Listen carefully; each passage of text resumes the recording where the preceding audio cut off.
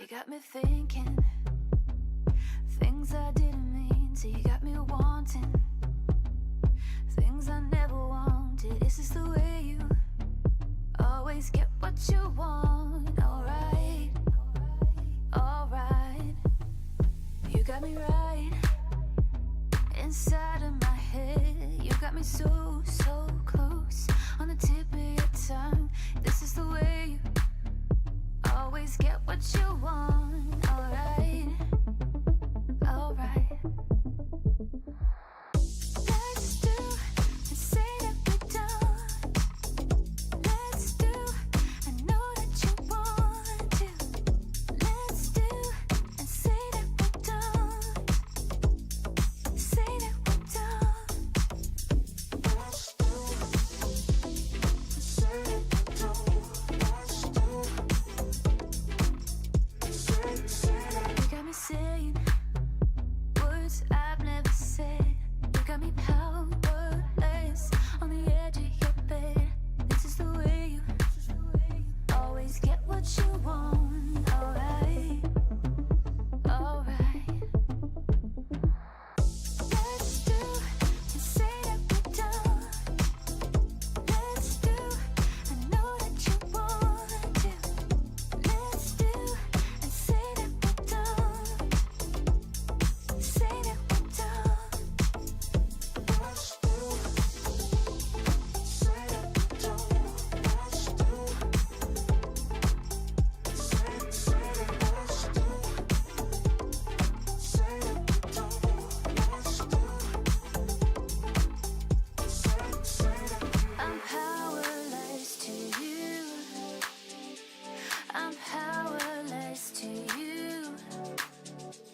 I know that I want you, and I know that you want me back, and I know that you want me back. Let's do and say that we're done. Let's do, I know that you want to. Let's do and say that we're done. Say that we're done. Let's powerless to you. Powerless to you. Say that let's do. I know that you want me back. Know that you want me. Know that you want me.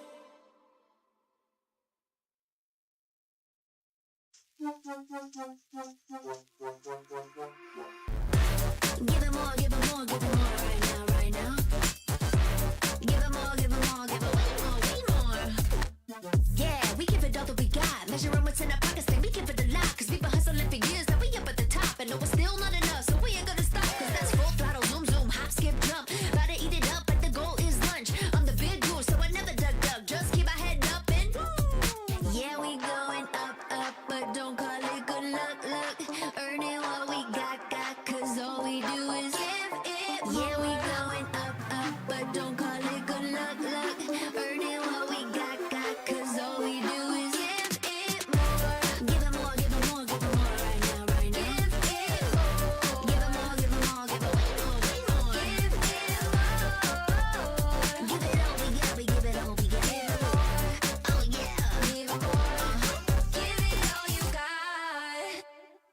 they know about our dedication. Not just hard work, it's also patience. Stripped away, and ignored the hate. And now we big Tom status and it's us for the taking. We eat, dream about it every time we sleep. Making moves, just look at my feet. Yeah, we bring the heat. We make every situation sweet. Now all we need is, yeah, we going up, up, but don't call it good luck, luck. Earning what we got, cause all we do is give it more. Yeah, we going up, up, but don't call it good luck, luck. Earning what we got, cause all we do is give it more. Give it more, give it more, give it more right now, right now. Give it more. Give it more, give it more, give it way more, way more. Give it more. Give it all we got, we give it all we got. Give it more. Oh yeah. Give it more. Give it all you got. Give it more, give it more, give it more right now, right now. Give it more, give it more, give it way more, way more. Give it all we got, we give it all we got. Oh yeah. You waited all night for me to come back. Why'd you think that it's not alright? Told you that I'm not that type. Didn't mean to get you so excited. Tried to tell you not to fall in love. Why you always hit me uninvited? Was hoping you would get the picture. I've had enough. Now it's time for me to turn around. Thought you knew what this was. Yeah, I am superstar. You were never the one for me. Never should have fell for me. Take back your heart. Why don't you take it back? You never had a chance. I'm gonna take back your heart. Call it a savage love, just till I had enough of us. I'm good, babe. I'm on my own. This ain't a phase. Just let me go. Told you that I'm not that type. Don't wanna waste and ride. Begging for one more chance. Yeah, know you got carried away. Ooh, you made me to say you've been messing with greatness. Spaces, stay in your place. I was looking to play, then you got in the way. All the love that we made got me stuck in your brain. Got no time to stay here and say goodbye. Yeah, I am superstar. You were never the one for me. Never should have fell for me. Take back your heart. Why don't you take it back? You never had a chance. I'm gonna take back one heart. Call it a savage love, just till I had enough of us.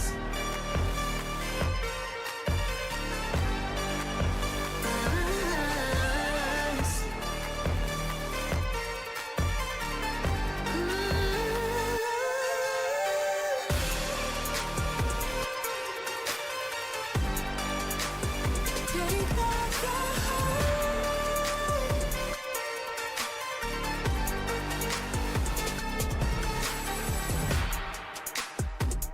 Yeah, yeah.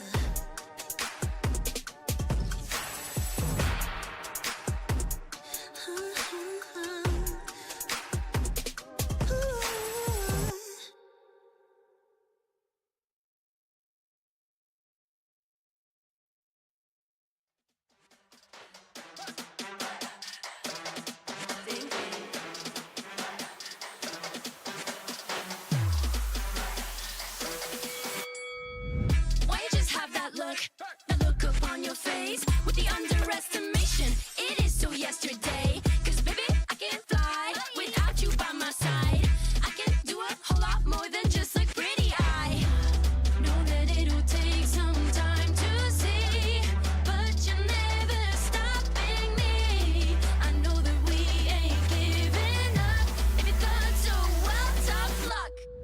So we're just gonna do our thing. Ain't over till the bell goes ding. We're gonna fight, so step aside and let us sing. We're gonna bring you down. If you think you'll stop us somehow,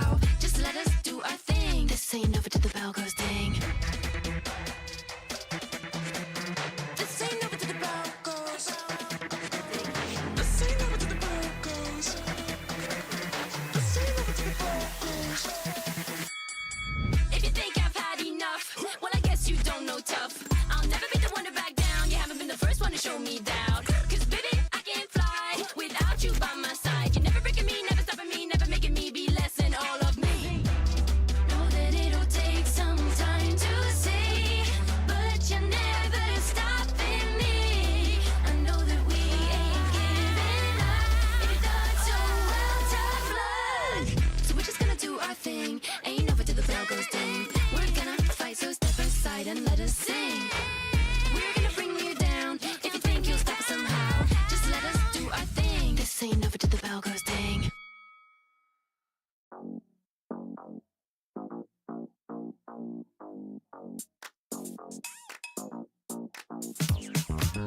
Cutie, dressed up and I'm glistening. I'm the gift, don't wrap me like it's Christmas. Want some yours, you'll know what you've been missing. Feeling like we should get into mischief. Listen, you've been looking like you're down on your luck. Need a girl like me to come through, lift you up. Hold me in your hand, I like when you touch me. Keep me around or you might get lucky. I'ma keep you with the good mood. Keep you up all night. Never around you. Baby, this is so vibe. Got me dancing like a soul train. Laughing the whole time. Got me singing in the shower. Baby, are you all mine? Baby, I'm your four-leaf clover. Your rabbit's foot, your charm bracelet, horseshoe. Baby, I'm your good omen. You wanna keep me with you. Keep me with you. Yeah, it's not hard to see. There's a pattern forming when you got me. 777 all wins, big money. The tramp over here never see me coming.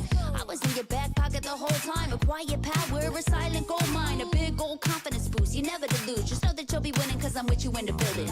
I'ma keep you with the good mood. Keep you up all night. Never around you. Baby, this is so vibe. Got me dancing like a soul train.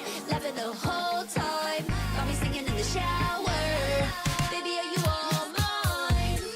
Baby, I'm your four-leaf clover. Your rabbit's foot, your charm bracelet, horseshoe. Baby, I'm your good omen. You wanna keep me with you. Keep me with you. You been looking like you're down on your luck. Need a girl like me to come through, lift you up. Hold me in your hand, I like when you touch me. Kick me around and you might get lucky. Baby, I'm your four-leaf clover. Your rabbit's foot, your charm bracelet, horseshoe. Baby, I'm your good omen. Yeah, you wanna keep me with you. Oh yeah, keep me with you.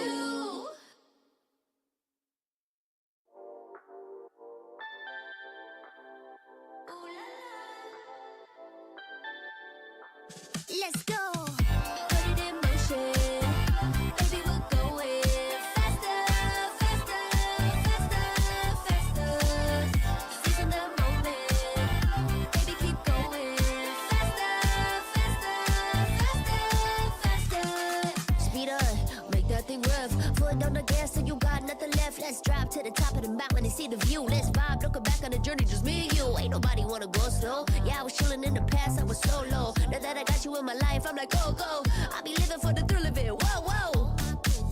I hear you like to gamble. Let's take the road, let's travel. Know I'm a lot to handle, but I wanna go fast with you. Think we could go the distance, although I know we're different. Together we both fit it, so I wanna go fast with you. Put it in motion. Baby, we're going faster, faster, faster, faster. Seizing the moment. Baby, keep going faster, faster, faster, faster. It's like they never even seen us, and nothing will ever get in between us. I'ma ride by your side every season, and if anyone try to stop us, we just speed up. Yeah, always keep it at 100. Top down, pretty face, so sun-kissed. Know it's scary, but I swear I really love this. Big shades on, summertime in London. I hear you like to gamble. Let's take the road, let's travel. Know I'm a lot to handle, but I wanna go fast with you. Think we could go the distance, although I know we're different. Together we both fit it, so I wanna go fast with you. Put it in motion. Baby, we're going faster, faster, faster, faster. Seizing the moment. Baby, keep going faster, faster, faster, faster.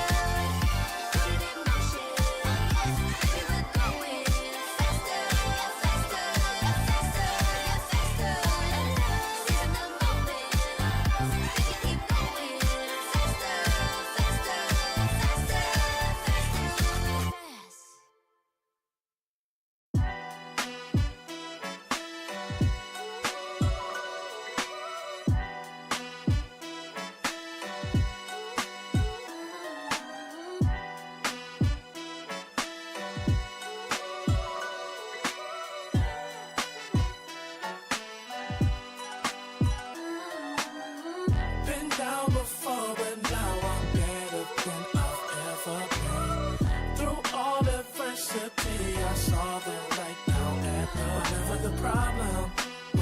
them.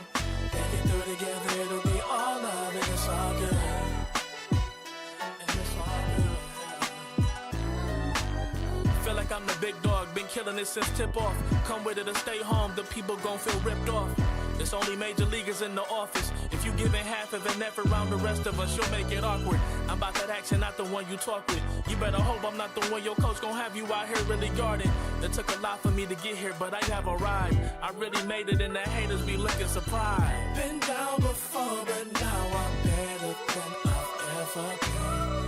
Through all adversity, I saw them right now at the whatever the problem, we'll solve them. Make it through together, it'll be all love and it's all good. Yeah. Okay. They say pressure makes diamonds. That's what I align with, cause the journey I've been climbing is riddled with perfect timing. I'm in a different mode when I be trying to get it. To even get a chance to compete is a form of winning. I mean, what's the point of playing if we ain't striving for greatness? I feel a sense of pride with every play that I'm making. To the top of the world when I came for the basement. Boy, I'm the one and not the two, so don't get it mistaken.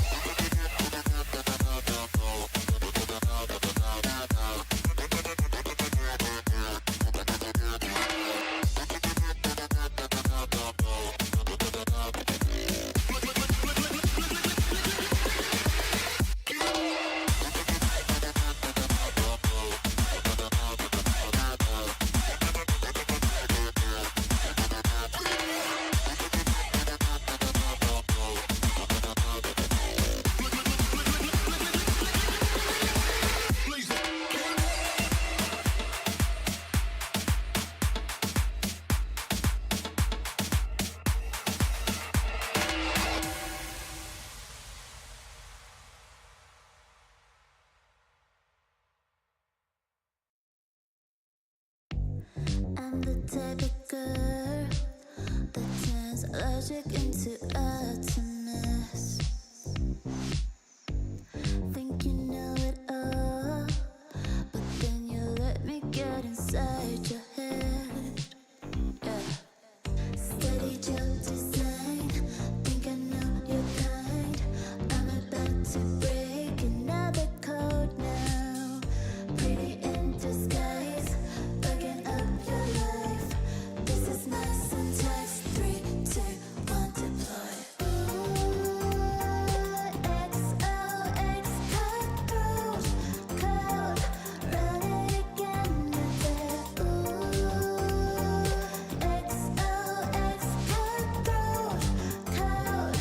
Run it again, not there. Steady jump design. Think I know your kind. Yeah. Steady jump design. Think I know your kind. Yeah. Steady jump design. Think I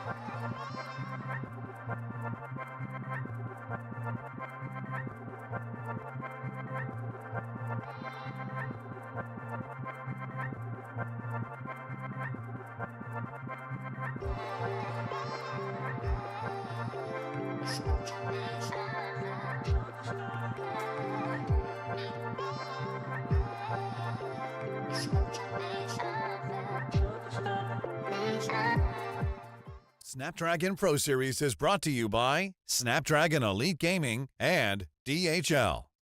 वो जो था वो past में था, वो गया, अब future पे ध्यान देते हैं। ये डिसीजन गलत ले ली, इसकी वजह से बहुत खराब हो गया। मेरे को भरोसा है कि इस टीम के साथ मैं ये ट्रॉफी जरूर निकालूंगा। हम लोग को रियलाइजेशन हुआ कि हम लोग हारने नहीं आए, यहाँ पे हम लोग जीतने आए, जीत गए और कुछ लोगों के हाथ से ट्रॉफी छीन ली। AKOP जो है को तो कोई जानता ही नहीं है। There comes a time when your worlds will collide.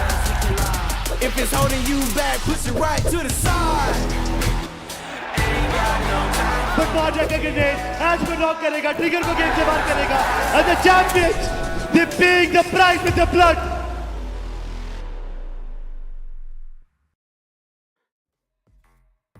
The finishing line's getting close, and it's now time to move on and go for that final sprint. Welcome to BGMI Snapdragon Pro Series, where I'm going to be your host, Castro Necro. John alongside with me on the panel, it's going to be Fixes. And Fixes, can you believe the challenge season is already on its final course? Initially, when it started off, it felt like a marathon. And now, like you said, it has to be a 100-meter dash. And so many competitors. If you talk about it, we've got at least 6 to 7 teams that have secured their berth. If we do our mathematics right. But for the rest, everything is up for a toss, and this weekend is going to be wild.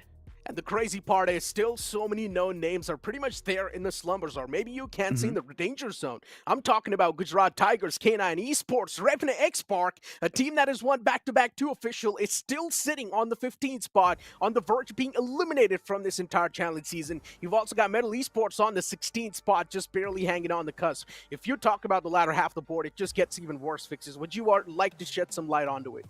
Of course, we've got so many big names. We're talking about Sister Esports, we're talking about Team Tamilas, 8-Bit, Phoenix Esports, and even if you look at Cincinnati Kids, Hidden One, I think the list is endless. You can also put for Medical Esports into the mix.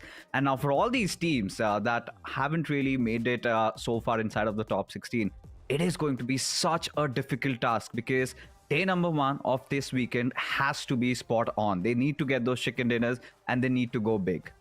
Exactly, especially the teams on the last page. They need back-to-back 2 chicken dinners. They at least need an instant bump of 50 points in their overall standings. That's the only time they can stand a chance to move in the top 16. I mean, we've got the format of the tournament. We started things off all the way from the open finals, and then now we're currently inside of the challenge season, where we have 16 teams that qualified from the open finals, and 16 teams were directly invited in the challenge season. From the challenge season, teams can move on towards the challenge finals, but only the top 16 teams have a chance. They certainly do, and we literally are in that final part where we have to find out who the top 16 are. And of course, we know where the grand finals are going to be held, right? The Noida Indoor Stadium. Exactly. So tickets are going to be live soon, and make sure you've got your flight tickets, your train tickets, whatever you need to book in order to make it to Noida and witness this grand occasion, the first biggest LAN of 2025. And the prize pool, of course, is 1 crore rupees, out of which the lion's share of 50 lakhs goes to the victors. And so far, it keeps on descending down. Everybody gets a chunk, at least if you make it inside the grand finals. Exactly. Even the 16th placing team is going to get 40,000 in their hands. You move on towards the individual accolades. The MVP of the tournament will be getting 50,000. First finisher getting 60. Second finisher getting 30. The first winner chicken dinner getting team will also get 60,000 rupees in their hands. So there's a lot of money up for grab. And as you move on towards the point system, how do you exactly get your hands on that money? Is through this point system that you see on the screen. First placing team inside of the game will get 10 points. The second placing team in the game will get 6 points, and it's going to keep on descending downwards. The best part about this point system is that each finish that you get in game will also grant you 1 point. This really motivates the teams to move on forward and go aggressive. Yeah, of course. And we've seen all few of those teams really engage in that, out of which Hero Extreme, Godlike, Versatile, 2 of the biggest examples sitting on top. But I think this season of Snapdragon Pro Series has been such a breath of fresh air, especially for the newer bunch of teams that have stepped in. I'm talking about Bot Army Esports, and it feels like, Necro, we can just hand them over their golden ticket because they've been nothing short of being phenomenal throughout the tournament. Exactly. Bot Army Esports and Myth Official. 2 big names that made a big leap. Yes, understandable. Myth Official not exactly as big of a leap as Bot Army Esports, but still in the week 3, they had 62 points racked up. If you're trying to compare the same performance to week 1 and week 2, in week 1, they just had 36. And now in week 3, they have 62. That's pretty much double the amount of points that they've gotten in the week 3 itself. So one thing is for sure, even now the undergods are starting to step things up majority. And now you move on towards still the known names, the teams that are on the struggling side of things, right? From 12th till 16th. I'm talking about Revenant X-Park. In week 3, they dipped quite a bit. Just 40 points in 9 games. Now, that's a big sign of concern. and now they've got a target on their heads. I'm pretty sure a lot of those bigger already names would did. want them out of the competition. So for Revenant X Spark, it is going to be a dance up with Destiny if they can really make it or not. Because everybody knows that if they make it inside of the grand finals, they are one of the strongest contenders to even clinch that trophy. Now, when we're talking about the overall rankings, a quick look at the report card. Godel and in fact, Versatile, they are sitting right atop, very comfortable, at least till GDR. They've all crossed that 200 marker now, presuming that the cutoff is somewhere around 200 plus.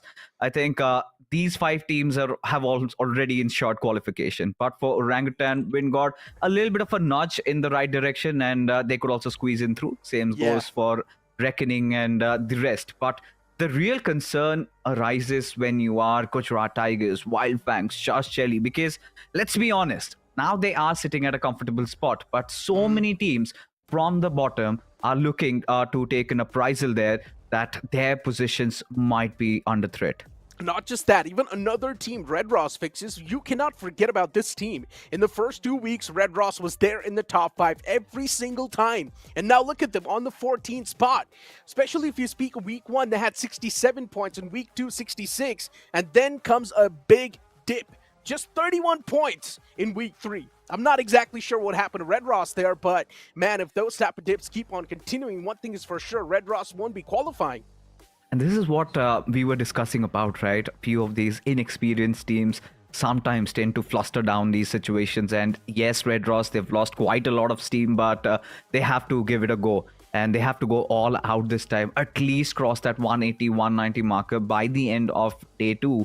So that they might have a little bit of a cushion remaining, because only 9 games remains, and out of which the top 16, like we've already informed, they qualify. But for the ones in front of us, it is going to be an enormous task ahead of them. And if anybody from this list needs to make it, they need to have a great day 1. I'm talking about getting multiple chicken dinners with good amount of finishes to be in the race. It really hurts to see teams like Phoenix Esports, Vasista Esports on this page, even Cincinnati Kids. Quite the experienced bunch these teams are, but still on the latter half of the board. I mean, I'm not exactly sure what happened to them in the challenge season, but I really feel worried, especially for Vasista Esports. It's one of those teams that has made quite a lot of rivalries, especially with the teams that are currently sitting in the top 5. I'm talking about VXT and Vasista Esports' rivalry. That's been going on for a long time. And we also did see that rivalry executed in the previous week. If the same thing keeps on happening with Vasista Esports, one thing is for sure, man, they're not going to be able to qualify, Fixes.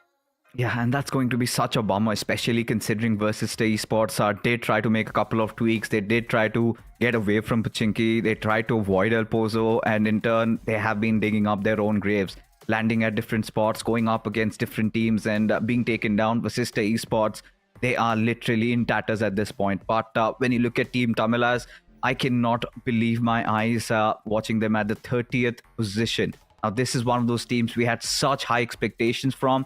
They have crumbled. And even for 8-bit, they might have had a better week 3 in comparison to week 1 and 2. But still, so much needs to be done. Now, considering that we are putting the cutoff around 200 points. Now, look at this. They need to get at least 80 points in 9 games. That means they have to average around 10 to 12 points per game. And out of which, we also know that you cannot have all 9 games to be really good going your way. You need to get those big chicken dinners. You need to go big. And even for the Marathas, I felt for a moment in week 1, we saw some signs where Genix FM was looking promising. Even in the last week, it felt like they had started fishing all they had started somehow fixing all those plugs in their holes. But now again, it feels like it's the same old Genix FM. They're still struggling. That cohesiveness is not there, and they are being affected heavily by that. In general, speaking of the teams on the last page, they need at least 80 points or more than 80 points to stand a chance to qualify. I'm talking about standing a chance. It's not even a confirmed qualification, even if they do get 80 points. And that in itself sounds like a big worry to me, because 80 points in 1 week, let's be honest, no one has ever done that in the past, unless if you're Hero Extreme, Godlike, or Iquus Soul. If you're able to get back-to-back chicken dinners, maybe then you can stand a chance. But still, I mean, looking at the track record in the challenge season, you cannot really expect such big performances from the team that are already sitting at the bottom. So you can pretty much count them out at this point, because with the way they've been playing, if they keep on moving up with that same pace, especially on the day one itself, you can pretty much count them out. See, ideally speaking, it's still possible, but realistically, it is not at this point. And I'm pretty sure, Necro, there will be a couple of teams that are outside of top 16 that will squeeze in through. There will be a couple of upsets. That is all about this tournament. We know that we've seen all those highs and lows of those teams. We've seen the volatility in terms of the overall standings. But today, it is all going to be about Revenant X Spark. Are they going to be targeted? Are they going to be attacked? Do they have enough answers for it? And can they be stable? Because we have seen Revenant X Spark engage in those early fights. They come out of that swinging, but it always comes at a cost. So this time, they have to avoid that. They have to get a couple of chicken dinners. Otherwise, things might go falling down. Same goes for the likes of Wildfangs and Josh Chelly. Just when you feel like you've got a little bit of a cushion, I think a couple of bad games and it all goes away. So even for teams that are in that 10 to 16 position, they have to be on their toes every single match. One little slip up and they might go crashing out. Speaking of Revenant X Spark, they've been varying between their drop locations, right? They've been going down south towards Norupnoi. Sometimes they go up north towards Yasna Polyana. So we're seeing that big switch up coming through even between the players. It is understandable. They do not really want to stay under the radar. But as soon as they engage in a fight, they instantly get third-partied, no matter where that fight comes through. If it's in Yasna Polyana, they're still going to get third-partied. If it's down south towards Norupnoi, they're still going to get third-partied. It's GDR, actually, who always third-parties them. And now, at this point in time, Revenant X Spark, they need to realize one thing. Taking fights off the rip is something that's not working out. It's better to just stay passive off the rip, and then later on you can bring on that aggressive nature and try and collect as many elimination points as possible. Just try and stay alive till the final few moments. That's what Revenant X Spark needs to do. If they avoid the early game fights, they can easily do so. Of course they can, and we have to believe in Shadow and the boys. We know that Shadow, every single time he's got his backs against the wall, he has always staged that comeback. One of the biggest ones has to be just the recent officials victory, where they were nowhere even close in contention of the championship trophy. And come at day 2, they staged a magical comeback, and they have to somehow replicate. And still 9 games to go, so it is possible if Revenant X Spark. They aren't really that far though. But for Medal Esports, now we did bring them up in comparison. We know that Medal Esports is one of the strongest defensive teams. But then there have been moments where they go for those longer splits. They are quite widespread apart, as a result of which they have been not really having those consistent games. Now, don't get me wrong. They still did get a couple of chicken dinners also. So that is fine.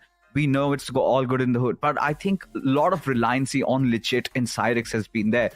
Prince, he's been doing his job, but the fourth player also needs to step up. Medal Esports, they need to put their A game, because they're literally on the cusp of being thrown over. Yeah, you pretty much touched on all the points of Medal Esports, but once again, moving back towards Revenant X Spark, right? Now, we did see a big dip in the week 3 itself, and Revenant X Spark is one of those teams, as I mentioned, if they try and take things passively, they can easily move on and get easy chicken dinners for them. Just when you think Revenant Esports is out of a fight, they still somehow turn the tables and instantly win that fight. That's a crazy survival point that this team has, and only if they use the survival points and avoid the early game fights and move on towards the late game, they can easily qualify, man. I don't see Revenant X Spark sort of lingering down at the bottom, even in week 3. I think so just after the day 1, there's a big chance they can instantly catapult themselves in the top 8. I don't really see them over here. They don't deserve to be here, let's be honest. With the way they've been playing too, they've just been getting third-partied. We've been seeing so many unfortunate circumstances for Revenant X Spark, but that's what they need to realize. They need to avoid those third parties too. You move on towards Red Ross, and now this is where the real concern really strikes. Red Ross is one of those teams, quite the newer faces, not exactly the newer faces. We've seen them perform in the past, but still comparatively newer faces on the block. And with the way they've been playing, yes, they've been impressing us in week 1 and week 2, but then in week 3, we saw a big cutoff in the performance, and that really strikes a big worry. Is Red Ross going to bounce back, or are we going to see a big downhill slope from Red Ross here on out? Red Ross at this point, they need a hero, Necro. No other way to put it. Because what they did in week 1 and 2, it felt like in week 3, they were well read. Everything they were trying to put on the board, they were getting countered hard. I think Red Ross really excels in how they position themselves inside of the circle. That has been their strongest suit, but their 4v4 fights haven't been. And we have seen there have been multiple instances where Red Ross, they had to engage in those mid fights, and in that they had to take a lot of those losses, as a result of which their supply of constantly having that influx of those points was cut off. So for Red Ross, I think they have to do a couple of things differently. They need to still find their mojo back, realize that their strong suit lies in good positioning inside the zone. If they can somehow manage to secure that for themselves, I think Red Ross might also sail through. But Yeah. I think day one is going to be so crucial in this particular week, because there will be teams that will perform exceptionally well. Given the fact that there are teams that have already secured their berth, they are going to go all out. This is something that we need to touch upon. Yeah, exactly. And we never know. Maybe even the teams in the top 16 can slip down. I'm speaking of maybe even the team on the 10th or 9th spot. They can easily slip down from their spot as soon as the teams at the bottom start to make a comeback. Page 3 still stands a big chance from overall standings to make it in the top 16. All it takes is one massive game once again to easily make that cut. We've got a head-to-head between Shadow and Prince, the IGLs of Metal Esports, and Revenant Spark, which is Shadow. And looking at the finishes too, Shadow a little bit on the back, but Prince has been doing a lot on his team as well. Of course, when you look at Shadow as a player, or what he's really been doing, he's been playing a rather sacrificial role. We've seen Revenant Spark always get in the circle quite late, as a result of which they have to engage in multiple fights. Whilst for Metal Esports, it has always been about taking the center of the circle. And as a result, Prince does find himself having higher amount of finishes. Still not the right parameters to gauge how good both these IGLs are. But right now, we've got a very interesting interview lined up with the Hindi desk. अब याद आ रही है भाई मैं डर गया, मैंने कहा फिर से कर दिया इसने काम। करा बस। Everything is fine now. Shadow, how are you doing? आप कैसे हैं? बहुत बढ़िया, आप बताओ कैसे हो? हम भी बहुत बढ़िया है, और आप दोनों की आज की परफॉर्मेंस देखने के लिए आई थिंक हमारे साथ साथ जितने लोग ट्यून इन कर रहे हैं, all of them are very excited, because no one thought, ठीक है मैं कुछ बुरा नहीं बोल रहा था, किसी ने सोचा नहीं था कि मेडल और RNTX 15th और 16th रहेंगे चैलेंज सीजन में। तो शैडो, सबसे पहले तो आपसे जानना चाहूंगा कि क्या चल रहा है। The team that won 2 officials back to back, एक ऐसी फीट जो किसी ने कभी नहीं करी थी हमारे डोमेस्टिक सर्किट में, यू गाइस डिड इट, और अभी इस साल की शुरुआत, व्हाई इज दिस हैपनिंग? अरे वही है कि बेसिक मिस्टेक्स हो रहे हैं बहुत सारे, तो वो सब अभी बहुत वर्क किया है इस हफ्ते, देखते हैं बाकी 9 मैचेस में क्या होता है। आज का टारगेट है कि 40 पॉइंट निकाल लें।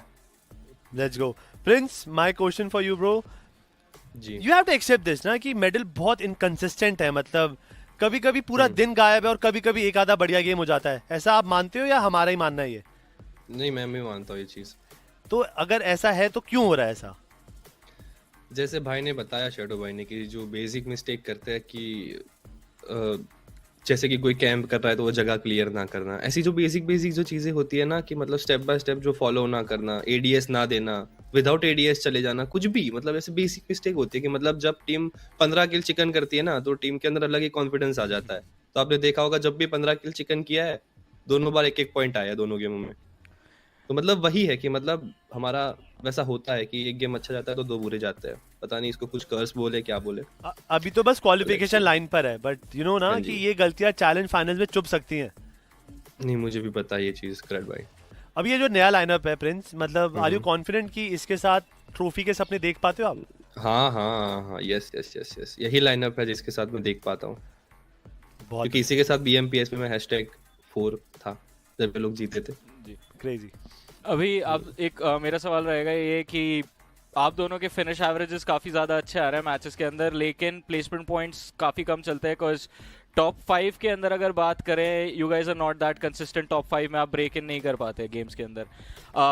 इस हफ्ते आखिरी 3 दिन है, ये एक छोटा सा इशू सॉल्व करने का आप लोगों के गेम प्लान्स क्या है? Will you try to slow down the aggression in the early stages? खासतौर से प्रिंस आपसे सवाल रहेगा, बिकॉज आपकी टीम ऑल और नथिंग बहुत ज़्यादा करती है। एक गेम आप बहुत ज्यादा बढ़िया खेल जाते हो, अगले 2 गेम्स आपके थोड़े से क्रैश हो जाते हैं, तो इस हफ्ते ये चीज कैसे फिक्स करोगे? मैं सोच रहा हूँ कि इस हफ्ते ये कर्स टूट जाए, मैं मंदिर जाके आया हूँ।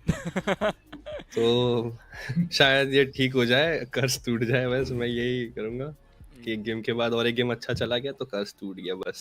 आज हम उम्मीद करेंगे कि मेडल का दिन का 25 का जो एवरेज है उससे आप लोग थोड़ा और ऊपर आए, 25 पॉइंट्स तो मिनिमम आप आप कर देखते हो, देते मतलब आप देखते हो एकदम नोट करके रखा है सब कुछ। 24 से 25 पॉइंट तो गारंटीड आने हैं दिन में। Shadow, same question to you but with a little twist, because जैसा प्रिंस ने भी पॉइंट आउट किया, एडीएस ना देना, क्लियर ना करना positions, usually these things happen because of communication.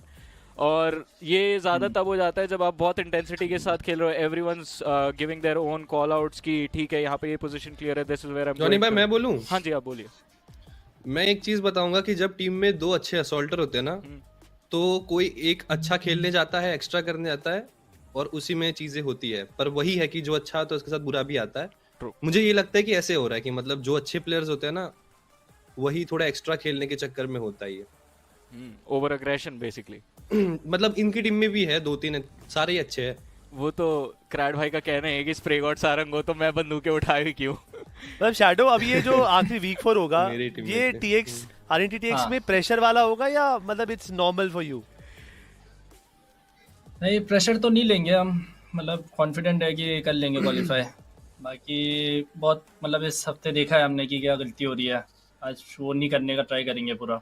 कौन कर रहा है लाइनअप में इस वक्त सबसे गलतियां, कौन कर रहा है और कौन बढ़िया खेल रहा है आपके हिसाब से आईजीएल की नज़र से?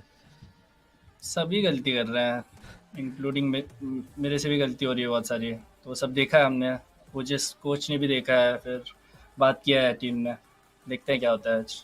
शैडो, जैसे प्रिंस ने अभी पॉइंट आउट किया है कि हर कोई आउट परफॉर्म करने के चक्कर में कई बार मिस्टेक्स हो जाती है, तो who is that one person in your, आपकी टीम में वो कौन सा प्लेयर है जो थोड़ा सा पीछे रह के खेलता है apart from you? Is that joker?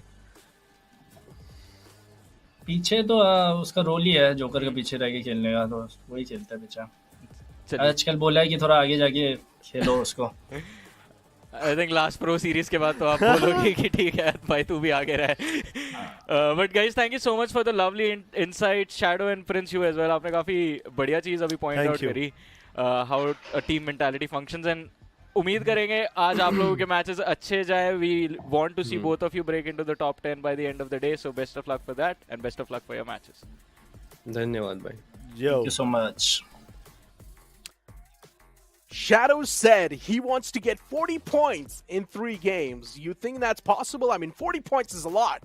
That means 20 points per game, or maybe you can't say even not 20 points per game. I mean, 20 points means 2 games he can get 40 points. But you can pretty much say like around 15 points per game, and that's where Shadow is saying that he wants to get 40 points. You think that's possible? Yeah, why not? With Revenant X Park, anything is possible. We have seen they've got the caliber of going big, and all it takes is one good game, one chicken dinner, around 15-16 finishes, and 2 decent games. They have already achieved the target. And I think with a lineup like Shadow, I think it is plausible that he can have such ambitions because he's got the right set of players to even do that. But the biggest question arises is with the lobby. Who does he go up against? Is he going to be challenged early on? Is it going to be Hero Extreme Godlike dropping down on them? Is it going to be Versatile? Because honestly, if I were Hero Extreme Godlike Versatile, I would want to cut off my competition for the grand finals, that is the LAN. Yeah. So I'm going to do whatever it takes, because no matter, even if I get finished off early, still will not hurt my spot inside of the grand finals, but could really pose a huge threat for Revenant X Park. I mean, makes a lot of sense. Look, if you try and compare side by side to these teams, right? I mean, Revenant Spark is in much more troubled waters. Metal Esports is one of those teams that does not really have a target on their back. But as you mentioned, Revenant Spark, they definitely do have a major target on their back, considering their past glories. And with the way things have been going as well, especially in the previous week, week 3, Revenant Spark was clearly getting targeted. As soon as in the elimination feed, you would see this team wipe someone out. Instantly, a third party was there on the back lines early game. And that's something Revenant Spark needs to realize. I've been saying this from the start, but Revenant Spark really needs to avoid the early game fights, and as soon as they do so, they can easily move on to the late game and maybe even secure 40 points in this day if possible. That can easily happen. Now, the real concern really lies on the third page. They still do have a chance to make it in, but they do not have any room for error. I'm also speaking of Team Vasista Esports. As I mentioned, this is one of those teams that has got a direct rivalry with VXT, and we did see that rivalry come into fruition in the week 3, and that's why VE pretty much lost one game out of their hands. Vasista Esports, it's always been about the ifs and buts because they have changed their drop location. We've seen that. They dropped down at Novoripnoy. They have dropped down even at the Milta City. But we've seen they drop down with somebody against them. And that is that X factor that has really been hurting Vasista Esports. But as we head on, the schedule in front of us, Necro, it is going to be Erangel. We're beginning off with, it is going to be groups A and D playing. And we know groups A and D, whenever they go up against each other, sparks are ought to fly.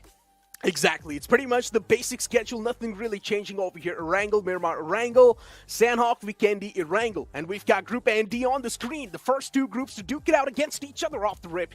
And inside of this group, we've still got some names on the troubled waters. I'm speaking of Metal Esports, Vasista Esports, 8-Bit, RGC. And these names really do need to make a big bounce back if they do still want to stand a chance to make it in the top 16.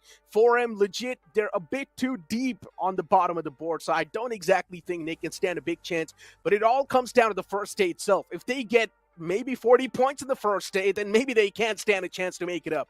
We're going to see those desperate matchups happening. Oh, yeah. We're going to see for Medical Esports go all out. A lot of these teams that have been playing quite passive, quite defensive, they will go on the aggressive front. And at the same time, we're going to see a change in pace of the matches. We might see the pace of the games go extremely slow or vice versa.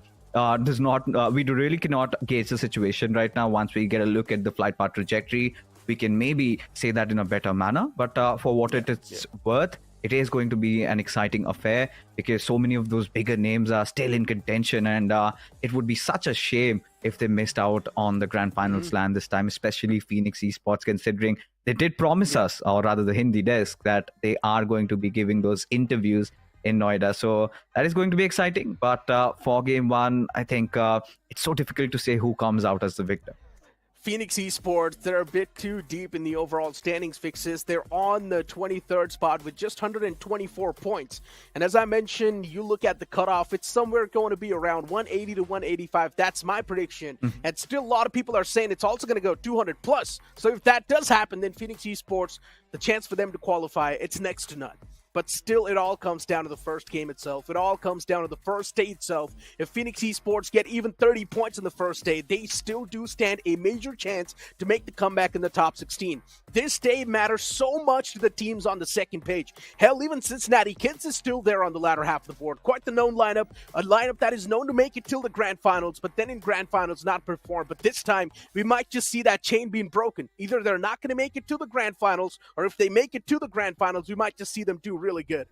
Especially, it's kind of hard to digest the fact because early on there were issues, there were concerns regarding how Mac was performing. They now have Flock into the mix, and still they're not able to produce all that result. But folks, we are going to be tuning in for a short little break. We'll be right back. Don't go anywhere. The matches are going to begin.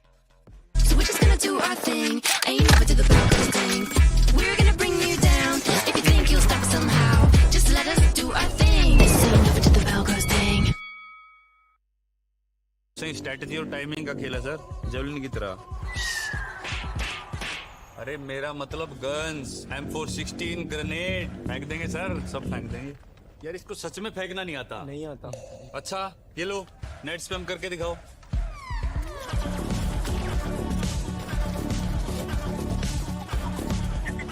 Wow, इसको फेंकना नहीं आता, मगर इसको net फेंकना आता है यार। आता है। नीरज तो फेंकने में पास हो गया। आप भी BGMI खेलो और रश करो और चिकन डिनर। यार तुम तो फेंकने में चैंपियन निकले।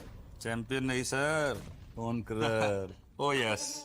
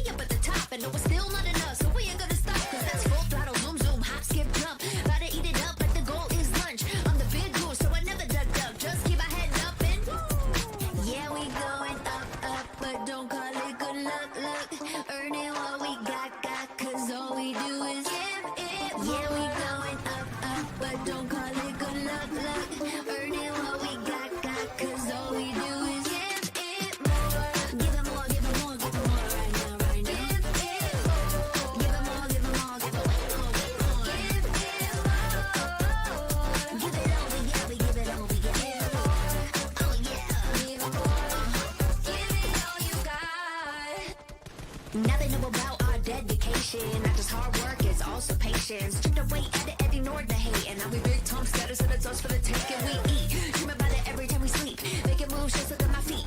Yeah, we bring the heat.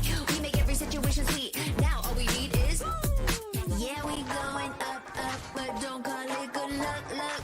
Earning what we got, cause all we do is give it. Yeah, we going up, but don't call it good luck, luck. Earning what we got, cause all we do is give it more. Give it more, give it more, give it more right now, right now. Give it more. Give it more, give it more, give it way more, way more. Give it more. Give it all we got, we give it all we got. Give it more. Oh yeah. Give it more. Give it all you got. Give it more, give it more, give it more right now, right now. Give it more, give it more, give it way more, way more. Give it all we got, we give it all we got. Oh yeah. You waited all night for me to come back. Why'd you think that it's not alright? Told you that I'm not that type. Didn't mean to get you so excited. Tried to tell you not to fall in love. Why you always hit me uninvited? Was hoping you would get the picture. I've had enough. Now it's time for me to turn around. Thought you knew what this was. Yeah, I am superstar. You were never the one for me. Never should have felt for me. Take back your heart. Why don't you take it back? You never had a chance. I'm gonna take back your heart. Call it a savage love, just when I had enough of us. I'm good, babe. I'm on my own. This ain't a phase. Just let me go. Told you that I'm not that type. Don't wanna waste and ride. Begging for one more chance. Yeah, know you got carried away. Ooh, you made me to say it. Even messing with greatness, face to stay in your place. I was looking to play, then you got in the way. All the love that we made got me stuck on your brain. Got no time to stay here and say goodbye.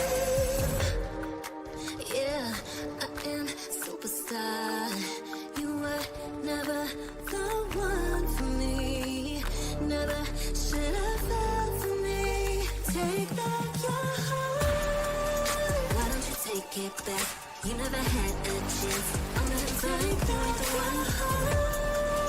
Call it a savage love, just till I had enough of us.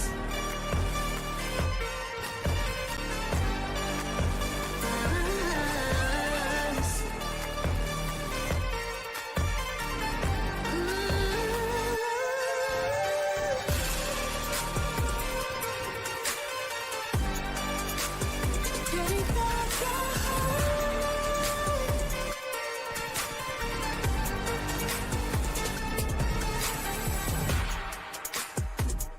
yeah, yeah.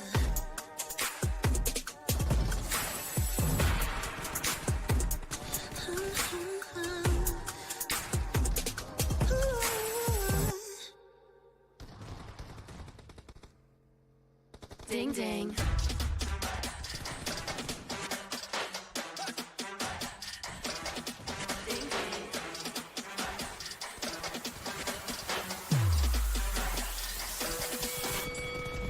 Why you just have that look upon your face with the underestimation? It is still yesterday. 'Cause baby, I can fly without you by my side. I can do a whole lot more than just a pretty eye. Know that it'll take some time to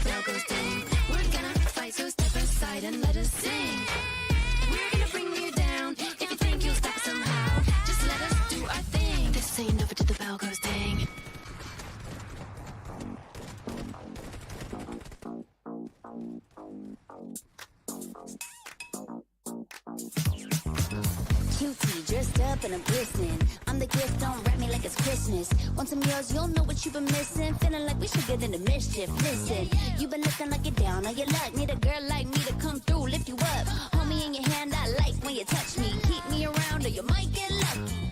I'ma keep you with the good mood. Keep you up all night.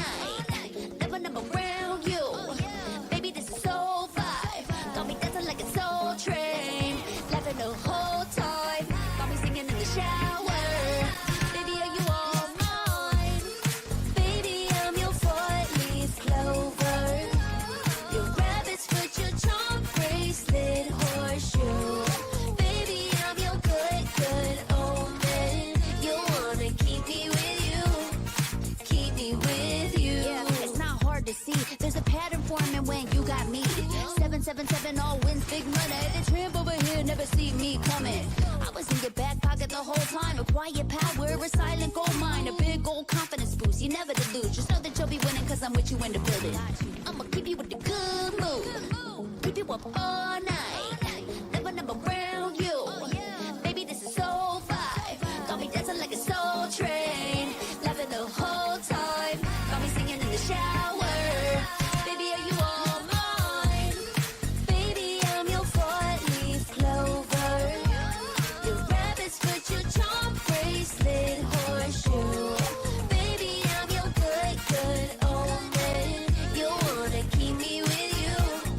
Keep me with you. You been looking like you're down on your luck. Need a girl like me to come through, lift you up. Hold me in your hand, I like when you touch me. Kick me around and you might get lucky. Baby, I'm your four-leaf clover. Your rabbit's foot, your charm bracelet, horseshoe. Baby, I'm your good, good omen. Yeah, you wanna keep me with you. Oh yeah, keep me with you.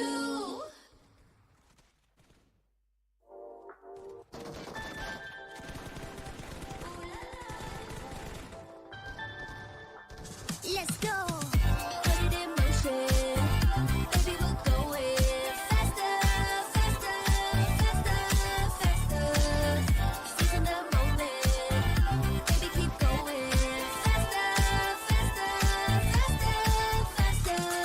Speed up, make that thing rough. Put on the gas so you got nothing left. Let's drive to the top of the mountain and see the view. Let's vibe, looking back on the journey, just me and you. Ain't nobody wanna go slow. Yeah, I was chilling in the past, I was solo. Now that I got you in my life, I'm like, go, go. I be living for the thrill of it, whoa, whoa. I hear you like to gamble. Let's take the road, let's travel. Know I'm a lot to handle, but I wanna go fast with you. Think we can go the distance, although I know we're different. Together we both fit it, so I wanna go fast with you. Put it in motion, baby, we're going faster, faster, faster, faster. Seizing the moment, baby, keep going faster, faster, faster, faster. It's like they never even seen us, and nothing will ever get in between us. I'ma ride by your side every season, and if anyone try to stop us, we just speed up. Yeah, always keep it at 100. Top down, pretty face, so sun-kissed. Know it's scary, but I swear I really love this. Big shades on, summertime in London. I hear you like to gamble. Let's take the road, let's travel. Know I'm a lot to handle, but I wanna go fast with you. Think we could go the distance, although I know we're different. Together we both fit it, so I wanna go fast with you. Put it in motion, baby, we're going faster, faster, faster, faster. Seizing the moment,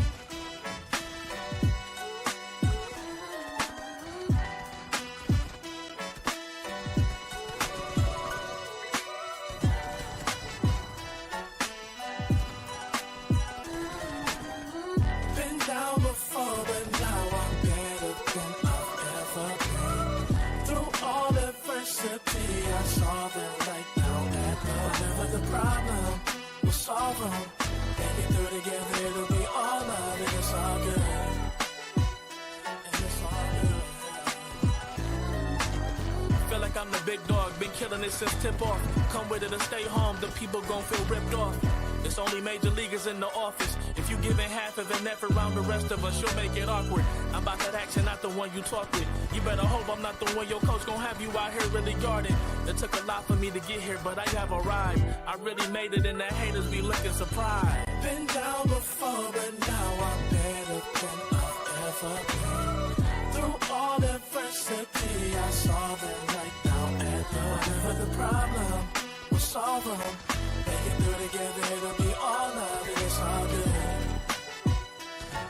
Yeah. Okay. They say pressure makes diamonds. That's what I align with, cause the journey I've been climbing is riddled with perfect timing. I'm in a different mode when I be trying to get it. To even get a chance to compete is a form of winning. I mean, what's the point of playing if we ain't striving for greatness? I feel a sense of pride with every play that I'm making. To the top of the world when I came from the basement. Boy, I'm the one and not the two, so don't get it mistaken.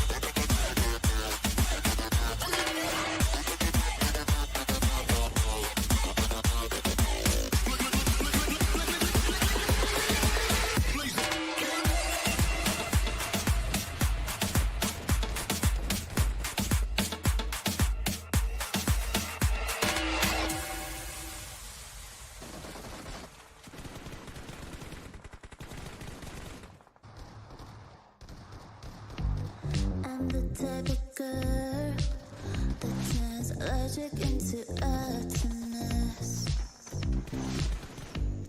Think you know it all, but then you let me get inside your head.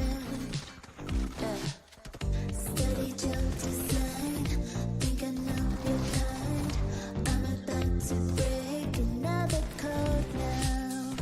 Pretty in disguise, fucking up your life. This is not some test. 3, 2, 1, deploy. XOX code, run it again with it. XOX. So we're just gonna do our thing, and you never do the broadcast thing. We're gonna bring you down. If you think you'll stop us somehow, just let us do our thing. So you never do the Velcro thing. Welcome back after that long break. But yeah, we're finally over here once again discussing about these teams. And as we know, it's pretty much the day one off the last week of the challenge season. The sword's pretty much on their necks, especially the teams on the third page, especially the teams from 12th till 16th. They're in a pretty bad spot, let's be honest, especially teams like Revenant, Spark, Metal Esports, the challenge season.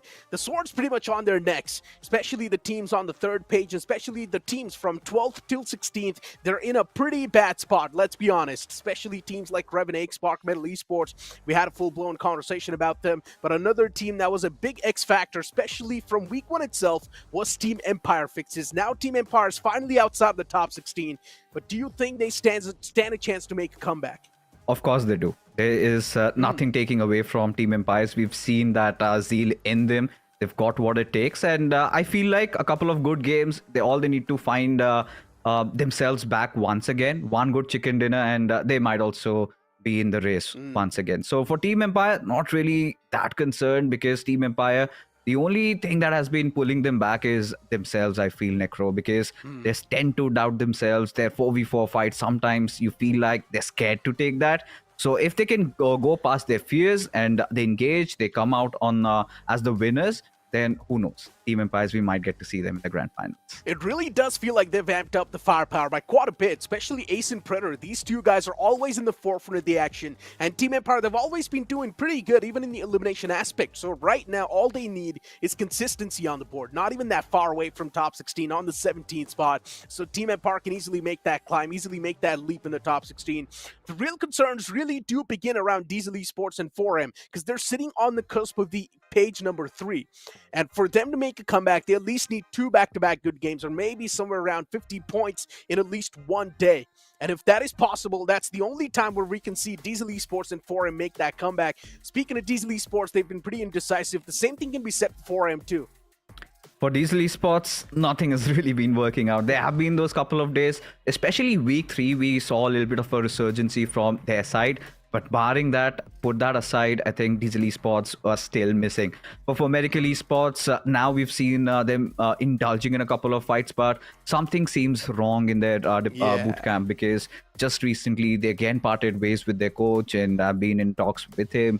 He was of the opinion they had that language barrier, could not work out together, and now playing without a coach once again. What are they going to put on the table? That is going to be another big question, because for Medical Esports, there were those moments where we felt like they were back. But then it kind of, the next game, it goes back to square one, where they're again lost. So I think for Medical Esports, a little bit of more solidity is needed, and they have to push through, because the position they're at right now is quite abysmal, to be honest, and I really hope that they do. It really did feel like Diesel Esports and 4 Miracles. These two teams were someone that were pretty indecisive in the battlegrounds. They did not exactly know what sort of route they want to take. They did not know if they want to go aggressive in the game, if they want to play it passive. Sometimes they would go really aggressive. Sometimes they would try to hold on to the center, and it would still not work out. Still a few games they have had in their bag, but those are not enough to keep yourself in the race. They need back-to-back good games now to stand a chance to make it till the top 16. And a team that's currently struggling with the confidence. I never even thought I would say that about Phoenix Esports, because if you look at this team in the past couple of years, they were the prime example of confidence. They would straight up bum rush inside a fight and still somehow come out on top, just like Revan X Spark. But right now they've lost that spark in them. From being the apex predators in the lobby to being the ones hunted down, Phoenix Esports, it's been such a spiraling down the rabbit hole, to be honest. And it kind of breaks my heart, because we know these boys, they've been in the scene for quite some time. It's always a given that they make it inside the grand finals, and they always are in the top 5, top 3. We've seen them doing that, even sometimes, being the ones right at the tippity top. So they've done it all. But in an esports athlete's career, this happens, and such a bad time for Phoenix Esports to go through such a rough phase. Exactly. We were speaking of Team Empire, and you know what? Let's move on and have a look at their team card, because we just need to look at their stats in a bit more depth. You've got Predator, Ace, as I mentioned, the 2 players in the forefront of every single action. Then you've got Empire himself and even Hunter in the mix. 17 finishes from Hunter, 18 finishes from Empire, the man himself. But Ace and Predator, these 2 guys have been so good in the games they've been playing. They did have some good games, but I really feel like Necro, that these stats and figures, especially from Ace, has been coming down to those situations where he's just that last man alive. He's got that sneaky position to play around, and he's gathered a lot of those finishes. Team Empire, we see that they lack conviction at various moments. We haven't seen Team Empire really being the ones to be forcing fights. They've always been defensive. They've always focused on good position. So for Team Empire, I feel like a lot of more work needs to be put on into the fact that they need to go a little on the face of their opponents, because when was the last time you saw Team Empire starting a firefight? And it was always about them trying to either defend or even Ace just being that last solo surviving member, trying to cut off the limbs of their opponent. So for Team Empire, I feel like still much more work needs to be put in. A lot of teams on the latter half of the board, it feels like they're living in that self-doubt, right? Genesis, Hidden Ones can be one of those. Even Cincinnati Kids, especially for the first 2 weeks, even Myth was in that same line. But it felt like in week 3, Myth sort of realized what exactly they need to bring on the board. And then they started executing that same play style. We saw them play in the open finals. They were not letting the other teams drive them. Instead, they were the one in the driving seat. They were always in the smack center of the circle. And that's how they like to play. Myth was avoiding a lot of those early games to make a comeback as well in the top 16. It's one of those under-God teams that has been proven us so well, and I would love to see Myth as well fought, and then they completely dip down from that consistency. In once watching them play, like I said, it's just similar to opening a mystery box. You do not know what comes out of it, because there have been so many occasions where in ones out of the shadows, they just clear themselves out and get a couple of finishes, and just the next moment you see them have a really big game, but in the next game they are absolutely found missing. So for Hidden Ones, I think we can cut some slack, considering it's the first time they've gotten to such a stage where they're going up against such big names. So for Hidden Ones, I think they have to explore themselves even more, and this is going to be such a nice experience that they've gained playing from the challenge stages. Heading on, you've got the next officials knocking at your door. So I feel like could be a good warm-up. But for Hidden Ones, if you ask me if they've got what it takes to make it inside the grand finals, again, it is going to be so dicey, right? You never know which phase of Hidden Ones we are going to witness in this week. And let's not forget the fact that the stronger ones are going to try to prey on the weaker ones. That will definitely happen. The teams in the top 5 will try to take a little bit of that stroll down underneath in the overall standings and make sure that they're making their life living hell. We did see that happen with Rev and X-Park in the past. Even a couple of teams were getting targeted off the rip. And I wouldn't be surprised. Hero Extreme Godlike just going aggressive off the rip, going for a few drop clashes if they want. They've done that in the past with K9 Esports, where they try to make their life living hell, where Omega was the man who was taken down solo. So that can definitely happen. If Hero Extreme Godlike wants, they can make it happen. A lot of the teams at the top, they can definitely go down, even make things worse for Phoenix Esports, be it Cincinnati Kids, Team Empire.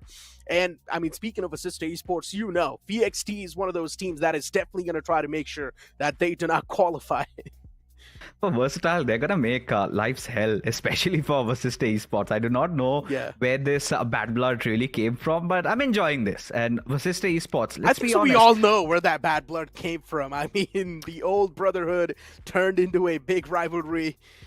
Yeah, but they parted ways, and for all the reasons, they've come out on stream, they've said it's all okay, it's all good in the hood. Yeah, but, I mean, still, that's the PR answer. Yeah, down the line, it has to be poking to Somraj. But it feels like both parting ways has enabled Somraj to achieve even bigger heights. When you look at the roster that he's finally playing with, I just hope that they are sponsored at this point. They need a roof under their heads, because how long are you going to play without any salaries being paid? So in such a world where Versatile dominating and still being orgless, so it's not really a good sign. But then again, when you look at the players that IST Esports has, do they have what it takes to answer back? Yes. But have they succeeded? The answer will be no. And does it come? Who does the buck fall under? Is it going to be Ragecott, because he's been the rather newest addition to the team? We've seen him being a part of IST Esports even previously. We've seen him play from the likes of Lucknow Giants, and all of that has happened. But for IST Esports to somehow carve out some sort of magic this time around, to turn the tables against the likes of S-Power, Aquinox, and when you've got Raiden, who's having the form of his life, I think they have to start digging in a little bit more. Yeah, even S Powers having the form of his life, right, is currently sitting at the top of the charts, even in the finish leader. So that's really a big feat that even S Powers achieved so far. Once again, moving back towards Vasista Esports. Now, as you mentioned, is it really up to the individual players that are sort of not able to perform? I wouldn't exactly say so. At the end of the day, it's pretty much a team game. Everyone needs to perform in the same level, and it feels like Vasista Esports as a team, they're failing. They're not able to pretty much take those fights properly. Even in a 4-on-4 fight, Vasista Esports have not been able to do that great, and we've seen so many examples of that in this challenge season itself. But you know what fixes? Without wasting any more time, we straight up jump in the first game itself. The map of Erangel boots upon the screen as the plane flat path begins all the way from Milta Power towards Georgia Pole, and this plane flat path once again tilting a little bit to the northern spot. If the teams do want to move down south, it's going to be a tough stretch. It certainly will be, and it's going to be so exciting to see what happens next, given the fact that we're heading on from Mansion to Georgia. Of course, a lot of these teams heading down south, they might have to glide a little further, or maybe around those Milta areas. You've got a garage to play around. That is where we might see some early firefights happening. Whatever the case is, reckoning Wildfangs are all dropping down at their respective drop locations. Searching out for teams, and Vasista Esports, look at this. They realized Revenant X Park not really in the lobby. Hence, they decide to drop down on Yasnaya Polyana. Exactly. I mean, looking at the teams and looking at the places they're dropping, Hero Extreme Godlike moving it towards the school area. And as you mentioned, Yasna Polyana Vasista Esports is going to be the one to take it over. Right now, they're not going to have any sort of issues, considering they've also switched things up instantly. That's also not going to catch them off guard. So it's all good in the hood. You've also got Team Legit moving in towards that Georgia Pole side. Even GT, someone that likes to drop in towards the containers. So even GT's not going to have any sort of troubles. I'm still looking out for a few drop clashes. If that's something that's going to come into fruition, that will be pretty interesting as well. I'm expecting those drop clashes, especially from teams like Hero Extreme Godlike, but right now they do not have any sort of problem going on for themselves. It's going to be a smooth rotate for them. 8-bit and Hidden Once, a little bit too much in the close proximity. There's a big chance Alien can definitely go for a few shots against Omega. He can. At this point, they certainly have the floodgates opening, but what really intrigues me is how 8-bit, they've decided to drop down on Zaki. And in the past, even when they used to play from Team Forever, when they had to go back to their shells, they used to engage in such really ridiculous drop spots. And it is going to change the timings of the rotation. And to their dismay, at this moment, look at the circle that has been in front of us. It's somewhere around Ferry Pier. This is where even OAS must be gutted. Must be wondering if he had the better of that drop location. Could have done quite well. But for RGC Esports, considering they're taking their vehicles, heading towards Southwest Georgia, where Gujarat Tigers are, maybe sparks of an early fight will be in front of us. Maybe. Still a big maybe. But I mean, GT is one of those teams that has been aggressing on forward, and considering looking at their spot 2 in the overall standings, GT's not doing too good. Usually if a team is in the dicey spots, they would try to take things a little bit more defensive, but that's not the case with GT. They would try to take it even more aggressive, and I would love to see that happen. Gujarat Tigers is one of those teams that packs a lot of punch, that can inflict a lot of pain as well. Right now, Kamala's side of things, but man, off the rip, at least find the first knockout, but instead it's Team Tamila's losing out on the man number. It's not looking too good for them. Box OP checks outside of the vehicle, gets the first knockout. Zeus is taken down super low as well. That can be the knockout that Fox is looking for, but Legit placed that perfectly as even Mr. IGL falls down, and now it's down to just Rico. One last glimmer of hope while not standing anymore. It's Team Legit to come out on top. I do not know how Team Tamila's really screwed this one up. They had everything going their way, and look at Zeus just surviving by the skin of his teeth. And not just that, he managed to take down one player who had 100% HP to himself. Goes on to show that Team Tamilas, they were quite desperate. And in being desperate, they lost their heads. As a result of which, an early elimination feels like Team Tamilas, this is enough to shatter their morale. Starting the week off with getting eliminated like that without even having a single point to themselves. That is going to be such a bummer, Necro. I mean, just better. That's all you can say, Fixes. At this point, you cannot even try to make any sort of parallels. You cannot even try to draw anything. It's tough to sugarcoat things. At this point in time, all you can say is legit was just better. Simple. Mechanically, you talk about positioning yourself in general, legit did that perfectly. While Team Tumulus, they seemed a little bit too desperate.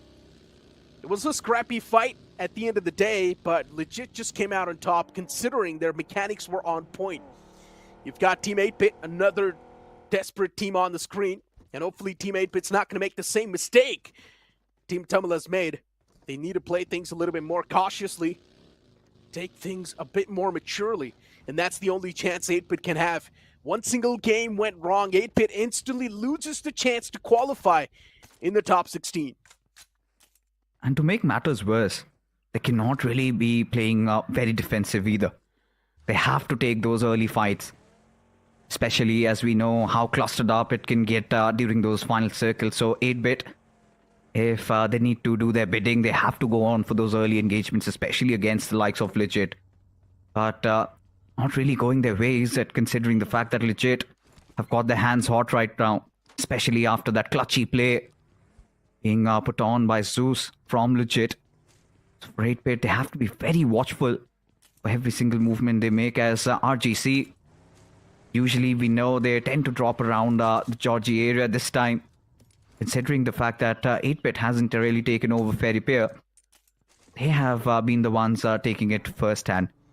And for 8-Bit, you can see they've quickly rotated down, still have a good position inside the zone. They need those 10-12 finishes, and of course, a chicken dinner. Yeah. I mean, 8-Bit in a pretty bad spot in the overall standing, so at this point in time, they cannot even play around too much. On the 26th spot with just 120 points. And remember, Fixes, we had to talk about 8-Bit in the previous week, saying that if they do not pull off any sort of big performances, we're pretty much going to stop talking about them and we're just going to count them in the majority. And right now, we're pretty much going to do the same thing. 8-Bit, there's just someone who is there on the last page of the overall standings. Yeah, a bunch of veterans, understandable. Performance, not there so far. It's not understandable at all, and it's pretty unacceptable. But Metal Esports right now locking horns with 8-Bit. Maybe a few players are spotted. And Sarvit, he's got a little bit of a link on exactly what's going on around him. Metal Esports surrounding awareness is on point, while the players of 8-Bit, they still want to explore a bit more. Always up close and personal, sitting inside of that vehicle. He's now looking at the same direction that he's supposed to look. And Metal Esports, they've got much more of that intel to play with. The only good thing about Oasis right now is he's not exposed himself. Yeah. Playing quite cautiously there. He understands that somebody must be around the 12 packs. And Sarvit hasn't really revealed himself as of now. So for Oasis, I say he's playing with fire. Because at this moment, if another team chimes in, then that could be alarm bell stalling for Team 8-Bit. Now he's got some confirmation. Spots out Legit. He's apparently trying to take those higher grounds, and Oasis, he's got to scuttle back to safety at this point. As even when you look at Team 8-Bit as a whole, I really do not like the position they've taken just now. Front of is quite exposed, quite surrounded. And in a matter of minutes, you will have teams just revolving, rotating around them. And for 8-Bit, it would be such a difficult task to defend from such a spot. Indeed. And none of them have that good of a position as well. 8-Bit's been playing from that same spot for such a long time. I'm not speaking of this game itself, but even in the past couple of games, 8-Bit's been loving that spot. And once again, putting themselves in that same comfort zone. At this point in time, teams know exactly what sort of formation 8-Bit's going to have in those houses. So Metal Esports should have a rough idea on how to tackle 8-Bit if it really comes down to it. But I'm pretty sure Metal Esports is one of those teams as well that would love to play things defensively. But if the push comes to shove, they're not going to back away from it. Reckoning Esports on the hunt off the rip. The back wolves, they want to taste some blood. And DOD is going to be in the front lines. A few shots taken from Reckoning. No connections found so far. DOD will be safe, at least for now, but still the players have been shaken away from that spot. And Reckoning Esports, they do not want to lose any sort of tracks against DOD. Still a few more shots taken from Gravity in the hopes of finding a knock, but that's going to be a bit too tough considering DOD's too far away. At this point, even for DOD, a team that we haven't really talked about much, and for all the right reasons, they haven't given us those reasons to cherish or to laud their performance, considering they haven't really been out there, to be honest. For DOD, especially with MJ's departure, and after that, week 3, they have been pretty much hidden. As of now, Wolves on the hunt, Reckoning, we know this is their natural habitat. Dropping down, getting their loot done, and Reckoning have been quite stellar. Been such an explosive force, to be honest. And at this point, they've also got a nice ridge to play around. So much vision. They've got their 6 even covered.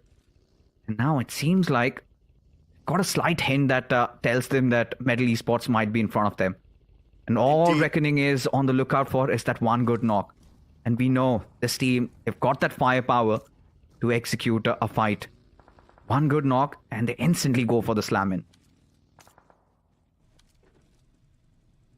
I mean, talk about the slam-in, and at this point in time, 8-Bit, if they try to initiate any sort of fight, it will hurt them too much. There will be instant third parties. There's so many teams in that nearby vicinity that it's not going to be worth it to take that fight. There's RGC, there's a few more known names. Medal Esports as well in that pack. You've also got Reckoning Esports slowly and steadily making the move. M42 in this house. So yeah, taking the fight right now, it's not going to be a good call at all. You're just pretty much going to put yourself in a big uncomfortable spot. And speaking of uncomfortable spot, Clutchgod is in 1, and he gets knocked out by Vasista Esports. Clutchgod, there's no chance of survival at this point. He will be eliminated, ripped apart from different directions. He was catching a lot of those strays, and eventually Clutchgod will be eliminated from the game. But GT still got a 3-man strong squad, and they can try and squeeze at least the average. Not really wrap my heads around why Clutchgod would be caught in such a precarious position there. His vehicle was stuck. He accidentally ran on top of a hay bale. Cannot really make those mistakes, can you? Especially in such phases of the tournament where every single move of you might cost. At this point, for Gujarat Tigers, doing quite decent in terms of the overall standings, but still, a couple of bad games and maybe you might just get yourself out of contention. For Gujarat Tigers, though, still has been such an improvement considering how their previous performances were. They did manage to redeem themselves, but it's going to matter nothing if they do not make it inside of the grand final. Still, good spot around the center, just playing around the certain Pachinki Hills. Got Vasista Esports on your western side. You've got Hintmans on the northern side. Look at the cluster building up on those eastern areas. Reckoning, DOD, even the likes of Medal, they're also trying to squeeze in through, get to the position where Reckoning were once holding. And everybody is sort of anticipating the circle to take an eastern shift. If that happens, it is going to benefit these teams massively. As even for Wildfang's Necro, look at them. Still around those shorelines, just ensuring they've got their backs cleared. That is how they will be injecting themselves inside the circle. Speak of injecting. And right now, Hero Extreme Godlike and VXT. Ooh. Oh man, they're moving a little too close. And at this point in time, even the players are being spotted. Of course, Punk is going to be the first man to have the intel. Raiden gets spotted, shots taken against the player, but he instantly finds himself in cover. But look at Simp, he's already taken away his power. And VXT dismantled big time. Man's out in the open, shots taken from Raiden, but he whiffs every single piece of bullet. And he still finds the knock on to Simp. He whiffs the easy shots, and then he connects the tougher one. So far, the job has been done. At least one of their players being taken down, but for Versatile, such a huge blow has come down to the final two. Raiden and Somraj against the 3 from Hero Extreme Godlike as Adminer. He goes in for the breach. He's got some cover fire. Jonathan also for help as Adminer gets a beautiful knock on Somraj. The last member alive is going to be Raiden in a 1v3 situation where he's being bombarded as Raiden really on very low HP. Finally, Adminer will be getting the things done, at least for Hero Extreme Godlike, as they somehow force another fight, and this time comes swinging against the ones on the second position. Versatile, a huge message from Hero Extreme Godlike, sent and delivered. Exactly. It's quite unfortunate that they lost out on Simp. But Simp was also the player that got the first knockout as well, opening things up for Hero Extreme Godlike in that fight. Simp played that sacrificial role, but he also gave them the link that was needed. Hero Extreme Godlike, you can pretty much say that was a clean wipe. Only if Simp wasn't caught off guard in the open. As you mentioned, a stark statement has been received by VXT. And speaking of stark stuff, right now it's not looking too good for 8-Bit. The players are being caught out in the open. Mafia as well taken down super low. Barely alive on a sliver of HP. Omega's position compromised as well, and RGC is making 8-Bit's life living hell. It's not looking too good. Players caught out in the open in an uncomfortable spot, and 8-Bit needs to make it out alive from this one. They can definitely try and rotate in the center if they want. They've got so many open terrains that they can rotate from, but it also gets them quite exposed. Omega is just stuck out in the open, and he needs some rescue. He's got a vehicle to play with, and he will try to eventually evade away from that spot, but RGC will try to make it as tough as possible. Even RGC themselves needs to move in the circle. They certainly do, and at this point, RGC, being the catalyst, and 8-Bit being quite unaware of their positioning, seems like this is where they have been dealt with a blow, and they have to come out of it. Given the fact that versus the Esports, they're trying to make sure they need to remap their position inside the circle, need to find some concrete cover, and they've taken the first step. For versus the Esports, the good thing is that they still have all 4 of their players alive. As Fierce, he's managed to get one finish to himself. Let's see to that early elimination. But right now, as things are, Sister Esports, they find themselves comfortable. At least in that position they are. But sooner or later, there will be that pour of so many teams coming at their direction. And they're going to be heavily contested. The big question is, are they prepared for it? If they do have the surrounding awareness, maybe then they are. But right now, Vasista Esports is just roaming out in the open. You've also got 8-Bit in a pretty interesting spot against Hidden Ones. It's tough to tell which is the team with the advantage. Even Hidden Ones, they seem pretty lost. 8-Bit themselves do not really have the man number to take a fight against Hidden Ones, but anything can happen. Hidden Ones as well is one of those teams that's been choking these fights, and 8-Bit, they've been doing that since the entire challenge season. At this point, when you take a look at 8-Bit, they look quite unsure of themselves. They want so much of that control over those areas, and with one player out of contention, it really does not fulfill their purpose, does it? As of Hidden Ones, they've decided to play around the edges. Now, this is how they like to go. This is where they really thrive in other teams engaging in those fights, and they being the ones to go in and get the third parties done. So far, no casualties for Hidden Ones at least. And we know Daniel and Executor, they've been just too good. Especially these two players being the underdogs, going up against the big dogs. And winning fights majorly have been the ones on the receiving end. Of course, Hidden Ones, they're also going to take that final breath and go diving in the final week. Still early days to really say that Hidden Ones, if they can make it inside of the grand finals. Still struggling quite a lot, as everybody right now, Necro, is just waiting for that shift to occur, that hard shift.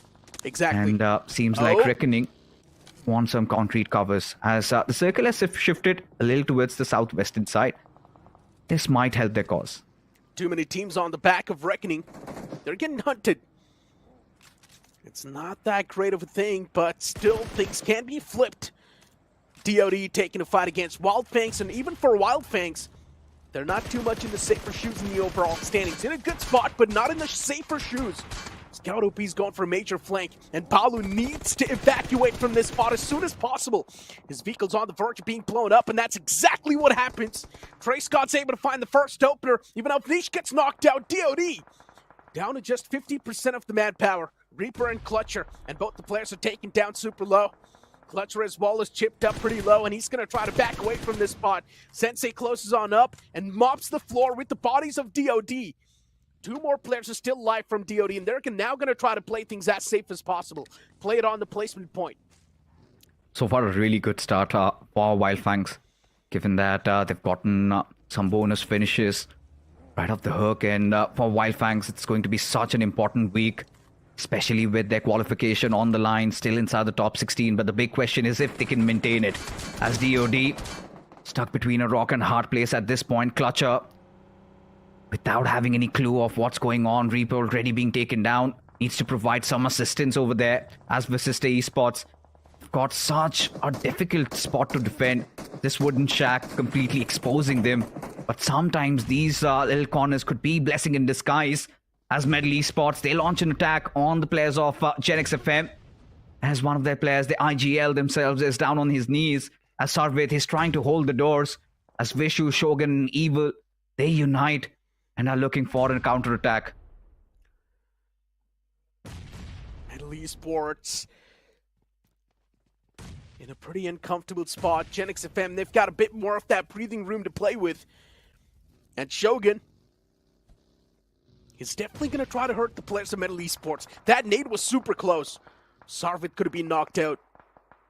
Shogun pushes on up towards the gas station. He's already crossed the boundaries. And now Shogun pushing up close and personal with the shotgun. Going for a few spams in the smoke. They do not exactly know what the players are positioned right now, but now they finally do know. A beautiful Molotov placed inside of the shack, and the players are now going to be on fire. Genix FM, even they were taking a few more shots upon themselves, but eventually they wipe out the entire existence of Medal Esports. Very well executed push nonetheless from Genix FM. You could see even Prince making those small mistakes, but look at this. Hero Extreme Godlike now. They've decided to go after the likes of Wildfangs, as the heads has been cut off. Trace got out of the picture already, and Punk. That is going to be some smacking, as Wildfangs, without any options, they have to tuck their tails and run, as Hero Extreme Godlike keep racking up all those finishes to themselves. As Scout, he's out in the middle of nowhere, as Admino trying to change his seats, instantly gets a death blow, as even Punk really trying to inch in a little bit closer. As Scout, this time he's not going to be shown any mercy, as the IGL himself takes upon the task. But now Hero Extreme Godlike in a very exposed situation, as they are being fired upon from multiple directions. Social media is going to blow up after this fight. Oh, for sure. Especially after that pan that just happened. There's already been rivalry going on between these two, and now it's just going to ignite even more flames. We speak of that DOD Clutcher, almost on the verge of being taken down with that spray. Jonathan, all he needed was one single connection. But unfortunately, that connection wasn't found. Now the main task is to get the revival onto Punk, and somewhere down line we know Hero Extreme Godlike in that spot. It's next to impossible to make it out alive. DOD's making that push to get the cleanup against the remaining two players, but I'm not sure if this is going to be a good choice or not. Clutcher's vehicle's already on fire. Now he finally ejects out in the open. He's got a little bit of that cover to play with. Clutcher going for random spams in the smoke. He's able to find the connection, and eventually the players line up as Clutcher. He wipes out Hero Extreme Godlike. He literally played with fire and came out swinging as of now. Gujarat Tigers really up close and personal to the players of Team 8-Bit. Arman and Zaref, two players surviving right now, as a lot of these teams have taken over these small areas right now. As of which Ash trying to somehow find a different angle, trying to thread the needle, as even legit they have themselves involved in this fight. Gujarat Tigers quite exposed. They do not have any cover to play with, albeit the moment the smoke goes out, that is where they will be quite exposed. As of things are, 8-Bit still taking things quite slow there. No reason from their side to really instigate that push, as Gujarat Tigers not even mustering a single finish to themselves. They need to find some sort of a cover to play around with. And for them trying to achieve that, they have to go in for the push. Hence those grenades go pouring in. Ash withstanding that at least as of now. Look at this, even minus 40 into the mix, Reckoning from the far of Frey. This is going to be exciting, Necro. Yeah, if 8-Bit gets wiped out over here, the chances of them qualifying, they dwindle down even more. And Choco is also playing that X Factor. He can come in as the third party and wipe out either GT or 8-Bit. There's so many possibilities that can happen. There's so many fights that are going on. You can hear so many gunshots around the playing field. And 40 in that same compound as well. 4 teams right next to each other. And look at the elimination feed. It's just booming with the names. You do see the Howling Wolves taking a fight as well. Reckoning Esports unfortunately dropping down in man number. But eventually they do come out on top in that fight. Dionysus is going for the revival on the Fallen Comrade. The same thing can be said for Gravity as well. The Wolves, they're out of danger for now. But Team Legit, they've got a lot to do. Choco, as I mentioned, he can play the X Factor in the fight, but with these utilities, they're also giving their position away. Look at Arman. He's being pushed over right now, Arman. Still trying to bob and weave, but show no mercy. As Ash is going to be there for that cleanup, but 8-Bit still not out of the woods yet. Omega, beautiful grenade, goes lobbed in to perfection. As Choco down on his knees, even Proton begging for help now. Zeus, he has to come in aid. And this is where 8-Bit, they know that the time is right. They have to go in for the strike. And that is where they will succeed in their endeavors, as even a little bit of a help comes in from minus 40 as 8-Bit withstand this assault. And now they have to deal with the players of minus 40. Given the fact that the circle has shifted away from them, just does not make things easy. One major threat has been neutralized from this compound. And now 8-Bit, it's their time to reposition a bit more, get their hands on the loot that's scattered across the playing field. They can definitely try and go for the med strat if they want. There's enough medics available around that playing field. Looking at 8-Bit with just a 3-man squad with this warehouse to play with. Look and at even this Hidden Ones. compound's outside of the circle, so 8-Bit needs to move in. Hidden Ones as well, as you mentioned. Yeah, even they can be an interesting surprise. And 40 taking shots against 8-Bit as they try to flee away, and they eventually will. Wall of Death do start to move now, and 40, they need to make it quick. Hidden Ones on the receiving end of things against Reckoning Esports, and Reckoning Esports is one of those teams that has already found the footing. They've been doing pretty good, ripping apart squads after squads, and Hidden Ones, they might just be one of those as well. It's better for Hidden Ones to keep their heads tucked down and keep this silence. And this is what Reckoning really want, right? They thrive amidst chaos. Minus 40, bring it on. Hidden Ones, they just do not care. Wrecking havoc throughout the lobby. As those grenades being flung over, Vodka already down on his knees. Issue down to real low HP as Kyoya and Viper pushing in tandem onto his Joker. Minus 40 seems to be in a heap of trouble right now, as it is going to be such an arduous task to go up against the fangs of Reckoning. As of now, Joker trying to be the brave one, trying to show some courage as Nishu already down on his knees as Reckoning. They look unfazed in this situation. Kyoya still taking massive amounts of damage as Reckoning still fighting it out. Spider being dealt with as minus 40. They have been eviscerated from the lobby. Reckoning Esports, Viper was the man up close and personal with a sliver of HP. And he also takes down 3 players. How is that even possible? No one decided to take a fight against Viper, while Viper was just slowly and steadily eating him alive. He devoured M40.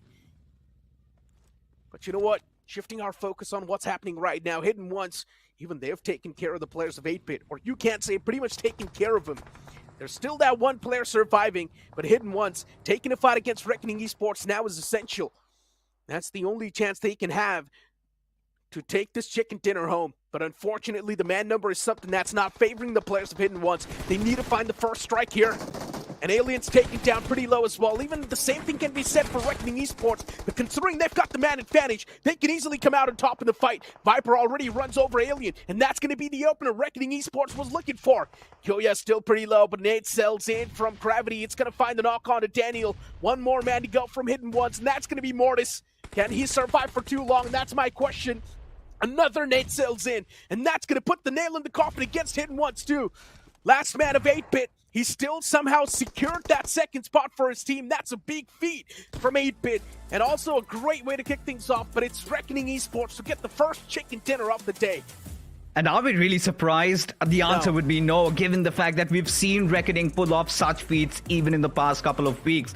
Every single time they come on to play that first game, the chicken dinner, more often than not, is usually theirs. And they've been very brave. They've always been in the mix of those fights. They have capitalized on situations. They've shown the right amount of aggression and composure, knowing when to push, knowing when to hold back, as a result of which, despite having all four of their players alive, they still managed to just scourge through, get all the squads wiped out, and did get the chicken dinner under their belt. But when you talk about the likes of Hidden Ones, still a very good start to this week, along with 8-Bit. We have been talking about that average necro. They need those 10 to 12 points, and seems like 8-Bit has made the right footing.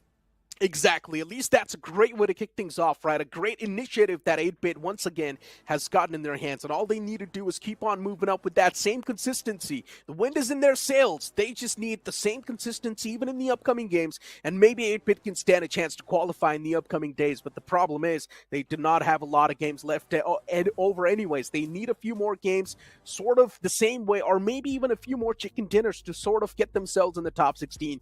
But right now, with the Reckoning Esports getting this chicken dinner, they solidify their slot in the grand finals. They do. And I think there weren't really enough doubts on whether Reckoning is going to make it.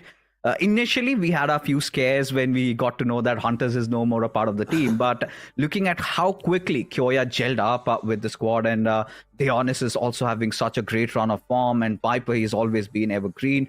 But Gravity, I feel like, has been such a key element to this team. He's been the IGL, but whenever you look at his fragging numbers, it has also been at par with the Assaulters of the team. So Reckoning, this is a team that could also be one of the favorite contenders, even for the title, ever since. I think the past year has been exceptional for Reckoning in what they've been trying to do with their squad. With such minimal resources, they always come out swinging, and it is always a delight to witness them play. But this was a massive fallout coming in from the side of Team Tamil, as a fight which they could have easily won. They really dropped the ball, Necro. And that's the funny part. We were just having a conversation about this team in the pregame segment, and we said this. The game one's going to matter a lot. The day one itself is going to be deciding the pace of this entire team.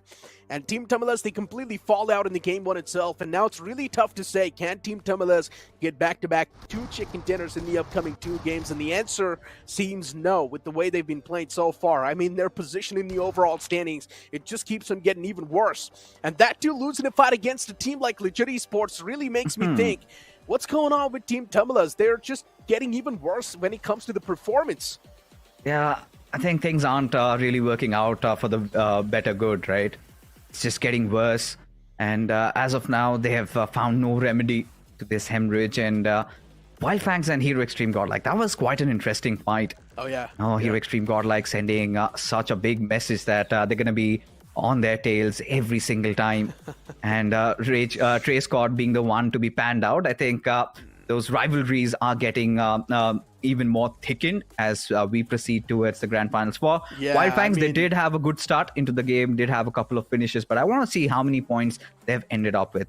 7 to 8 points of average per match should be enough to make them have that golden ticket inside of the grand finals. But then again, I think the team that stood out the most for me has to be Team 8-Bit. Especially, there have been numerous cases where they suffered those early losses. Despite that, taking a fight against Gujarat Tigers, winning that, a fight against Legit, getting a couple of finishes, and even getting a second position to themselves. I think 8-Bit has had a really great start into week 4. But someone who stood out for me was Viper. 7 finishes all by himself and 54% finish count contribution with the map impact of 12%. Viper was going all in that previous game. Stars of the match on the screen. It's also going to be Dionysus from Reckoning Esports. He's gotten 2 rescues and 3 assists. And you've also got Kyoya with 3 finishes and 5 assists. In general, every single player from Reckoning Esports chimed in at the right time when they needed to. Reckoning Esports, after this game, as I mentioned, they've pretty much secured their spot in the grand finals. They had so many points from this one game itself that they've pretty much crossed that 200 points marker. I think for Reckoning, at this point, we did not even talk much about them in the pre-segment. We had that feeling in our heart that they're going to sail through. And Reckoning, I guess the questions that were there have been answered, right? So not a lot of concerns around their qualification. they are pretty much going to make it in. But for Hidden Ones, getting 11 points, this is also a really good start, especially given the fact that one final push, the Tinder is just about to douse and they're giving it their all. So it feels good to see them into the mix, especially how good they were with their rotations, dropping down south pretty early on, holding on to those spots. And for Vasista Esports, man, this is going to be such a stinger, considering they're going through troubled times, just securing 1 point. For Versatile, nothing to really be concerned with. But for Miracle Esports and for Medal, feels like they might lose on their 16th spot. Yeah, even Wild Fangs fixes. I mean, just getting 3 points in that game. They need to understand major shuffles are now going to start to happen in the overall standings. So Wild Fangs, they need to get that consistent average in every single game. Moving the conversation on towards another struggling names that you saw at this point in time. Look, a lot of teams, they've lost their chance to move on forward in the LAN finale. I'm talking about Legit Esports as well, considering they were there all the way at the bottom. We knew the chance for them to make it in the top 16 is next to none. The only way they could is by pulling off Aiku's Soul, getting back-to-back 3 games, which is next to impossible. And the same thing can be said for Team Tamilas as well. Now the real lives are going to be set on page number 3 of the overall standings, because they still do stand a chance. Vasista Esports, you pointed out, the previous game was a big blunder. And it really does feel like Vasista Esports, they need to update their play strat. They need to update their strat book, because whatever they're trying to pull off right now, it seems pretty repetitive. As much as I hate to say this, Necro, I feel like they have to go back to their old ways of Carpe Diem, where they went out for a frontal assault. Because no matter whatever they're trying, it's not working. So do what you're good at. Go force those fights, engage in themselves, put your bodies on the line, because we know that they've got the right amount of players. Even Rage God being one of the latest additions, he's been such a good player even when he was playing from Vasista Esports, right? One of the key factors to what led them to getting into that LAN in BGIS. So it's not like the players cannot indulge in fights. It's about their demons that they're fighting. But so far, still 2 more games to go for them to really pull back. But we'll get into that. Before that, a quick short break, and we'll be right back after this. So we're just gonna do our thing. Ain't never do the Broncos thing. We're gonna bring you down.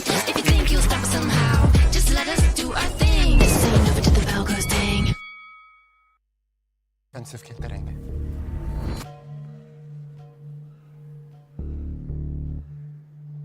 तू noob नहीं है। Noob नहीं। Time आ गया है, सीधा उनकी squad पे slam करेंगे। Next shot, headshot. तेरे वास्ते में कर लूं अपने स्क्वाड से फाइट। तेरे साथ मुझे करनी है कैंपिंग ऑल नाइट। डे हो या नाइट, इंडिया करे फाइट। डे हो या नाइट, इंडिया करे फाइट।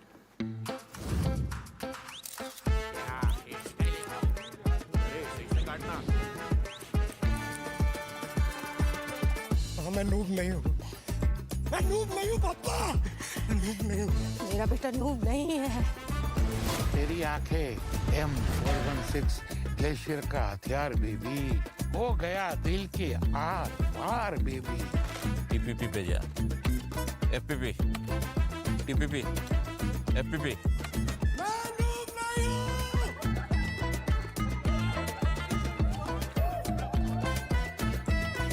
एक काम कर, टीपीपी पे जा। कौन लूंड्री? लूंड्री ना sir, winner winner chicken dinner. कौन कहता है इंडिया फन को सीरियसली नहीं लेता है?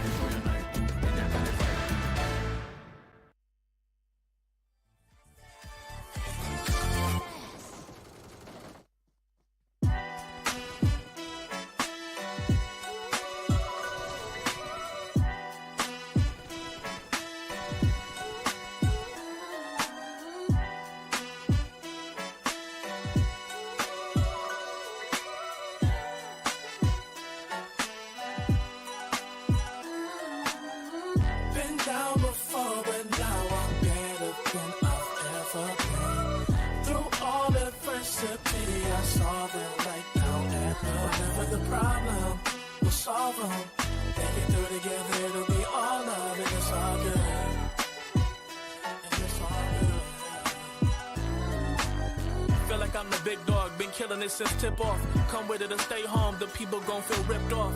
It's only major leaguers in the office. If you giving half of an effort around the rest of us, you'll make it awkward. I'm about that action, not the one you talk with. You better hope I'm not the one your coach gon' have you out here really guarding.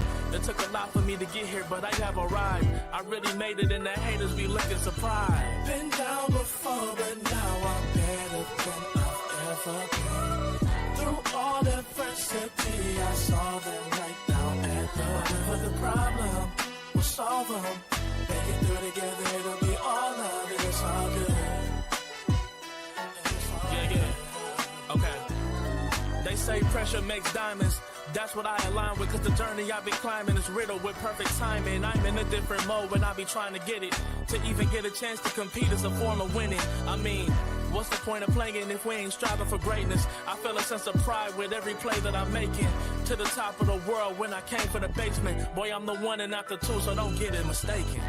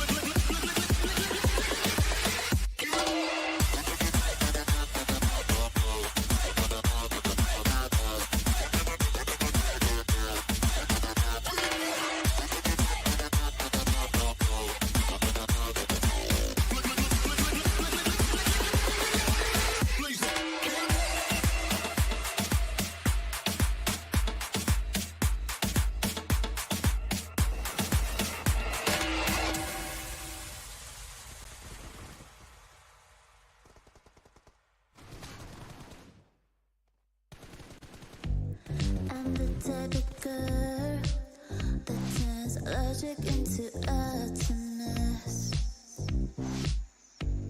Think you know it all, but then you let me get inside your head. Yeah. Steady jump design, think I know your kind. I'm about to break another code now.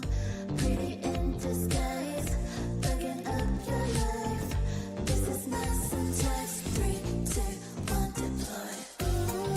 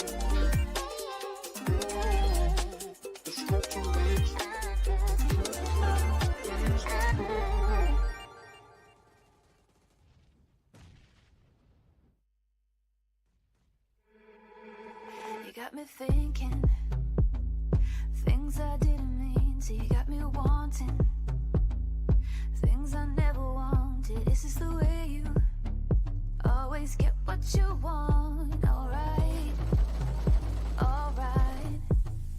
You got me right inside of my head. You got me so, so close on the tip of your tongue. This is the way you always get what you want. Alright, alright. Let's do the say that we're done. Let's do, I know that you want to. Let's do and say that we're done. Say that we're done. Let's do, say that we're done.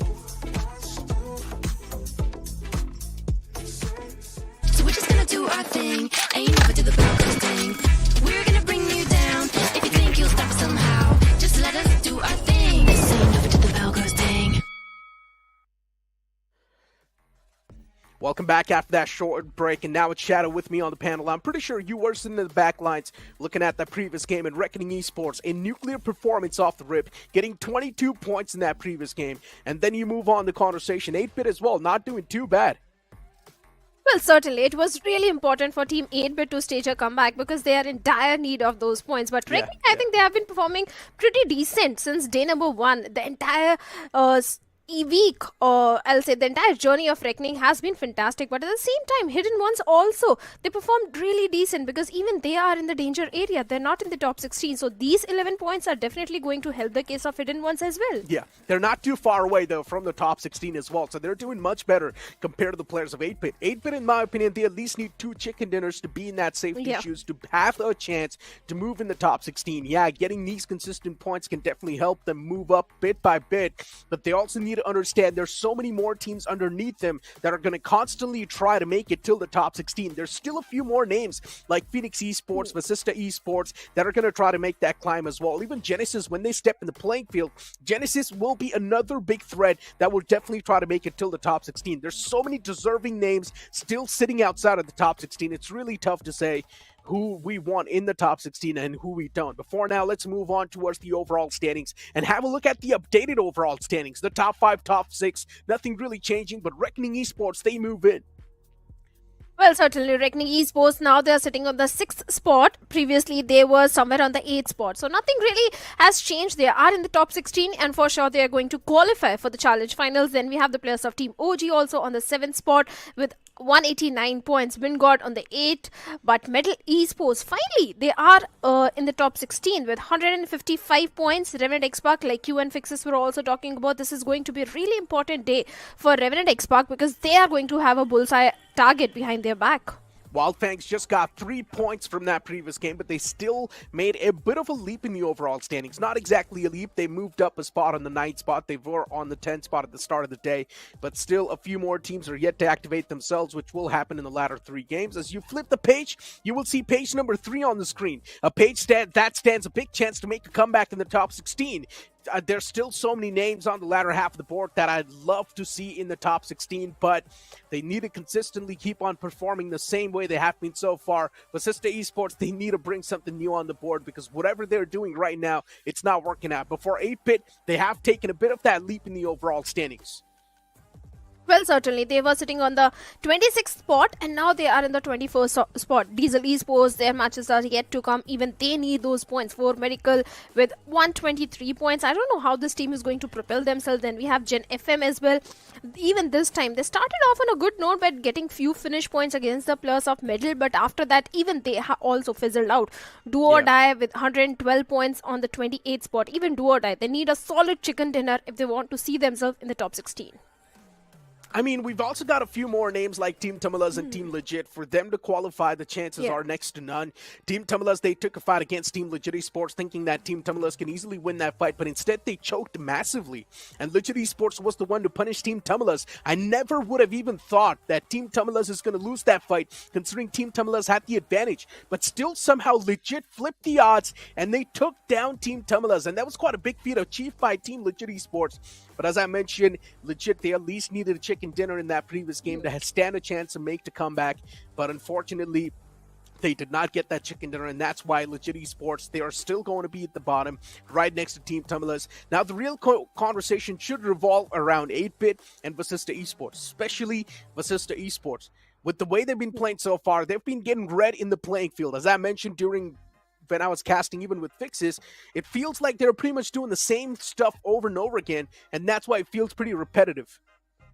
I think the only week which Vasista had good was week number 2, where they had, I think, 53 points, because in week number 1 also they had 31 points, week 3 also 37 points. So the only good week for Vasista was week number 2. They need to replicate the same performance. And among all the 4 players, I think Pukar is doing the majority of the heavy lifting. If the other teammates also start stepping up, I think Vasista can definitely propel themselves in the leaderboard. So that could be a possibility. But speaking about Team Tamilas in week number 1, they had 53 points, and after that there has been a major decline in their performance.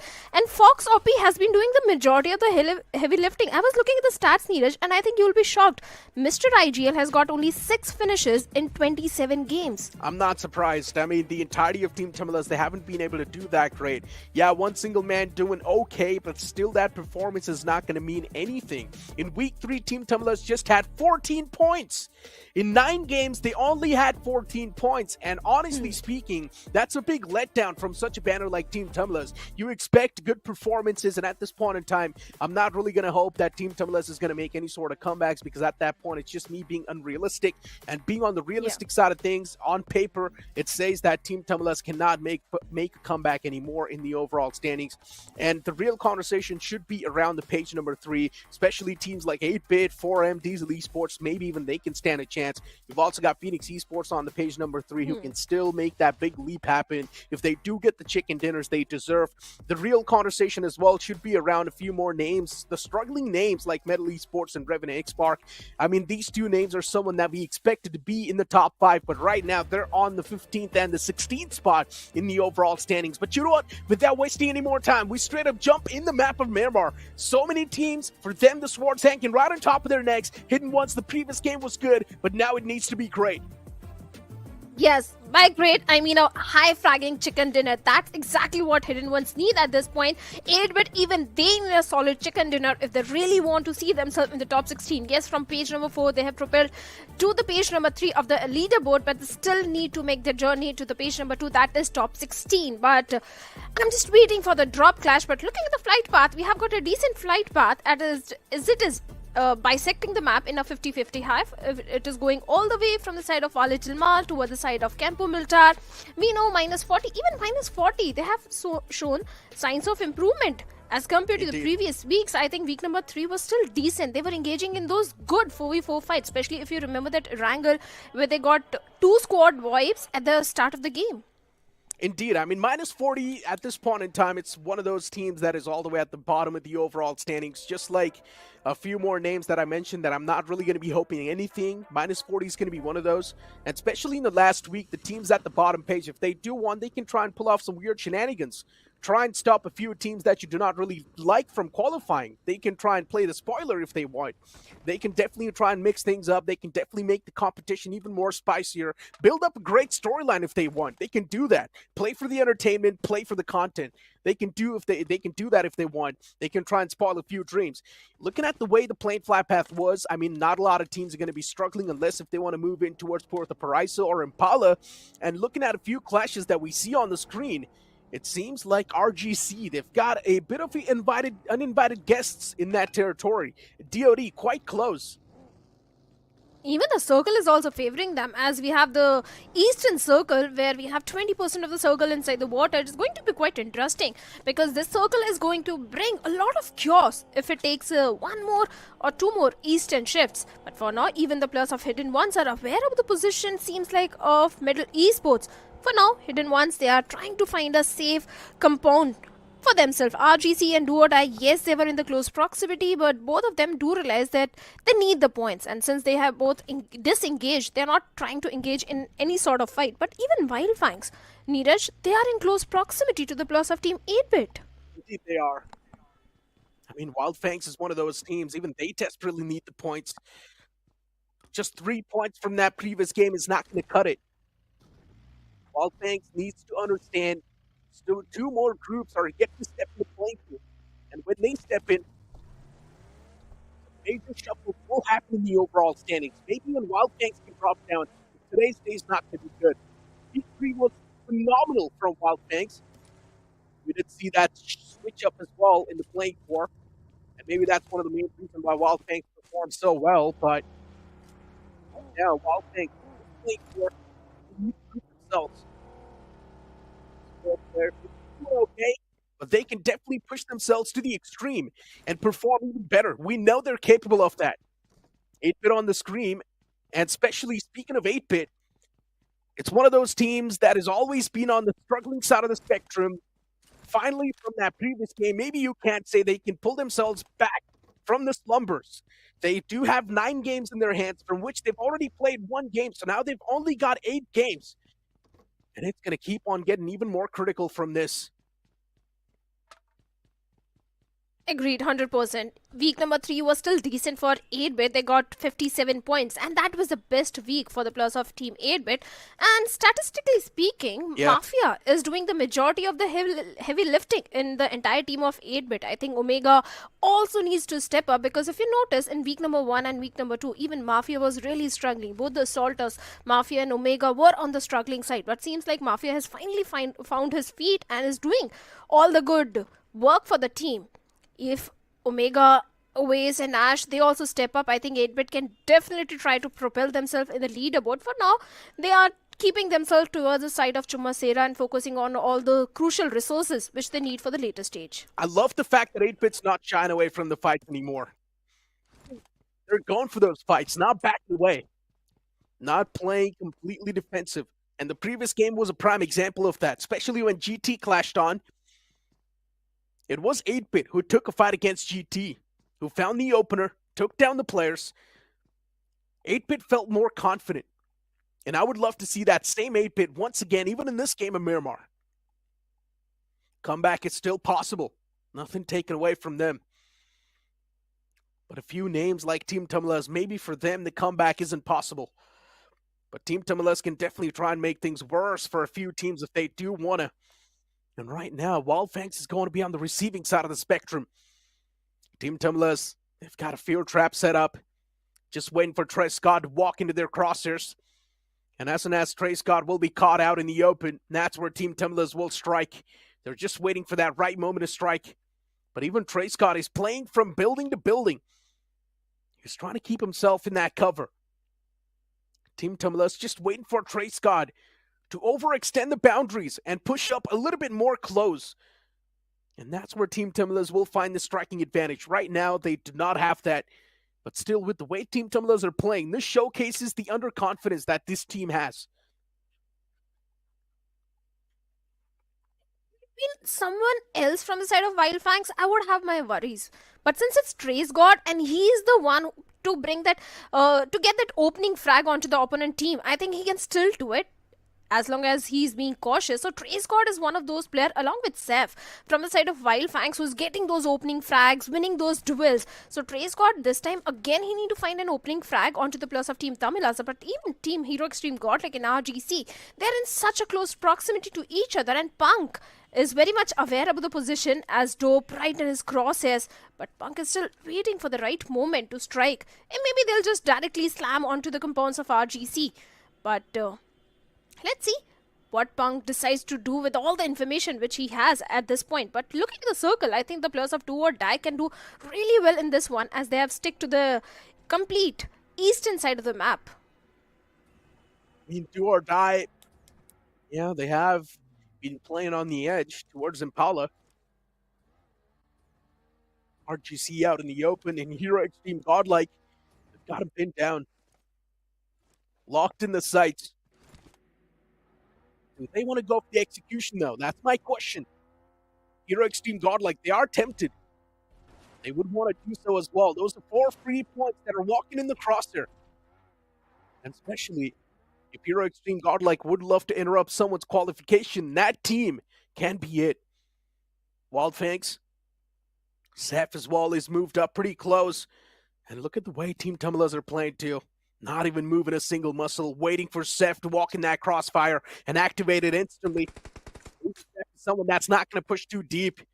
He's in that same building, but still no shots taken from Team Tumblers.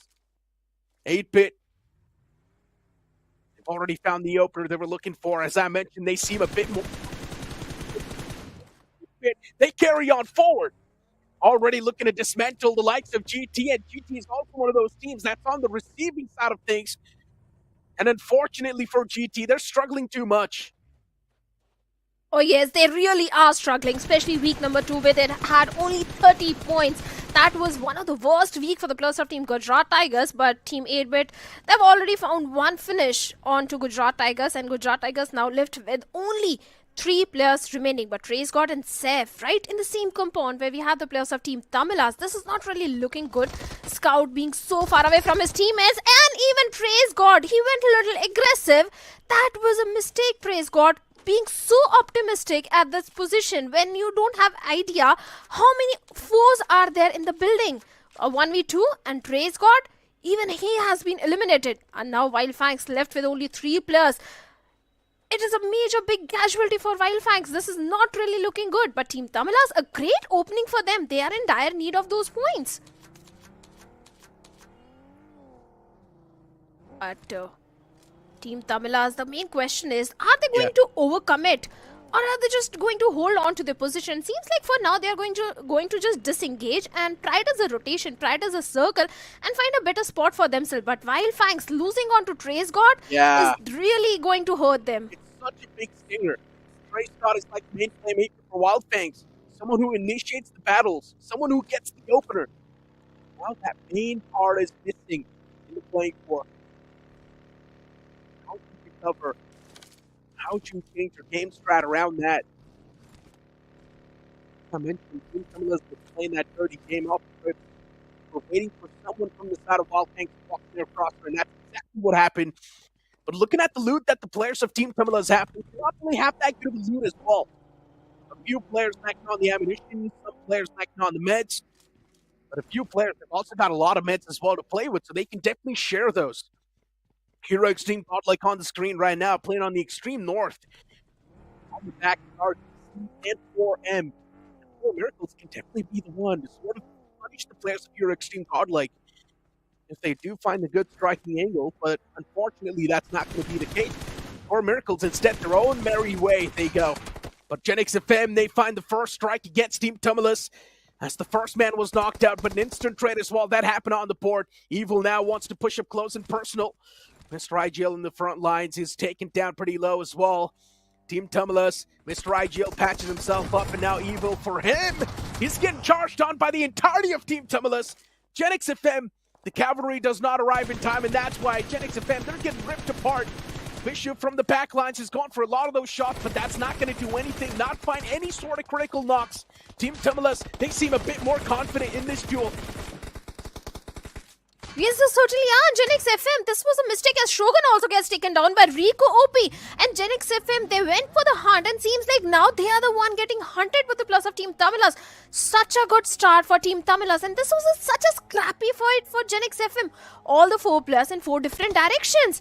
Whereas Team Tamilas, they are sticking together, and now the remaining 2 players are being rushed upon by Team Tamilas. Rico OP is trying to find a knock with a grenade, but no connection whatsoever. Team Tamilas is aware that both the players are holding on to those concretes. Just by utility, they can find a knock onto one of the player of Genix FM. This is not really looking good for Genix FM. But Mr. IGL, wait a second. Shogun finds a knock onto him, bringing the numbers down to 2v2 and 2v1. This is going in the favor of Genix FM now suddenly. They flipped the setup of Team Tamilas against them and isolated the duel so perfectly. Shogun and Vishu pushed in tandem as they realized Team Tamilas is taken down with a 3-man squad. They knew as soon as Mr. Erangel was taken down. Now it's even Stevens on the board. And look at Wild Fangs as they realize Team Tamilas is getting picked off. Wild Fangs is over here to get the revenge and also get a few scrappy points. Even they want the piece of the pie. But Wild Fangs, just make sure you're not going to be on the receiving side of things instead. Seth has already pushed up close and personal. Rico, even in that same compound, Genix FM do not exactly know what's going on at this point. But Seth, he's over here to get the revenge against Team Tamilas.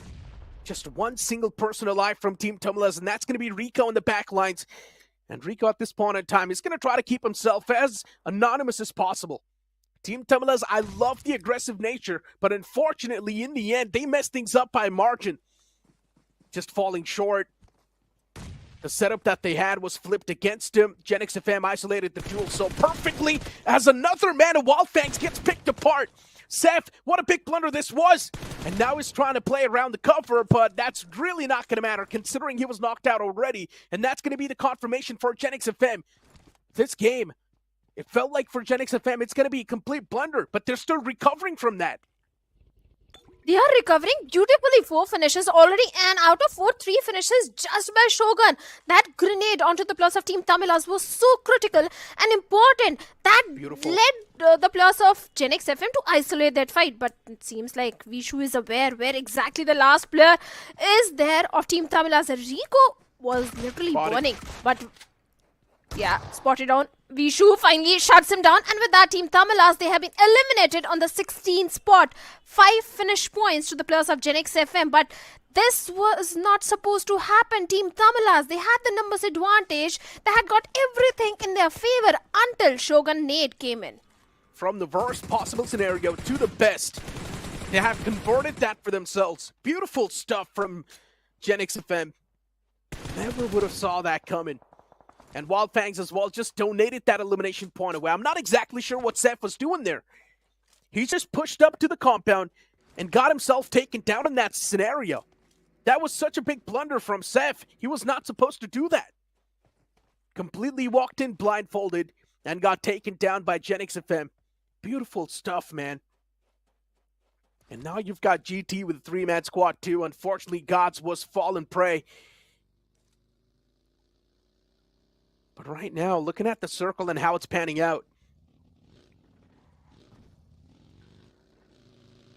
it does seem like it's maybe going to center on up once again and favor majority of their teams. If it's going to take any sort of curveball shifts, that would be fun to witness, considering it will be a huge wave of vehicles wanting to move in the circle. But so far, a lot of teams are quite spread out inside of the circle. Oh. An Eastern shift. I love it. It is favoring the players of Team 8-Bit, Do or Die, RGC, all the 3 teams which really need the points. It is even favoring the players of Middle Esports who are keeping themselves on the western periphery of the circle. But coming back to the conversation of Seth, I think Seth wanted to take that control of that concrete without scouting the area, because I saw Scout also in the close proximity. Seth directly slammed onto the compounds and realized there is a foe present.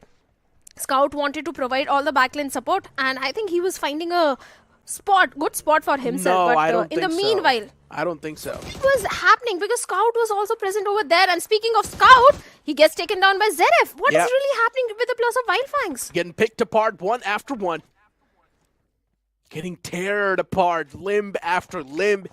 And it feels like Wild Fangs, now they've just got one hand available. The IGL himself, Sensei, is still in the playing field. And speaking of the playing field, someone that's not in the playing field anymore, that's going to be VXT.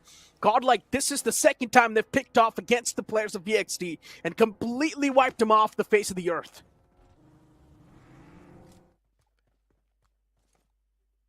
Hero Extreme Godlike, definitely a good spot, good start, good finish points to their name. Gujarat, I guess, yes, they lost on to Gods at the very start of the game, but I think they have recovered from that. They do have a decent spot for themselves, but seems like minus 40 in such a close proximity to the players of Gujarat, I guess, might want to lock horns with them. But even Hero Extreme Godlike, they have got the Northern Control, Legit and Vasista. Even they are in such a close proximity, but for now, Legit from the side of Metal Esports seems like he has spotted on the plus of Team 4 Miracle. And speaking of medal, I was looking at the stats and Legit is doing wonders for the team. He's doing the majority of the heavy lifting along with Sarvit. He's been the most consistent fragger in this team. Yes, nothing taken away from that. Legit's been performing at the top of his form. Since the official tournament, he's been doing really good for his team. Getting the openers, finding a lot of elimination points for Medal Esports. And once again, even in this tournament, he's doing the same thing. And moving back to the conversation of Wild Fangs, I don't think Susef was looking for a good compound to play with. I think so the intention was pretty clear. He wanted a third party, considering he was hearing a lot of gunshots already, and he saw a lot of elimination happening in that compound. So he wanted a third party, but unfortunately ended up overextending. His teammates did not really provide him that cover fire that was needed. Could be possible. That does make sense, but what doesn't make sense, what exactly Executor was doing out in the open, as poor Miracle finds a knock onto him, and seems like an easy confirmation also coming in. Hidden Ones also facing that casualty at the very start, because this was a circle where Hidden Ones could have done really good, because they are somewhere towards the centrish position of the circle. So this is definitely going to hurt the case of Hidden Ones, as 4 Miracles, Poco is trying to get the confirmation point with those single tap shots. And speaking of 4 Miracle, I think Poco and Dragon are also doing wonders. Yes, the entire team is struggling, but I think Poco and Dragon are doing really good. They indeed are. 4 Miracles. Just tapping away. Executor's barely taking down any sort of HP. Eventually gets confirmed. 4 Miracles. The elimination point is retrieved. And yeah, I mean, once again, speaking of Wild Fangs, it's just one player standing now, and that too is Sensei. He's all the way down south. He seems isolated for now, but soon even that position can be contested by the opponents. The next circle is going to pop up on the screen, and this zone's going to be even more deadlier. Because looking at the circle and looking at where it's going to be positioning itself, it favors the players of RGC and Reckoning Esports. And Reckoning Esports is one of those teams that has already got the wind in their sails. They've won the first game itself and maybe on the verge of winning the second one too. So many teams are outside of that circle and so many fights are about to happen. I agree 100%. What you said about Reckoning, they have already got the momentum rolling in their favor, and this could be a winner chicken dinner for them, because they have kept themselves away from all that commotion. Their backlines are clear, and that 2v2 split might also work in their favor. But Hero Extreme Godlike seems like they even want to have that northern control which RGC is having. So maybe there is a possibility that Hero Extreme Godlike can directly slam onto the compounds of RGC, as we saw Punk having that information onto the plus of RGC as well. But Legit Esports, they are so far away from the circle. Even Genex FM, they are taking their sweet time to migrate inside the circle. But RGC, yes, they have got the higher ground. They have got the information onto the plus of Reckoning as well. And seems like Hero Extreme Godlike are directly taking a head-on fight for the plus of Reckoning, as Punk is so close to them. Indeed. Look at Hidden Ones. First game, decent. The second game, it has to be great. Just a normal game's not going to cut it. And Hidden Ones, with these 3 players, they can definitely make it happen. Mortis, Daniel, Alien. Especially speaking of Mortis and Daniel, the 2 big playmakers. Mortis, his survival instincts has always been on point. Alien is someone who likes to support the team in the back, and Daniel the initiator. The combination sounds perfect, but Hidden Ones, right now what they need is elimination points. A lot of them. With the position they've gotten to, they're playing on the edge down south. And soon a huge wave of vehicles and teams are going to start to move in towards that same direction. Hidden Ones, they've got too many foes surrounding them. M40 from the side, from the back, it's also going to be the players of 8-Bit. Where can you go? Seems like there's no escape route for now.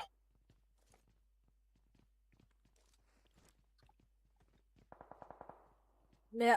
Agreed. Hidden Ones, -40. Both of them are trying to get that southern control of the circle in their favor. Maybe they're just waiting for the next circle shift, and then after that they'll decide the next course of action. But Hero Extreme Godlike, they are taking a head-on fight with the plus of Team RGC at this point, as they want to have the control of that hill.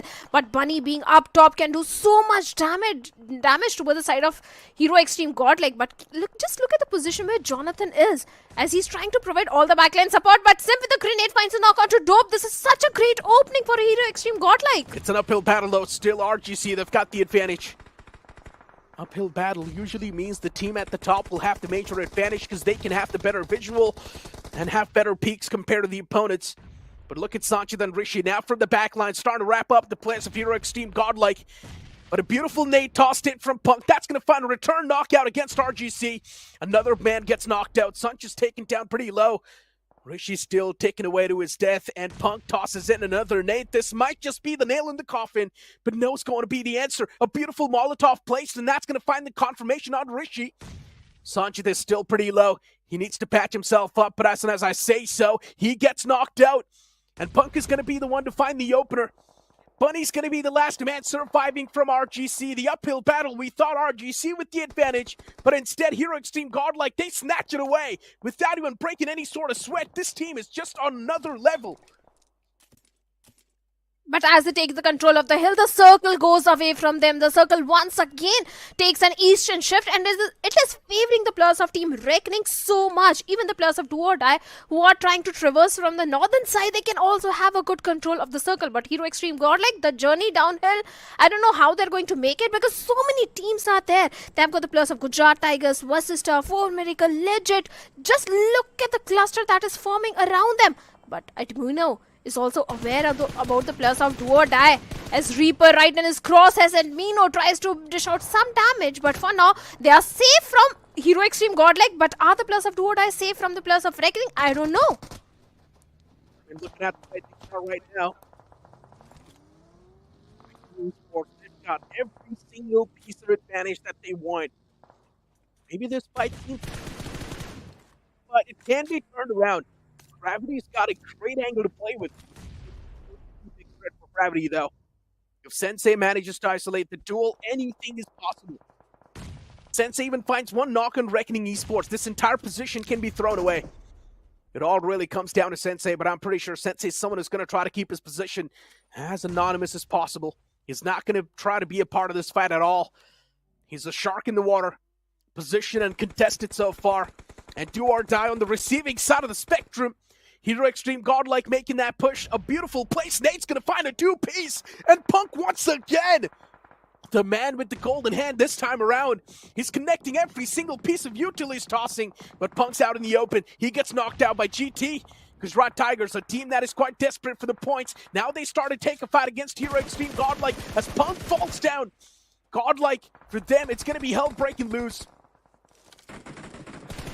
Well, of course, Punk's revival is really important in that situation, but Admino, his entire focus is towards the side of Medal and Vasista, as they are also trying to make their journey inside the circle as Reckoning. Even they are also falling prey to all that commotion which is happening around them. But Viper still getting those finish points against the players of team -40. Do or Die, they also need to go for the rescue mission onto the fallen comrades. Lots of frags on the board as so many teams are still outside the safety of the circle. We have got Medal, 4 Miracle, Vasista still taking the brunt of the blue as well. This is not really looking good, and Hero Extreme Godlike with 7 finishes and Punk again back in the game. This is going to go in their favor as Poco finds a knock onto Zeref with a grenade. Even the gods themselves want Reckoning Esports to take this game home. The circle just keeps on centering up on top of them over and over again. But Reckoning Esports is unfortunately catching too many strays as even Gravity gets knocked out now. It's not looking too good. Reckoning Esports in quite a sensitive spot. Hero Extreme Godlike, 3 players still standing. A big chance they can take this game home as well. 4 Miracles has Sparrows. He's able to shut down Rage God, the last surviving player of Vasista Esports. We had a lot of hopes as well from Vasista Esports, but as the second game fades away in front of their eyes, even their hopes to qualify in the top 16, they start to fade away. Gujarat Tigers, now it's their time to take a fight against the players of 4 Miracles. A lot of elimination points are being distributed in front of them, so GT, you might as well be the one to take the piece of the pie in your hands. Wall of Death starts to move, Zeref takes the fight, but unfortunately he whips big time.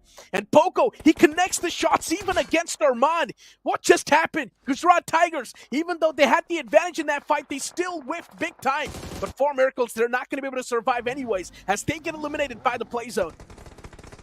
Well, of course, they did get eliminated, but Hero Extreme Godlike, even they're also trying to engage in a fight against the plus of team Do or Die, but Edmino finds a knock onto Omega 8-bit. Even they had such a big advantage in this one, but now they're getting dismantled as 3 plus already down and Mafia out in the blue. Not looking really good for the plus of team 8-bit, but Ash is also there in the picture as he finds a perfect connection onto Hero Extreme Godlike, but Clutcher wants to get that confirmation point onto Mafia, and he gets that confirmation point, and 8-bit eventually has been evaporated from the game. Oh man, that quick burst of action felt like it was all hell breaking loose.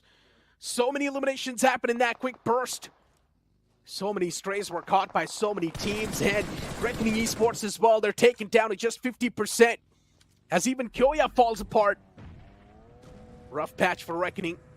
2 more players still standing, and they're going for the revival on the fallen player. But here comes the push from Do or Die, and this is the game that Do or Die is also looking for. If Do or Die wants to get things in their hands, this is going to be the chance. This is going to be the moment they were looking for. This can be the moment which can propel them at the top of the overall standings. Not exactly at the top, but at least in a better spot. As even Gravity falls down. Shots from Clutcher. It's going to catch the last glimmer of hope from Reckoning Esports. As they get wiped out, Do or Die, they still just have 2 more threats alive. And these 2 more threats can prove quite deadly. Metal Esports, a team that has been proving their mettle from the start. But this time around, Sarvith is the only survivor. Even to the right, there's Wildfang's Sensei, who's still up and alive. With the way the game was going for Wildfangs, it felt like Sensei's not going to stand a chance this late. But he still survived, got those placement points for his team. Well, certainly, he did get those placement points. Wildfangs, they were looking so bad in this Miramar. The way they were getting picked off, one after other. But Sensei definitely getting those crucial placement points. And Do or Die, this was so important for this team because they were right at the bottom of the leaderboard. And this winner chicken dinner, this victory, a high fragging game is definitely going to help the case of Do or Die. At least this is going to boost their confidence. It indeed will. I mean, Do or Die, they were all the way at the bottom page in the overall standings. This chicken dinner, as you mentioned, it's going to boost their confidence, but it also initiates and ignites that fire of comeback. It's not going to be that big of a flame, but still something, right? Better than nothing. And Do or Die now, they can't stand a chance to make the comeback. But can they really make it happen? I don't think so it is possible, but they can definitely give it all they've got. The final few efforts, as I mentioned, the final sprint to the finishing line, they can try and make it happen. But this chicken dinner was instrumental for these guys. Now moving the conversation towards Wildfangs. Sensei was able to place himself in the top 2, and even that is quite instrumental, honestly, because we never thought that that's going to happen. But Sensei somehow played to his survival instincts, and he got that 2nd place. Yeah, definitely he got those 6 placement points, but that is it. For a second, I thought Sensei might try to steal 1 or 2 finish points in all that commotion because so much action was happening around him, and Sensei, all he focused on was getting those placement points. Had he tried to get those elimination points, maybe he could have got 1 or 2 points more, but that would have given away his position. So a wise decision also coming in from the side of Sensei, but I think Wildfangs and Do or Die, this is definitely going to help them in the leaderboard. Exactly. I mean, for Wildfangs, once again, they're touching that average, but the first game, they just had 3 points. In my opinion, if Wildfangs do want to stay in the top 16, just getting 7 or 8 points now is not going to cut it.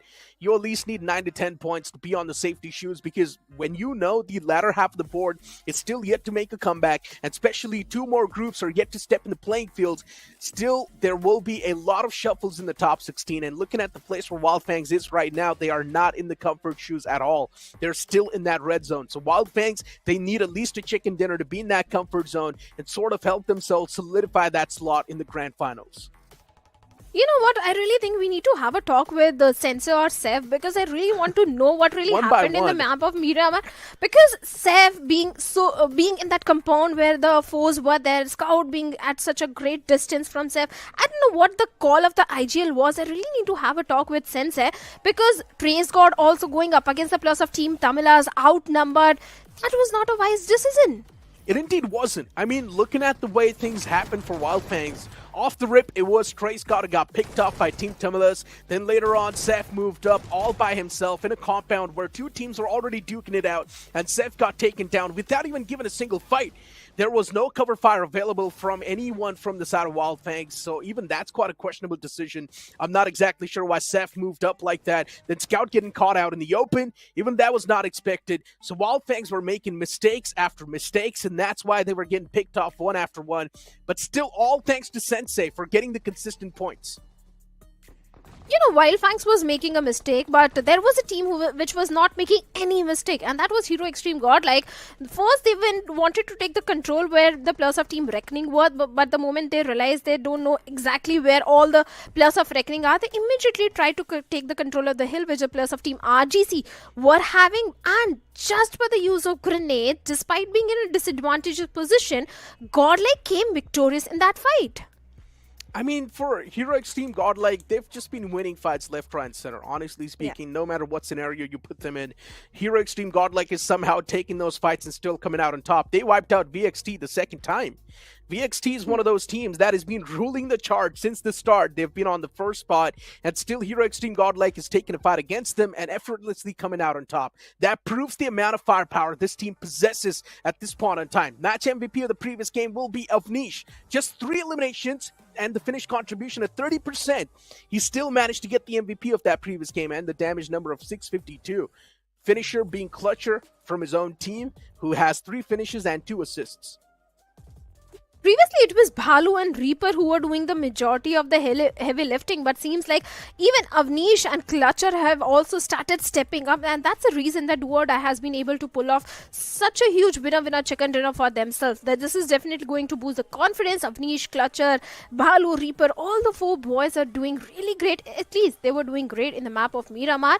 And looking at the match ranking, they have got 20 points for themselves. Hero Extreme Godlike coming on the second with 11 points, 9 finishes strong. Hero Extreme Godlike, they always go for the aggression and they accumulate those finish points in every single game. Metal Esports also faring up really well in this one with total of 10 points. If DOD even gets 10 points in the upcoming game, that's going to be 30 points in day 1 itself. And that's an interesting point of things to kick things off with, especially for this week. If they're able to get 30 points in one day, and if they're able to replicate the same performances even in the upcoming days, then they can make it in the top 16 as well. Even DOD can be another formidable threat. But let's be honest, that amount of consistency, that way of consistency, we haven't really seen a lot of underdog teams sort of pull that out. Well, certainly, Do or Die. Even Bot Army Esports, they also started off with such a momentum. They started getting those crucial finish points. After that, they got 3 winner chicken dinners. Do or Die, they just need to follow the steps of Bot Army Esports, and I think they are on the right track. They just need 1 more chicken dinner. It's easy to say, but it's tough to make happen. I mean, DOD is a complete different beast we're speaking of. Bot Army Esports were at least showcasing some sort of semblance of life, but DOD from the start till the end, they have been struggling too much. Yes, this chicken dinner is sort of going to ignite that flame of comeback, but that amount of consistency will be really tough, man. Pretty much next to impossible, considering the amount of pressure even this team's going to have on top of their heads now. I might sound cliche by saying that even the word impossible says I am possible. It's still possible. Let's keep the hope for Do or Die, because I really want to say the same way for Team Tamilas now. Sorry. You win this one. Well, impossible says I'm possible, right? So mathematically it is still possible, but considering the performance which Team Tamilas is delivering at this point, yes, it's not possible. I mean, look, for Team Tamilas, the average has been really bad, right? I mean, speaking of the previous week itself, they just had, what, 13 or 14 points in that 1 week? That means 9 games, getting 13 points. It's really bad. It's a bad average to have. And Team Tamilas, with the momentum they have as well, it really does feel like getting any sort of spanner right now seems quite tough.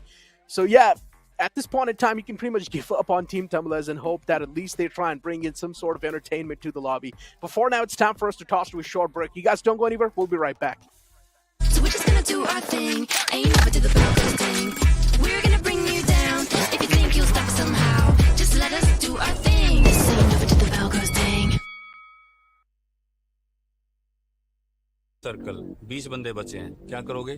Pressure नहीं लेता मैं sir, javelin में दिमाग को ठंडा रखना पड़ता है। और फिर इसको फेंकना नहीं आता यार। नहीं आता। क्लोज रेंज में आपका फेवरेट वेपन कौन सा है? सबसे स्ट्रेटजी और टाइमिंग का खेल है सर, जेवलिन की तरह। अरे मेरा मतलब गन्स, M416 ग्रेनेड फेंक देंगे सर, सब फेंक देंगे। यार इसको सच में फेंकना नहीं आता। नहीं आता। अच्छा, ये लो, नेट स्पैम करके दिखाओ।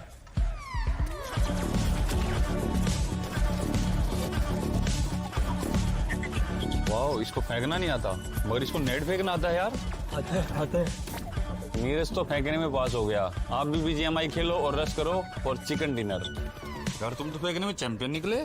चैंपियन नहीं sir, conqueror. O yes.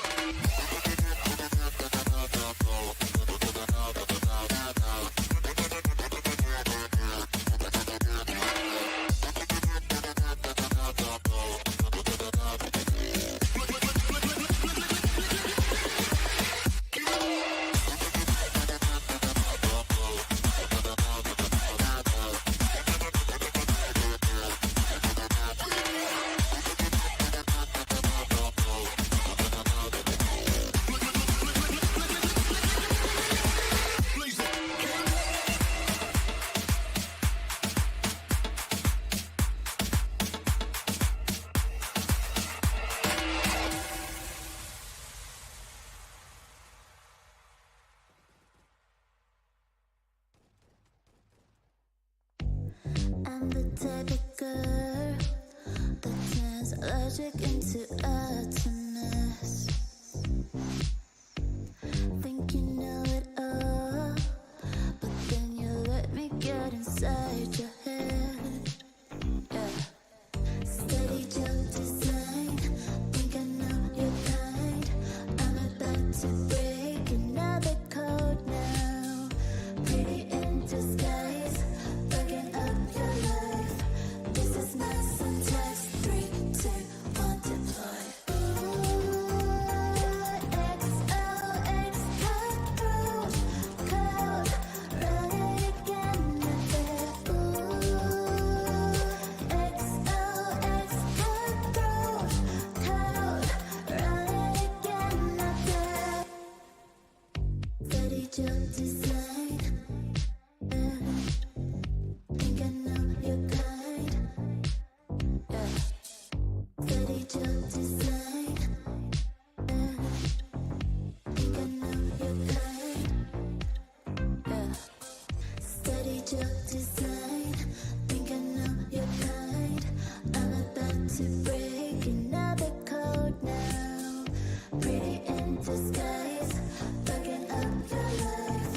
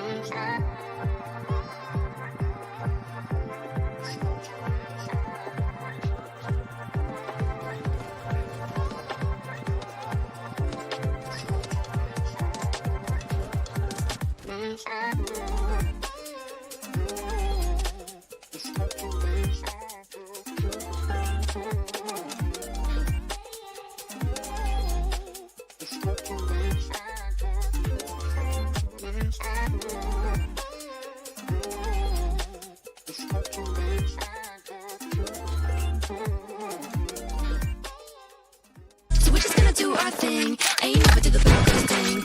We're gonna bring you down. If you think you'll stop us somehow, just let us do our thing. So you never do the Broncos thing.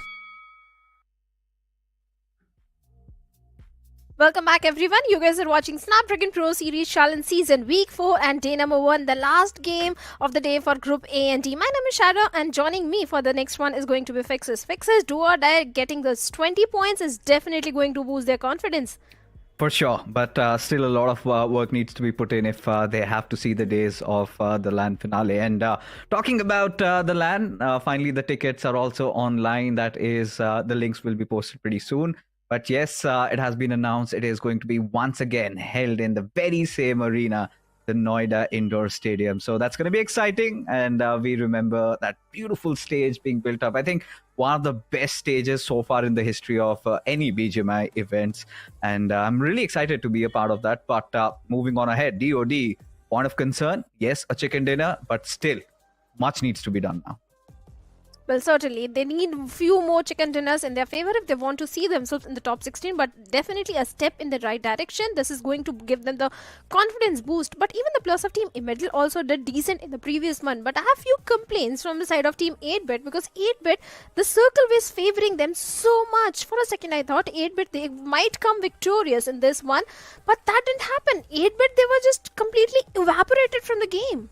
Yeah, they drew in a lot of heat on them, to be honest, especially having that position, a little bit of a split with the players, and were caught out in the open, not have a lot of cover to play with. But when we are looking at the overall rankings, really not interested in the top 8, barring the fact that Wildfangs have somehow asserted the position over there, 183. So far, everything good in the hood, at least for Sensei and the boys, given the fact that early on they had to suffer so much casualty, and Sensei being the beacon of hope for them.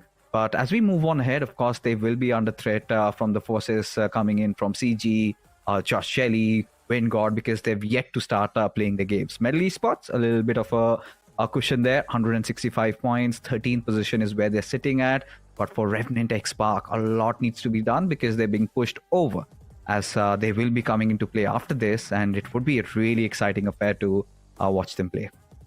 Of course, Shadow has already said they are aiming for the 40 points on this particular day. So let's see how they're going to get those 40 points. But Team Empire, they are also sitting on the 17th spot. A team which was looking so confident in week number 1, but suddenly they are out of top 16. But we have got Hidden Ones. They are also doing really great, especially in the map of Erangel, where they came on the 2nd spot with a total of 11 points.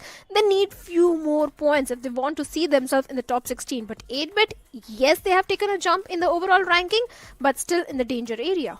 Still quite volatile is how the overall standings are at this point, because Do or Die did get a chicken dinner in that one, did push themselves through, but they need a couple of more good games like that. Another chicken dinner maybe in this one. We have seen this happen even in the past. Teams do really ride on that momentum train, but versus Esports, things are looking quite abysmal given the fact they've already played 2 games and now they will be playing their last of the day, and sitting at 25th position with 128 points with still 2 more groups coming into action. I think Vasista Esports have to go big in this one. All the 4 players also need to step up, because for now we are only seeing most of the action by Pukar from the side of Vasista. If all the remaining 3 players also start stepping up, I think Vasista can definitely get that winner chicken dinner. If not winner chicken, at least a high fragging game in their backpack. So that is something which Vasista needs to do at this point. They have to, because for Vasista Esports, they've been completely missing as a whole net unit. And we haven't seen that sort of cohesiveness, the teamwork hasn't really been there. For me, the only performing player that I can really put my faith on has to be Pukar, because he's been there for the team in various situations. But Fierce, he's been missing, especially when you watch Fierce in play. You've got such high expectations from him. And has he delivered? The answer is going to be no. There have been multiple instances where they are fumbling and they have been struggling quite a lot. So at this point, somewhere they have to redeem themselves, and not a lot of time left, especially with all those teams below them. They've just played 27 matches. So at this point, Vasista Esports, nothing short of a chicken dinner will keep them alive. Because when you look at the teams below them, you've got Phoenix, Genesis, all of them are going to be coming to play in the next games, and they will definitely be looking for rising up ahead. I think a similar thing is happening with the players of Team Hidden Ones as well, because Executor and Alien, they are doing the majority of the heavy lifting. If you remember the first game of the day, Erangel, where Hidden Ones came so close to getting a chicken dinner, the main problem was Executor and Alien, they were eliminated. Even Alien got knocked out. It was only Daniel and Mortis. Whenever the situation is there, the pressure is on the shoulders of Daniel and Mortis. They are not able to live up to that pressure. So Hidden Ones, I think Daniel and Mortis, they also need to start stepping up really well, because they are relying heavily on Executor and Alien. It's okay. I think for Hidden Ones, still one of their biggest third-party tournaments in which they've made it to the challenge season. And they have really had their moments, especially how they started the day off in the game of Erangel and had such a good position to hold on to. But this is where the lack of experience really comes into play. I think they will be the ones taking a lot of lessons from this tournament, and especially with the officials knocking on the door. So seems like they'll have a rather easier time over there if they have dealt with the heat of this lobby. But yes, minus 40, I feel like we can call the curtains on them very much towards the end, around 60 points. So really not going to make the cut, is given with so less number of matches to be played. So minus 40 could again be one of those catalysts that could decide to go all out. And in them doing so, they could cause trouble for a lot of the other teams.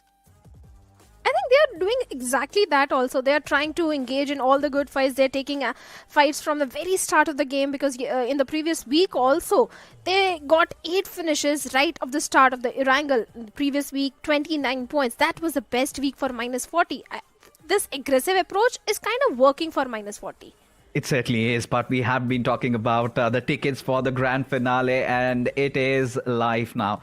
So what you're going to do is just scan this QR code and claim your seats 31st to 2nd Feb. Make sure you've got your dates booked, and it is going to be such a gala affair, because I'll tell you what was missing in the previous LAN. Hero Extreme Godlike, they weren't there. So many fans had come in. They were hoping that maybe next time around Hero Extreme Godlike comes into play. And this time, going as the front runners, I'm pretty sure the stadium and the arena is going to be jam-packed. Aiku Soul, they're at the top of their form.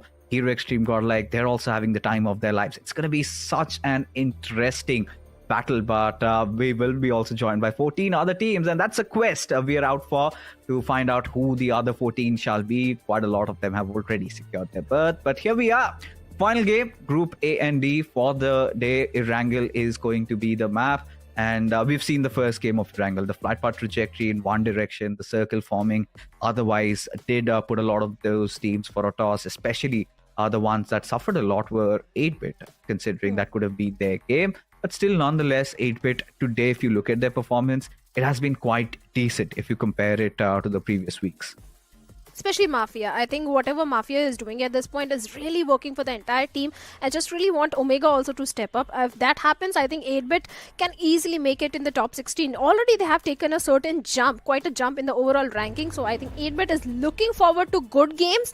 If they get a chicken in this Erangel, I think 8-bit can secure a spot in the top 16.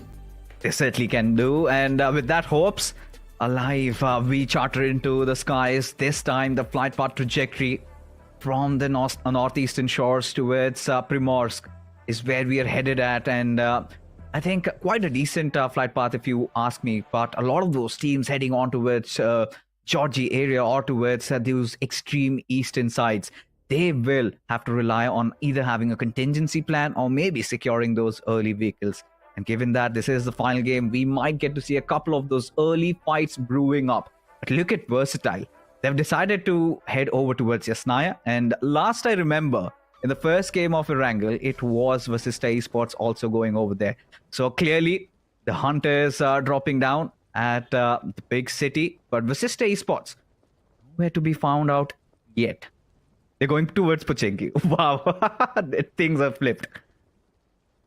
Wise decision also, because Vasista, they are in dire need of those points, and taking that extra risk going for a head-on fight against the players of Team VXT might not help their case. So I think a wise decision coming from the side of IGL is now they have the entire city of Pochinki to them. We also have got the plus of Gujarat Tigers. Even Gujarat Tigers didn't have a very good game in the previous one, that was Miramar. But this time they can definitely try to redeem themselves. There was a dip in the performance of Gujarat Tigers in week number 2 as well, where few players like Arman and Clutch God were really living up to the expectations, but remaining 2 players were quite struggling. But seems like they have rectified all those mistakes in this week. They have, but at the same time, for Gujarat Tigers, I feel like it's still stormy outside. For Gujarat Tigers, those initial couple of weeks that had been quite stellar, but later on, it felt like they were finally being tested. It felt like they were finally being matched. And given that Gujarat Tigers is one of those teams that hadn't been invited, they had to earn their right to come in to play in the challenge season. They have already done so much. And for Clutch God especially, it means a lot. Have been really missing out on witnessing him perform in those grand finale events in those coveted lands. So this time he's got to do everything in his arsenal to ensure his berth over there. As minus 40 still lurking around that quarry area, their hopes finally falling down the drain, and this is where I really hope in their last stance they decide to go all out. Well, they certainly decided to go all out, but speaking of the team which is on our screens, Legend Esports, yes, they have been performing really good. In week number 3, they accumulated 50 points, which is the highest in all the 3 weeks. Even the previous Erangel Legend did get those decent points, especially against the plus of Team Tamilas. But I was just looking at the Finnish leaders, and I hate to bring such facts, but Curse God from their side has got 5 finishes in 27 games. Yeah, I mean, we really do not know exactly what could be the cause, but clearly it's the nerves is what I believe. Given any other day, any other occasion, Legit Esports, they've got a lot of firepower in them. And like I said, being ones amongst the underdogs to have made it so far, they should consider it as an achievement and move ahead with their heads held high. That's all I can say for Legit. Because right now, it's a very, very less likely chance where they make it inside of the grand finals. Unless and only until they sort of unleash themselves.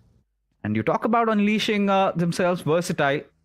Again on the hunt, this time dropped out at Yasnaya, realized that Vasista Esports nowhere to be found. And Somraj set sail on a hunting spree. wondering where possibly could Vasista Esports go. Little did they know that their homes have been terrorized. Pochinki is where Vasista Esports are sitting at. But so far, the day for Versatile hasn't really been the case where they're picking a fight against Vasista Esports. It's always Hero Extreme Godlike that have been posing so much trouble. At least in the past 2 games, we have seen Vasista and Versatile face so much casualties. All those teams who are sitting in the top 5, they can do anything they want. They can go Yeah. for those rivalries, they can go for those drop clashes. Versatile and Hero Extreme God, like, they can afford such sort of battle. But Vasista, on the other hand, they can't afford such risky moves. They need to play safe because they are still not in the top 16. So Versatile, they can go for the hunt. Hero Extreme God, like, they have been going for the hunt since, I think, the start of week number 3, and they're still hunting. In the previous 2 games, or also Hero Extreme Godlike was exactly doing the same thing. Even Aiko Soul is also in the same path. They are, and it's going to be exciting because Aiko Soul comes into play next. And what I'm wondering, or what I really want to see, even just as a mere spectator over here, is Versatile going after Hero Extreme Godlike. And by the looks of it, around that junction area, they've crossed over that bridge, which leads me into thinking, are they really going out for a hunt? Is it going to be Hero Extreme Godlike? We're on the radar because the scoreline for today has been 2-0. Surely they have to answer back, right? And at this point, Somraj, he's the one player who does not really forget. Or does he even forgive? As of now, Hidden Ones, a little bit of a pickle over here. Executor, he's got some unwanted attention on him. It is going to be the players of Genix FM. A 1v1 against Shogun, and that was a slap on Executor's face. Before he could execute any strategy from his playbook, gets exterminated. As Hidden Ones, trouble still brewing, and now seems like things are looking quite dire even for Shogun. Now cornered down to a wall, but does not really care. Still goes out swinging, gets another knock to himself. As the cavalry does arrive, as Alien just charging in through. He will get his redemption, but at the cost of what? As the other players of Genix FM do arrive in due course. And there you've got Daniel spotting out Vishu as this fight goes on. Well, certainly Alien is going for the rescue mission onto Mortis. This is such an important revival.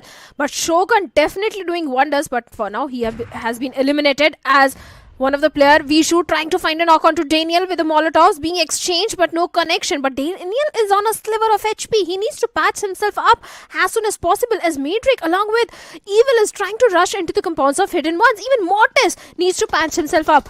Grenades can find some sort of connection, as Maedric is trying to do the same thing. Along with that, Alien is also trying to find some sort of connection with a grenade. But Maedric finds a knock onto Alien. This is such a great opening for the players of Genix FM, but a trade onto Maedric is going to even the numbers. Indeed it is. And now things have just gotten more spicier. As Daniel, he needs to buy time. Vishu coming into aid for his fallen teammate as Evil gets the patch up. As Alien already back on his foot once again, as Daniel getting a little hasty, getting a little excited over there. Gets smacked back. Gracious me, he's still alive. At least that's something they can really work around with. But for what it's worth at this point, Hidden Ones, Mortis, he's got a really good angle to play around. And for Genix FM, they have to deplete a lot of resources trying to lure out the players of Hidden Ones at this point. As elsewhere, you've got 8-Bit picking a bone against the players of Vasista Esports. But as things stand, Alien finally taking a leap. He's on the ground floor, but he gets instantly snuffed out. Dealt with also as Daniel, he has to charge in. He needs to find the right trades. As Evil has his position compromised, as Daniel somehow trying to maybe take his chance against that grenade, as Evil does not provide any sort of cover fire. As Daniel, he goes big and sends home Genix FM packing, as a golden chance squandered by the boys from Genix FM. And Shogun, he's going to be pretty mad about that. A comedy of errors, and Hidden Ones somehow still live to tell the tale. Well, certainly 4 finishers, and Hidden Ones were already having a gala time in the previous Erangel. They are having a very good day. All they need is few more placement points, and Hidden Ones, they are they can propel themselves in the top 16, but Gen X FM, this is definitely going to hurt them because Shogun was able to bring a knock onto 2+ of hit in ones. He brought down 2+, and after that, Gen X FM, they had the numbers advantage. But first of all, I have a few questions for Shogun. What was he doing in that compound? Because his entire team was towards the side of military base, and Shogun was the one breaching into the compound where Executor was there. Maybe he didn't scout the area properly. Something was off in that particular fight because Shogun was not supposed to be in that compound in the first place. I'll tell you what happened. It's usually the tendency of the players, if you drop down at Sosnovka base, they tend to loot down those certain patches also for those meds, for all the utility that they can gather. And Shogun just charged right in. Did not know that there's already a player hiding. Should have been careful, but then he had to later on rely on his instincts. As for now, Legit already 2 men down. Managed to get one up against the players of RGC. Rishi also bleeding. Screaming for help as Legit, they're trying to get their forces back. All the players slowly but surely getting the rest back up. As Dope, he's going to take his chances as Choco still lying on the ground. Finally relieves him of his misery. And for now, RGC Esports, they've got Sanchit still on the floor, trying to get the revive back up as Sparsh.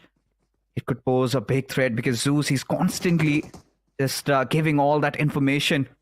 Sparsh position compromised, but Proton has got a very good angle to work things around. Striving over his vehicle, hoping he can get a drive-by knock, but that does not happen. That is not the case right now.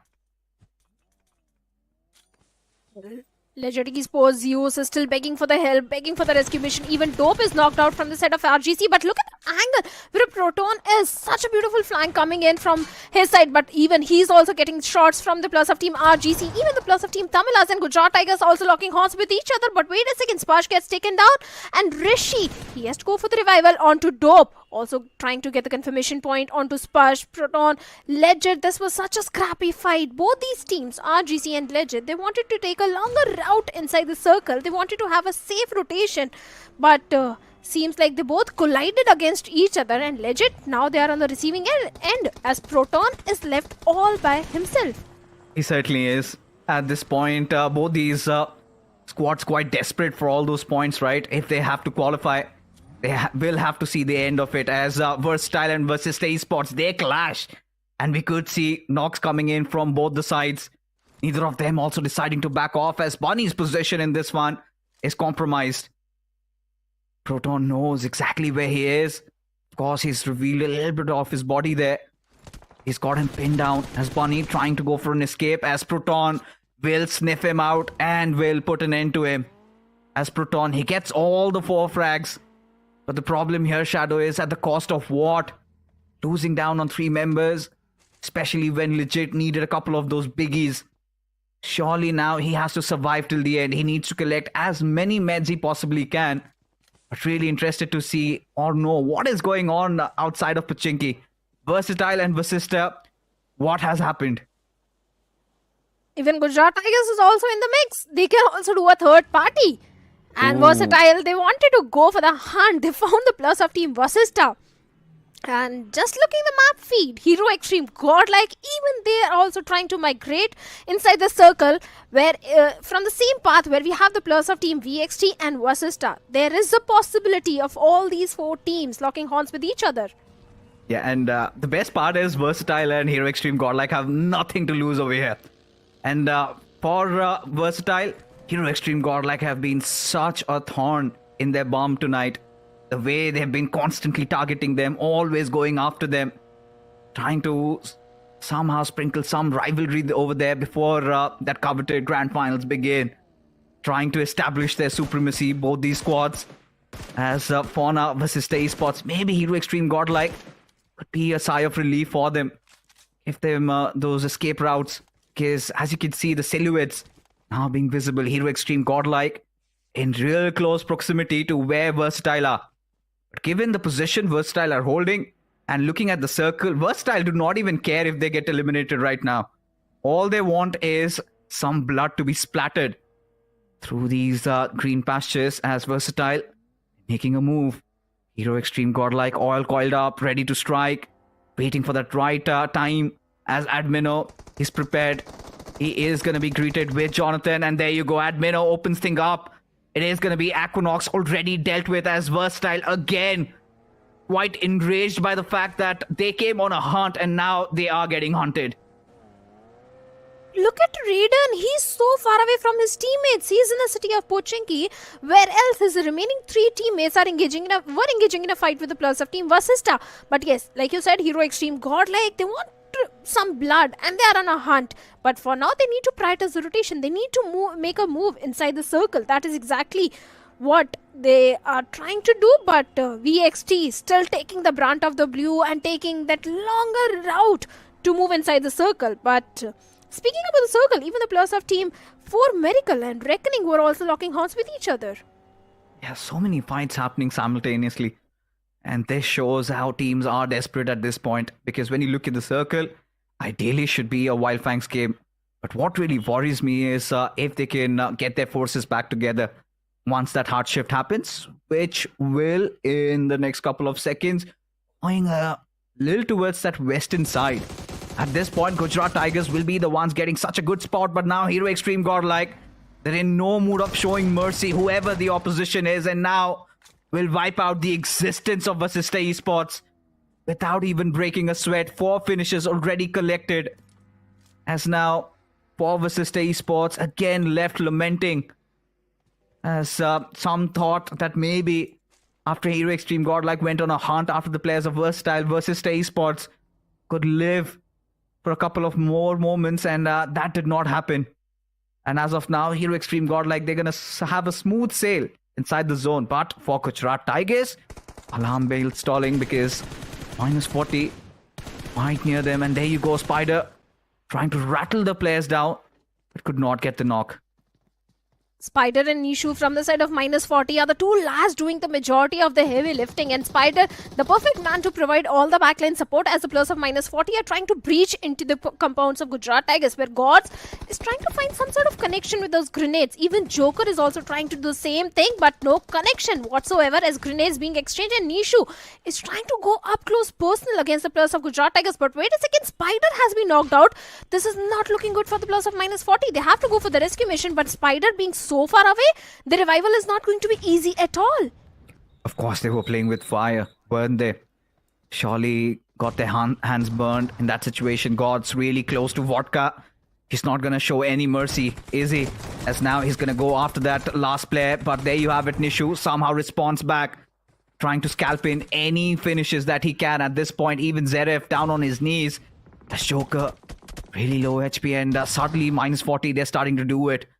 But since now they have been denied, as Zeref, he forms a flank angle, gets the better of the players of M40 and will now trigger the revive. But look at this, still not out of the woods yet, as 8-bit, they also decide to get in on the carnival as Arman. He goes for an hasty exit, needs to save himself, but Clutch God and Zeref lying on the floor.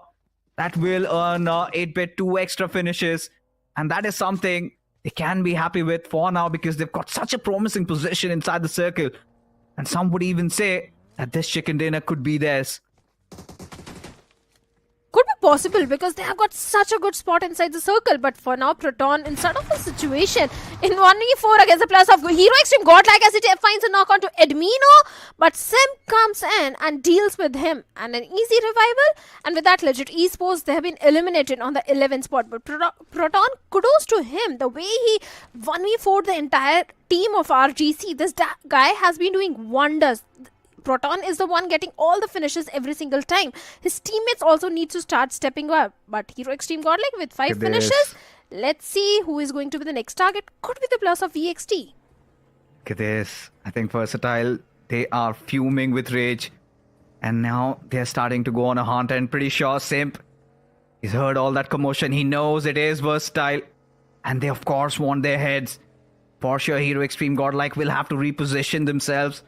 They do have the man advantage against Versatile. Equinox already being dealt a death blow by Admino earlier on into the game. It's now Somraj still trying to scar out the lands along with S-Power.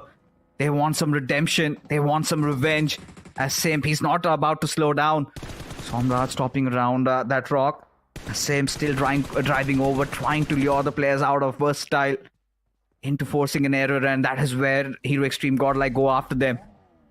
Now, Versatile realizing they have to prioritize the circle, they part away.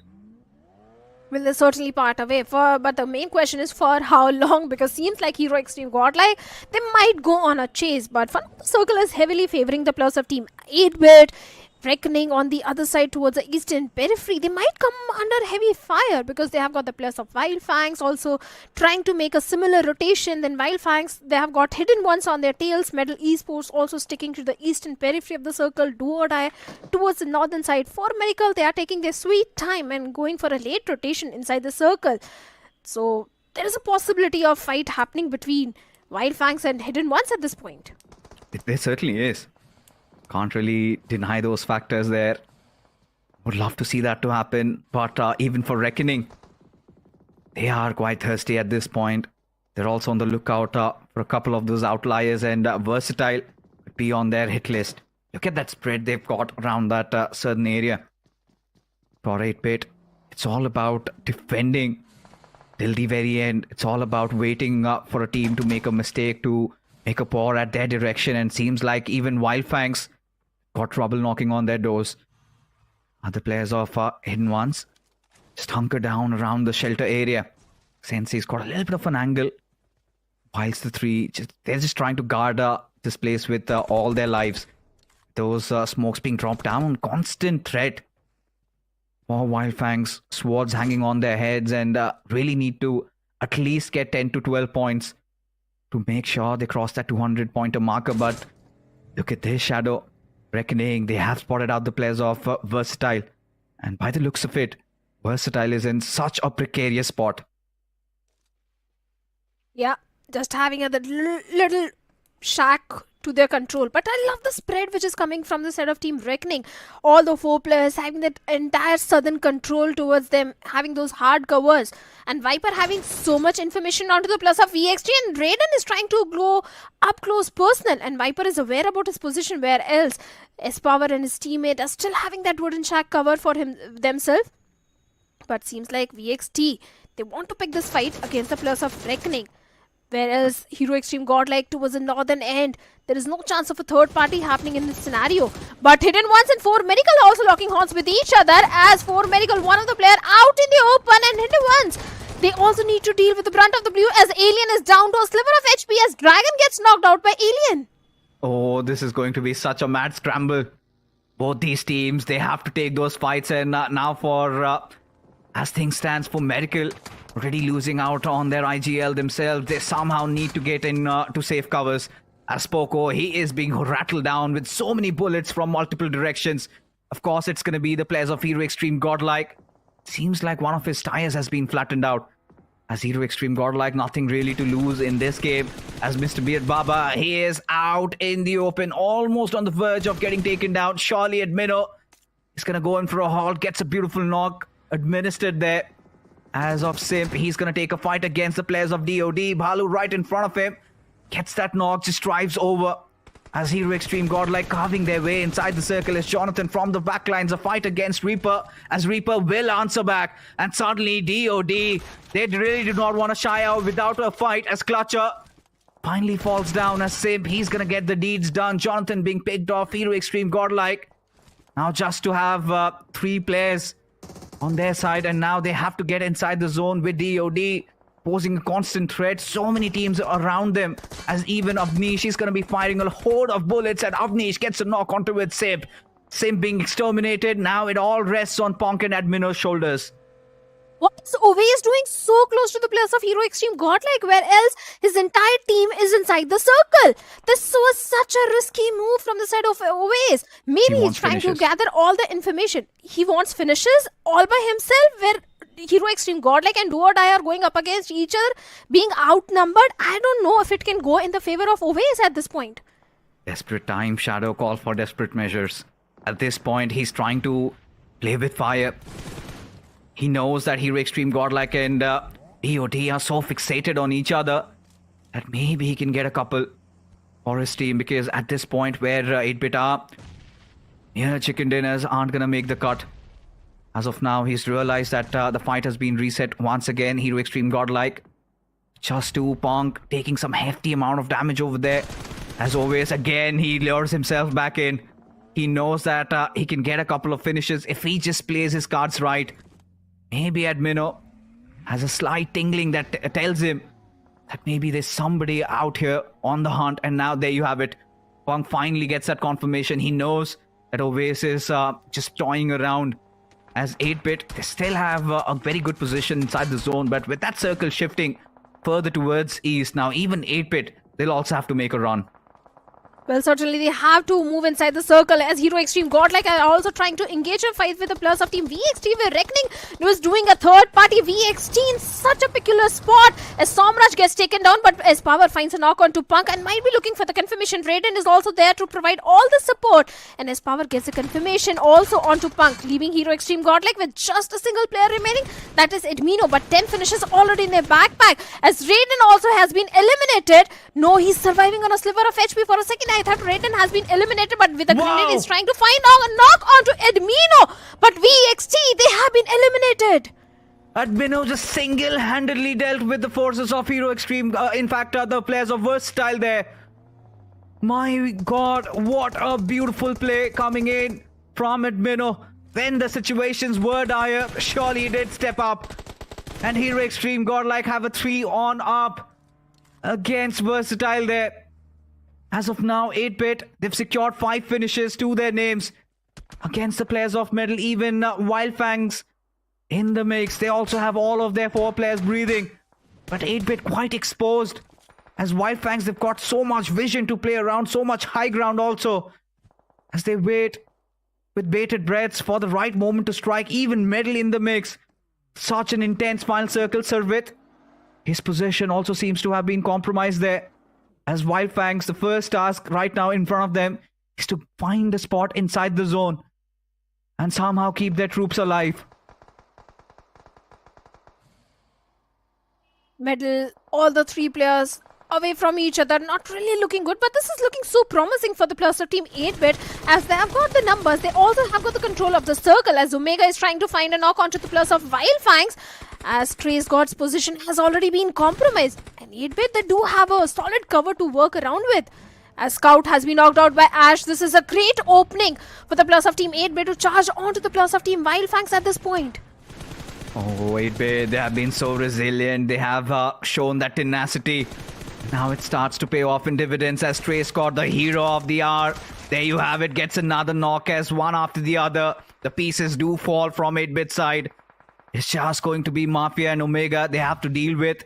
But we know sometimes the duo is going to be enough. As one after the other, Trace got single-handedly dealing with the forces of 8-bit. All by himself as now only Team Metal lies ahead of Wildfangs and their endeavors of securing the chicken dinner. 7 finishes is what they've accrued. And now Cyrex could also get taken down. Trace God, he is starting to do it. Well, certainly 4 finishes out of 7 just by this lad. Trace God is doing so much. He dealt with the players of Team 8-bit as Waste was trying to go for the vehicle run over onto Trace God. Trace God immediately eliminated him. But Metal Esports, with Cyrex being knocked out, is not looking so good and promising. And Sarvit also down to a 10 HP. He needs to patch himself up. And this is the moment when the players of Wildfangs can directly rush onto the players of Metal as they are outnumbered. There is no chance on earth to go for the rescue mission onto Cyrex. There's no chance, but at this point, of course, they're not going to risk it. Now they've decided to play in pairs. And that's not where the trouble ends. Even for Metal Esports, they have to get inside the circle. With Trace God, Seth and Sensei keeping such a close watch on them, it's not going to be easy as the bombardment does begin. A carpet of smokes will be laid out in the next couple of seconds. Cyrex, no, he might just get the res back up. As Trace God from the backlines, he's not snuffed it out. He's got that smoke which hinders his vision over there. Seth has to be the key. He needs to form a flank angle. His position still quite unknown as legit. Trying to hold the doors. And now the numbers have been even. It's a 3-on-3 situation. It is going to be oh so exciting, Shadow. Oh, certainly. 3v3 situation. Cyrex for a second I thought is going to be eliminated. But Metal Esports, kudos to them to go for the rescue mission. But Seth, he needs to be very careful as Metal. They are trying to find some sort of connection with all that utility. kind of a stalemate situation, as Metal is also trying to have that soft cover for themselves and also deny the vision for the plus of team Wildfangs. But Sensei, what a grenade onto Cyrex, and follow-up grenade also takes Cyrex down. This is such a great opening, and Sensei is looking for the confirmation as well. Yeah, he certainly is. And Wildfangs know they've got everything working for them. It's now Cyrex already out of picture. Wildfangs have got the numbers to deal with, but Sensei's position, it is now known to Legit and Servit. However, does Sensei know that Legit is just lurking around? One small mistake and Sensei might get knocked, but Trace he's got so much vision to play around. As Sensei, he gets lobbed over with those flames. Somehow survives by the skin of his teeth there. Needs to patch himself up quickly. As now what Wildfangs are really doing is covering all the exits. As Medal still going to take their chances trying to get inside the zone as Legit. His position now compromised. Sensei, he deals a death blow, and there you have it. Sent Medal packing as Wildfangs spread their fangs across the lobby and secure their chicken dinner, with which we could also for sure say that they might have also earned their golden ticket into the grand finals. Oh, for sure.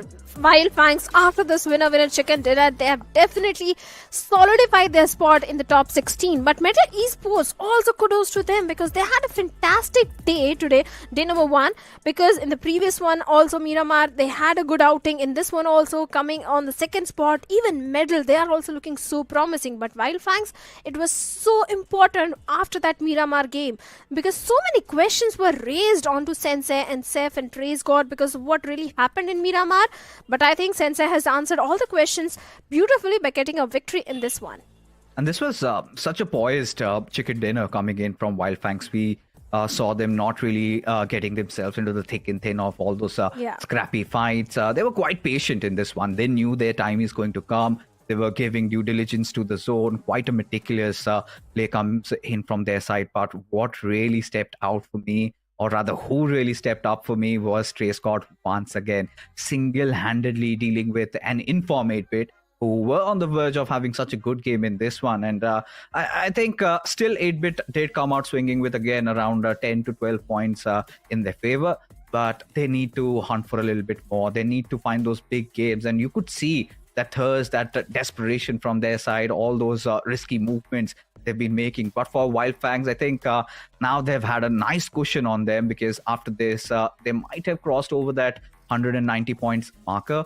But for Medal, also a very crucial game, and they also did their bidding. But a team that I'm really disappointed with has to be Vasista Esports. They were given a little bit of a lifeline there. They should have made a run inside the zone. But in failing to do so, falling down to the players of Hero Extreme Godlike and Hero Extreme Godlike. What a fight back against Versatile yet again. And the scores are supposed to be settled. But for today, Hero Extreme Godlike will be the ones taking the laugh against Versatile.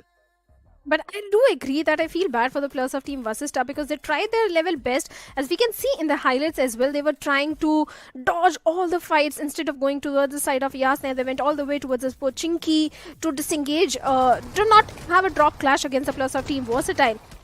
But after that, when they were engaging in a fight with the plus of Team VXT, Hero Extreme Godlike came as a blessing in disguise. And the minute they said thank you to Hero Extreme Godlike, seems like Hero Extreme Godlike was the one to eliminate them after a few seconds. It was just Admino beauty, right? Especially when I felt like everything was against Hero Extreme Godlike. He was just that last player surviving, and suddenly a grenade comes in. Espar gets taken down, and with a shotgun from at least 50 meters range, still manages to take down Raiden. I think Admino, he's just built different, right? And even this fight, where 8-bit were the ones looking for those opportunities, and for Proton, heart goes out for him. Played like a mad lad, did whatever he could, and did manage to secure those early 4 finishes. But that was all she wrote for Proton, as we then saw Hero Extreme Godlike absolutely taking over, showing no mercy to anybody inside the lobby, just going all out, gathering as many finishes as they possibly could have. But this is where we see Admino at its peak. Look at him, barely had any HP to work with, and despite that, still went after them, as 8-bit did call the curtains over. But then we saw Trace God. He just took over. Well, certainly. And in that moment when Wildfangs were engaging in a fight with the players of Team 8-bit, I think Oways tried to go for the vehicle runover onto Trace God. And the moment Oways stepped out from that vehicle, Trace God immediately eliminated him and dodged that vehicle as well. So kudos to Trace God as well, because this guy has been doing wonders from the week 1. Even when the entire team of Wildfangs was struggling in the leaderboard, Trace God was still performing really good in that situation. Oh, he was. And Trace Scott has been such a phenomenal player to watch out for, especially when he was playing from FS. I've seen him. I've followed his journey for quite some time. Trace Scott and Wizard, they were such a good duo. I do not know what happened to them, but where Wizard vanished and Trace Scott finally getting that spotlight, he's starting to deliver. But Admino, nothing can really take away from the fact that he was indeed the best there in the lobby, especially that clutch against Versatile. Now, mind you, these are the two teams right at the tippity top. Placed first is Hero Extreme Godlike, and then you've got Versatile. And still, Admino showing such resilience there in that fight, clutching it out. I think goes on to say that Hero Extreme Godlike, yes, they are prepared for the grand finals. But the best companion award goes to Mortis in this match. And then you've got Seth getting that final blow. Well, certainly, Seth got the final finish on to the players of Medal Esports, and Wildfangs, this chicken dinner is definitely going to help them. Even Seth has also been doing wonders. In week 1, I remember Seth was struggling, but he has picked himself up after week number 2. But looking at the match ranking, we have got Wildfangs on the top with 20 points, Hero Extreme Godlike with 13 finishes on the second spot, total of 15 points. 8-bit getting those 11 points is really much needed from the side of 8-bit. Metal also doing fairly well, getting those 8 points. You know, this dying push coming in from 8-bit, and they also know that today's day might not have gone their way, because I'm pretty sure they were hoping for a chicken dinner or two. But given the circumstances that they're in, surely would be hoping for a better tomorrow. For Gujarat Tigers, 8 points. I mean, it's decent. But given the fact that Wildfangs, the others, they're really starting to pick up pace, as well as Medal also getting 8 points out of this one. Even DOD, Hidden Ones, they're also starting to take a climb. I think Gujarat Tigers needs to bounce back tomorrow. And for Reckoning Esports, I think the tale continues. The moment they know they've secured their berth, they go on to their merry ways, and just 3 points ain't too shabby, given the fact that they've already done majority of that heavy lifting. But for Team Tamilas and Vasista Esports, I mean, is it time where we call the curtains on them? I think it's time, because Team Tamilas, the way they have been performing, I doubt they will make it in the top 16. Along with Team Tamilas, I also think RGC is also one of those teams. It seems highly unlikely that RGC can be in the top 16, especially the way they got a 1v4 by Proton. Many mistakes were made by the players of RGC in that situation. A lot of mistakes were made, and I'm pretty sure this is where it's too much on their plate at this point, because they have to qualify, they have to engage themselves in fights, and pretty much RGC are like those backbenchers. They haven't studied throughout the year, and the final day comes, and suddenly they realize, oh shoot, we've got to qualify, and we've got to do whatever it takes. But little too late is what I can say at this time, as we take a quick gander at the overall rankings once again. 274 points. For Hero Extreme Godlike, the target is set. Take down Versatile and cross that 300 pointer marker, which is quite feasible, given the run of form that they're having, soaring through Bottom Esports. We finally get to see them coming in next. For Reckoning, like I said, right, it has already been established. They're going to see the days of the grand finals. And if there were any lingering doubts about the qualifications of Wildfangs, it feels like they've done their bid. Oh, they certainly have. Even OG, they are sitting on the 8th spot with 189 points. God's Reign, their matches will start after this one. Even they can also take a jump in the overall ranking, but Gujarat Tigers sitting on the 9th spot with 184 points. For sure, they have solidified their spot. Wingod Esports with 179 points. Carnival Gaming, they were struggling in the previous week. Let's hope they have recovered from all that mistakes. Medal certainly did their homework, and this week they have started on a very good note. For now, they are on the 12th spot with 173 points. Now, at this point, for Medal Esports, yes, it's a climb, but then you have Red Ross coming in, even K9 coming into play next, Revenant X Park, Josh Shelley. Pretty sure that their position might be under threat. But so far, a decent day at least for Medal Esports. But look at this. Bounce back comes in from 8-bit. 17th position is where they are sitting at. And now would be under threat from Team Empire, even with officials. If they have a really good outing, Same goes for Cincinnati Kids. But for Miracle Esports, they had such a good chance. And it feels like they might have also dropped the ball with just 6 more games to go for all these teams. It is going to be a race till the very end. I think it is going to be a photo finish of who makes it inside the top 16. That is something that I can say for sure. But for Vasista Esports, 128 points with just 6 games to go. Either they have they brew out some sort of magic, otherwise they're pretty much done. Whilst for Team Tamilas, I feel like it's game over. It certainly is. -40, Team Tamilas, legit. They're right at the bottom of the leaderboard, and with only 6 games remaining, I don't see they can pull themselves in the top 16. Even if they get 1 or 2 chicken dinners, I don't think that is going to be enough for them to be in the top 16, because the point difference between them and the team at the 16th spot is way too much for them to cover up in just 6 games. So yeah, that's true. All they can do is just leave a remarkable performance, which -40 is trying to do at this point. Take all those good fights, try to accumulate as many finish points as much you can. Really, at this point, it's all about fighting till the very end. For the teams that had their chance, they messed up, and they also realized that they made a lot of mistakes. Some could say quite fundamentally they were not solid, and a lot of those errors being there in those fights, it was pretty much visible. Those crevices were there. But next up ahead, it is going to be the schedule in front of us. It is going to be the game of Sanhok. We've got groups B and C finally coming into action. That means Remnant X-Park, they're here to do their bidding. Oh, certainly. Even they were getting that... let's be honest. Few teams were trying to target Revenant X-Park, and in the interview also we had a talk with Sarang, and he said he's prepared for all those sort of scenarios. Let's see how they're going to deal with all that situation in this week. But we also have got the plus of K9, and if you notice, K9 is the only team in the top 16 with no chicken dinner. For K9, I think things are quite different. K9 does not really care about those chicken dinner. It feels like they just want as many finishes as they possibly can, and that is in their DNA, so I'm not gonna start complaining. But given the fact that it's the final week, they need to find some chicken dinners for themselves in order to make sure they have a rather good outing in the grand finals, which is going to be happening in Noida pretty soon. But as of now, Team Empires, they also come into the fray, and you've got a game of Sanhok. So ideally, the first thing you'd be looking out for is a fight between Ikusol and K9. Yes, somebody has waved that olive branch, and they're not fighting lately in those early stages of the game. But we've seen, I think, moving ahead, we've seen rotationally these teams tend to collide. Now, with Hero Extreme Godlike having such a great day, I'm starting to presume that their arch nemesis, Ikusol, how many points can they gather? Well, they certainly will try to accumulate as many points as much possible. Even Carnival Gaming is also in the mix, and we have got the map of Sanhok. I think all these 3 teams, I don't know how they're going to go up against each other.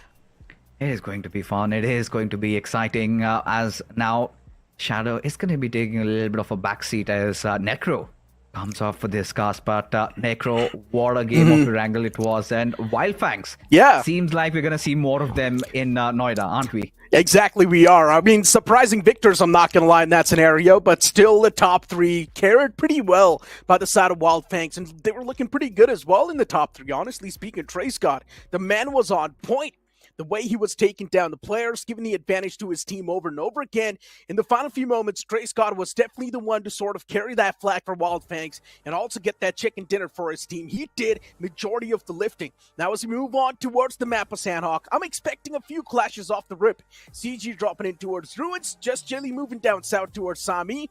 It's not exactly a place where Just Jelly likes to go, but still down south towards that Sami area. I would love to see how that's going to pan out for the players of Just Jelly.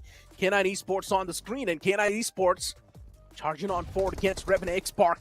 Off the rip, a few blasts being made with the nade, but unfortunately for K9 Esports, the situation does not start off with their advantage. Instead, they lose out on one of the players, and that's not going to be a great thing at all. Sarang in the backline's taken down super low, and that's going to be an instant trade got from the side of K9 Esports. As long as they're able to get the trades on the board, that's all that's going to matter. And K9 Esports constantly pressuring on top of the wounds as Revenant X-Park is trying to get something done for themselves. Frey got caught in the open. He's taking too many shots upon himself, even from the back and from the front. It's such an awkward fight. It's such a scrappy fight off the rip. And it seems like no one's got any sort of info. Both of them are all across the place. No one knows what exactly needs to be done to get the scenario under control. Omega's pretty low. All the way in the back lines. Slug and Beast right next to each other. K9 Esports with the major advantage in the fight now. Shadow is the player. A little bit separated from the pack. It's a 2-on-3 scenario. The Revenant Spark, a situation that started off with their advantage, ended up with a Joker is still trying to flip the odds. But unfortunately now gets caught out in the open. Was not really able to reposition that well. And now it's down to just Shadow, the last swimmer of hope standing for Revenant Spark. It's such a massive vibe coming in from K9 Esports. If they do manage to wipe out the entirety of Revenant Spark, it will be a stark statement made to the lobby. It certainly will, and at this point, Revenant X-Park are in absolute tatters.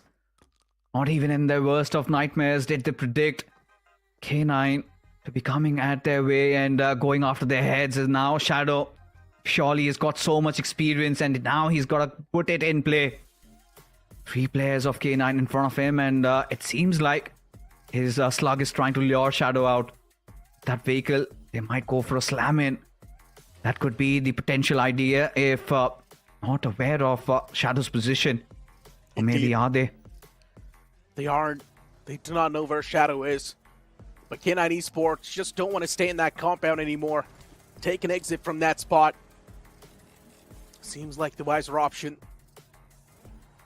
Or maybe they think that Shadow's over here and that's why they've pushed up towards this vicinity. And yes, that's what K9 Esports thinks. They think that Shadow's in this area, but Shadow's already moved up towards the same spot where K9 Esports was a while ago. GDR on the screen, and for God's Reen, towards this boot camp area, they've got a few foes lingering around in the name of Bot Army Esports. And Bot Army Esports, recently they've been in top-notch form. You can't just take a fight against them like that. But still, God's Reen, they've got them surrounded, and that's a great thing. Both these teams really just trying to satisfy their egos at this point. Of course, God's Reign had to change their drop location, hadn't they? Given the fact that Bot Army Esports has been such a menace for them in all these maps, even in Erangel primarily taking over military base in God's Reign, they want to redeem themselves in this moment. As you can see, even Aiku Soul have decided to join the hunting party for Shadow. And all these big names, I think they are doing the right thing to go after Revenant X-Park. They know that they could be such a force to deal with, especially in the grand finals. So might as well cut their chances. And with Revenant X-Park having such a rough start. Now back to this particular fight. Destro, he's doing something different. He's trying to maybe just thread the needle, find a different angle. Looking forward to somebody from Bot Army trying to expose himself. A little off from his pack, but that could pay off in dividends if he holds on to his composure. Not a little. He's 2 off from his pack. And still finding a knock that far away seems quite tough. He's not even close. He's way too far back. Back exposed. Destro needs to be a little bit more careful. He's there on the front lines, and position is still uncompromised. It's not like Destro is going for any sort of flank. He's still playing with the same spot where his teammates are. He's got that same angle. So I'm not exactly sure what the game plan is, but for God's Reen, one thing they can try and do is maybe disengage. That's going to be the best possible scenario you can try to pull out. But you do not have any sort of vehicles to do so. So even that's going to be even tougher. Both the teams at this point in time is trapped. The only thing that's going to force a fight is the circle itself. What really worries me about Destro is he's got his 6 open. No, imagine Ronnie just lurking around and spots another player and he gets the knock and there's no saving grace for him. As of Bot Army Esports, their options are quite limited. Of course, they had to, spread across. They had to take over those warehouses as this fight looks quite sketchy, to be honest, Necro, given the fact that now Justin, he's going to reunite and GDR at this point, they basically are focusing on the circle. they've given up on their endeavors of fighting bot army esports, at least around bootcamp. Yeah, that was a good decision. And that's what I said too, right? The only thing GDR can do is give up and back away. And that's what they've done. The visor option taken. Next circle shift's going to be there on the board, but not really going to be changing a lot inside of the game for now. Teams can easily move in the circle without any sort of problem. Still a lot of the lay of the land available. Aiku Sol on the top left island towards Camp Alpha. Still just looting across. Red Ross and K9 Esports. There's a big chance these two teams can definitely lock horns. Revenant Sparks' Shadow has already moved up towards the zone. His position's uncompromised, and I'm pretty sure K9 Esports is looking for the left tracks. But it will be tough to track down a player like Shadow. He's going to try to play it for the placement points because he knows his team's survival's on the line.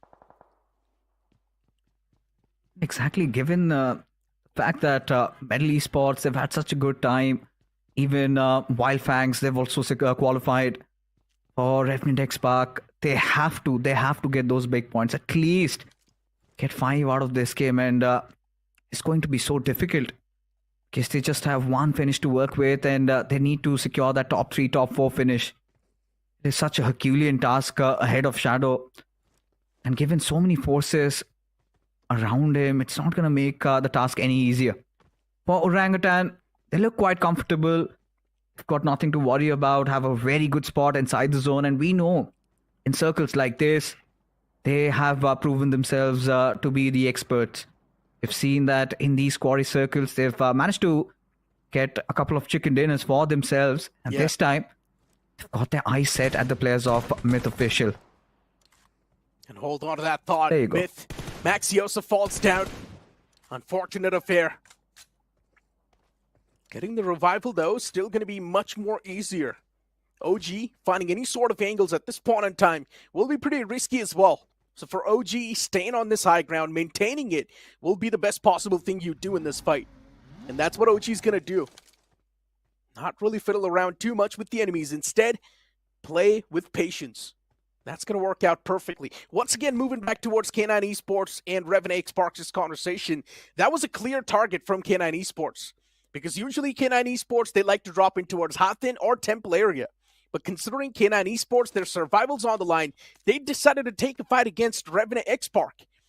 Which seems pretty fishy as well if you think about it, but still K9 Esports, I guess they were so confident to win that fight that they took the odds. And why would you not?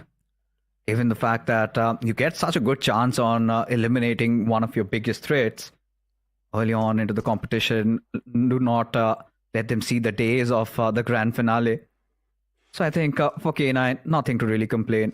It's just doing what is better for their team and just possibly increasing their chances. And it was quite a in the grand confusing finals. fight But, too, honestly. Yeah, and they were so good in that particular fight also. Revenant X Park should have been prepared, right? Yeah. As with the way they things... wanted to get... I'm really sorry to cut you off, but with the way things unfolded in that fight, it did feel like Revenant X Park, yes, they started things off with the advantage, but the players were lost. They did not know where K9 Esports was positioned, even though they were able to hear the footsteps. I'm not exactly sure what happened in that fight, but I genuinely thought Revenant X Park, they've got the big advantage. They should be the one to come out on top easily, but they still somehow messed things up, and now look at this. Shadow once again. The surrounding awareness is lacking from Revenant X Park, and Shadow is just all by himself towards the boot camp area. He can be taken down. That's not even a question. It can be. It's all about Devotee. Whether he decides to pounce in on him, that was a trap laid down, and Revenant X Park will have to make peace with just that 1 point secured for themselves. And going back to that particular fight, like you said, the players were definitely looking lost, and this is not what is expected from the champions. If they are caught napping, the next moment they might be out of the competition. So at this point, Necro, they have to buckle up. They've got no other choice. And next up, it's going to be Vikendi. They've seen Revenant X Park. They've had their gala time, but they need to put on a show this time around. The fact that the IGL said he wants 40 points in 3 games, that was already quite a heavy statement being made. And now the first game completely down the drain. That means they need 20 points per game in the upcoming ones, right? That's the only way they can make that quota happen. OG Able to find some precise knocks that far away. Impressive. Team Empire on the receiving end of things. Hunter gets knocked out. Unfortunate for Team Empire. And speaking of for Team Empire, even they're quite desperate for the points. They've been pushed outside of the top 16 at this point in time, and anything needs to be done to try and find that footing. And Diesel Esports on the screen, even they're on their merry way. The fact that OG is able to find those precise knocks that far away is super impressive. I think for Orangutan, the previous week had been such a blessing, to be honest. Oh. Did so much, and with the Tunkies addition into the roster, things have been looking good once again. But again, the argument really comes in, who shall be the playing for? Even Veron has been such a crucial piece of the puzzle for OG. I think OGs, they've got a lot of options ahead. But as things stand over here, K9 Esports have to be a little bit watchful because you've got Bodam Esports right on their tails, and even to make matters worse, Ico Soul not really far away with Red Ross also joining the fray. You might get to see a lot of those fights brewing up, but look at Team Empire. This is also one of those teams that really specialize around these quarry circles. We've seen them get a lot of points secured, but with Orangutan, they're somehow trying to surround them, and now even with the addition of Genesis, you've got the likes of Myth Officials. I think those eastern areas are also going to be quite soundful, given so much noise is going to be made. Bottom Esports on the screen. Not even moving a muscle for now. K9 Esports indulging in a few fights. Devotee taken down and confirmed. And the confidence that K9 Esports is showcasing in these fights, it's quite remarkable. Omega, the IGL himself, this time around is up and alive. But all it takes is one single mistake and Omega will be knocked out as well. Beast and Slug together. Beast in the back lines as well. For K9 Esports, I'm loving the field trap they've set up north. Pretty much pinning down the players of Bot Arm Esports. And slowly and steadily devouring them. Monty's position is uncompromised. He can definitely be that X Factor we speak of. But now K9 Esports, they divert their attention against Phoenix Esports, which is not a good thing. Because Monty, he's just waiting for that right moment to strike. Monty just waiting for somebody from K9 to show up on his crosshairs, and Omega has. It's going to be such an intense battle because Bod Army Esports, already having lost out on two of their members, doesn't make really things easier. And this is what we were talking about. K9 and Aiku Soul going up against each other as Omega, he gets taken down. Response coming from both the ends as even one of the players of K9, he's down on his knees, and suddenly in the blink of an eye, K9, they've been dealt with. Somme strikes once again along with Knuckle, securing 2 out of that fiasco, which even leaves Aiku Soul Somme to be the final player alive. And suddenly in the blink of an eye, a lot of squads are getting exterminated. Yeah, even Monty striked. He took down Mania from Aiku Soul. Speaking of Omega there, he was so much out in the open, driving that vehicle. He was gathering so much attention upon himself. It's like Omega was saying, yes, guys, look at me, take me down. And eventually Omega got knocked out. I'm not exactly sure what the game plan was, but K9 Esports, that's not the way you're supposed to take things, especially Omega. He was in that same Murado right there on the screen, and he was just driving around. He invited that knock upon himself. And now Monty, he's got the players pinned down in that compound. He knows exactly where Aiku Soul is positioned. Just wait for them to move out in the open. Monty knows how to strike. Monty knows it's all about the right time, the right moment. And Knuckle, he might just give it to him. But Monty's position's also compromised. His teammate Henry's in the back lines, knocked out, taken away to death, but Monty can't do anything.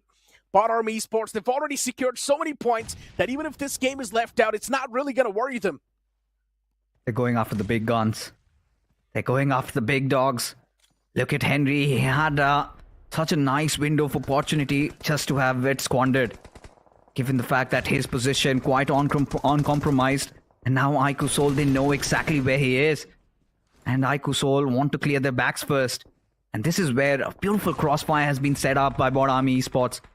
Look at how Henry and Monty are working together. Some a little aloof from his teammate Knuckle, as now he's just constantly dropping down those grens. And as of now, Some, he's got to provide some cover fire at least from Monty.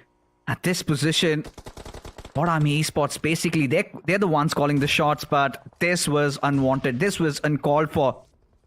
As Monty gets himself knocked, and things really have been flipped as Aiku Soul take the driver's seat once again in this fight. All of that is fine, but even amongst all this chaos, Phoenix Esports got wiped out. First game wasted. Phoenix Esports, not a lot of chances will be given to you to try and initiate that comeback. Your lifeline's running thin, and you need to grab every single opportunity that's given to you. I mean, CG is constantly hammering down the teams in the front, not even giving any sort of room for error for the opponents. And once again, moving back to this fight where Bot Army Esports was locking horns against Aiku Soul. Unfortunately, Henry gets taken down by the play zone itself. But CG, as I mentioned, they're constantly taking shots against the foes, constantly going for the fights. And now it's OG on the receiving side of things. Azaru is taken down super low. And one more shot connected, and that will take Aru down. And also the confirmation instantly follows up. That's a great flush. CG, great way to start things off in the fight. They've got the advantage already, and OG in a big world of trouble. And to make matters worse, Goblin, he's having a time of his life. At least for now, as he gallops his way around as Atanki just left wanted over there, just taking down that spray. Nothing really connects as Orangutan, they wither down. Aru Viscor out of the picture. A game that could have been theirs suddenly has gone away from their hands, as now Cincinnati Kids in such prime position. But look at Josh Shelley dealing with the forces of Carnival Gaming, as all their players already down on their knees. Viper, the saving grace, as he answers back. Shelley taken down in this situation. Sam and Ninze, they have to piece this one out together. With Carnival Gaming, the fallen players really giving the position away, as Viper this time decides to march in.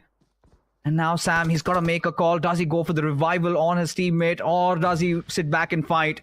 As Hector, he's also been dealt with. Viper, we've seen multiple clutches in this tournament, comes in from his side. But can he do it when the R is 9? Just Jelly's trapped. From the back as well, a few shots are taken against this team, and Viper in the front, being a constant threat. Neo will be confirmed. But unfortunately for Just Jelly, this terrain that they're holding, it's not working out that well.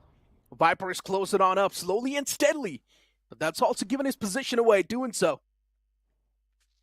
He's trying to get his hands on as many first aids as he can. And he will be able to rack up a few, but the play zone's going to do its job as it wipes out Viper from the game, and CG as well eliminated, but they still had a lot of elimination points to work with. So the first game, at least they have touched the average. Just Jelly on the screen, and this team now is looking for the big game. And one thing is for sure, if Just Jelly keeps on moving with the same path, they can easily have this big game in their hands. CK with the best possible spot in the circle, but things can be flipped apart. This is the same compound that Wildfangs was holding in the past, and they threw the game. Surely did rings a bell, especially in this situation where Destro is just hammering down the forces of Josh Jelly. Especially Jelly getting taken down over there doesn't make things any easier. We've seen Wildfangs are were holding on to the same compound that Cincinnati Kids have for themselves. But the big question is, who comes out as the victor? Josh Shelley getting a little impatient in that scenario. Already have their numbers down, and now they are pinned. Ninze barely even having any time to breathe. Gets taken down. Everything now rests on Sam. Has to resort for that healing battle, as even Ninja gets picked off. Flock, he's the one who's getting the deed done, as Destro, he inches in, trying to get those finishes secured at least in the back. But Cincinnati Kid, an amazing start nonetheless. But look at this. Now even the circle has shifted away from CK. Yeah. CK finding that striking advantage against GDR. The exact one they were looking for. But the circle falls in the court of God's Ring. And now Cincinnati Kids, they need to move out in the open. And that's where a big spoiler can be played by Sam. Just Jelly's still alive in the game, and you cannot count him out yet. Aditya is taken down super low. But he's still looking to cook a nade, and if this nade's going to find the right strike that he's looking for, things can be flipped apart, and the nade finds the connection. Aditya needs to patch himself up. The second nade's going to be tossed as well in that direction, in the hopes of finding some sort of semblance, and that will too. Another knock found with a beautifully placed frag grenade, and once again, CK's going to be back in the race. Juicy's still knocked out, but the revival's going to come through without any trouble. And for God's read, a team that was supposed to take this chicken dinner home, now the chances are thin. Destro is the only man surviving, while his teammates knocked out and bleeding to his death.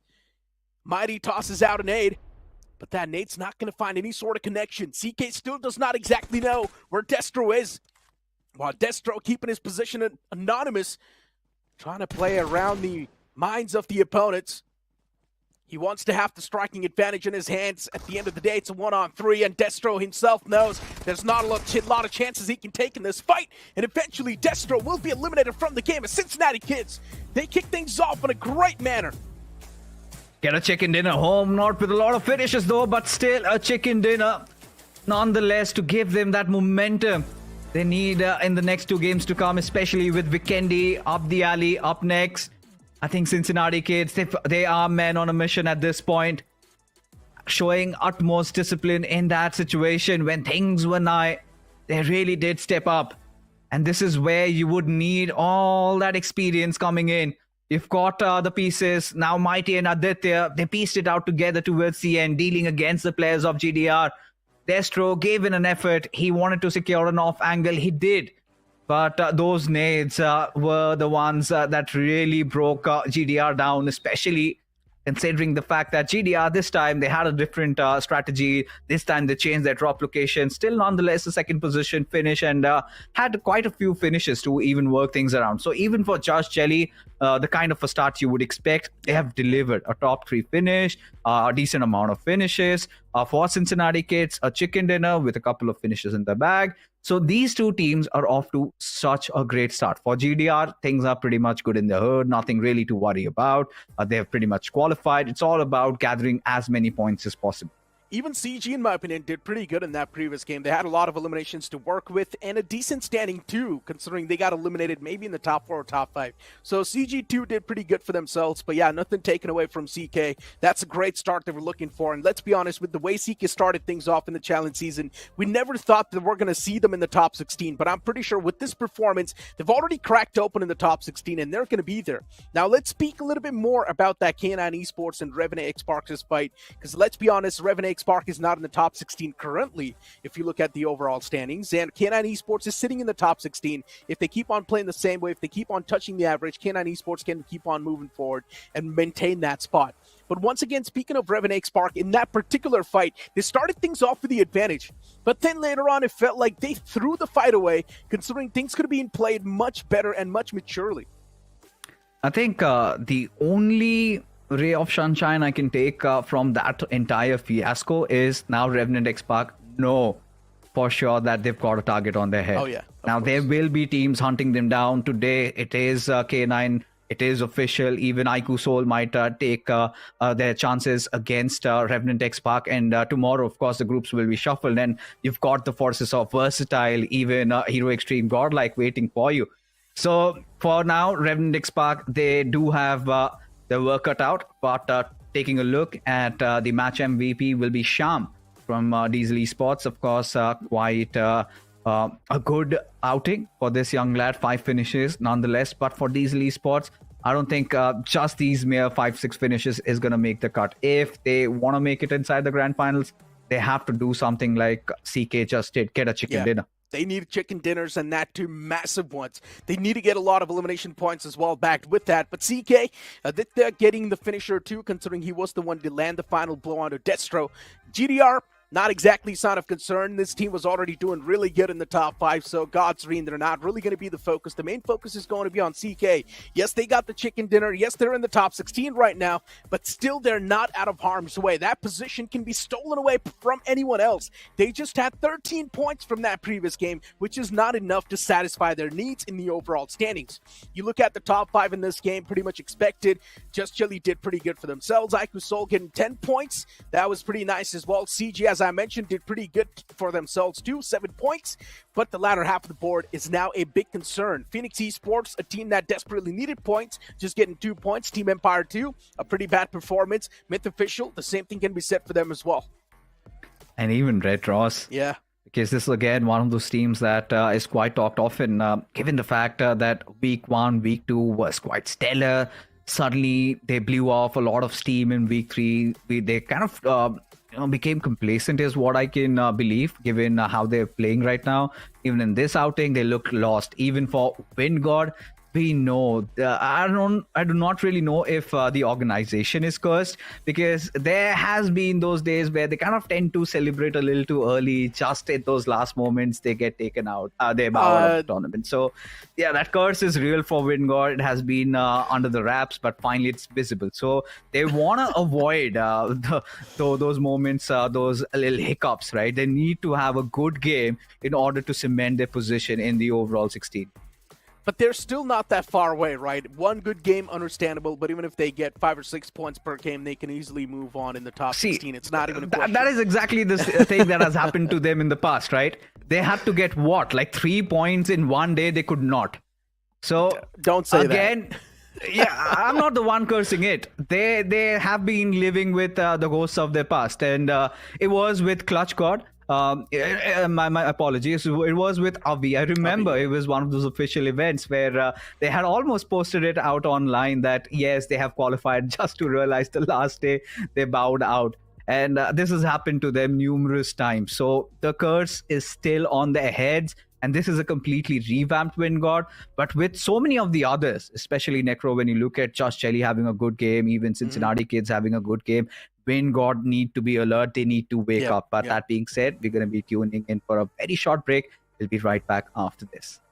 So we're just gonna do our thing. Ain't never do the brothers thing. We're gonna bring you down. If you think you'll stop somehow, just let us do our thing. Say never do the Belgos thing. Collector हम आए collector guns का collector attachments का collector helmets का collector और इन सब का skins भी collect करता है BGMI लैब में M416 की है M249 की भी है गन्स हेलमेट्स सब मिलेगा fab in the BGMI lab मैं भी collector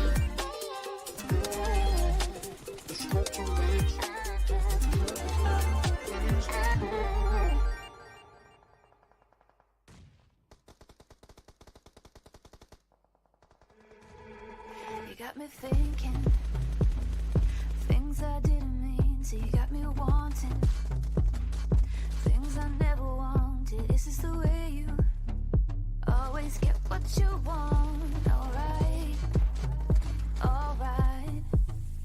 You got me right inside of my head. You got me so, so close on the tip of your tongue. This is the way you always get what you want. Alright, alright. Let's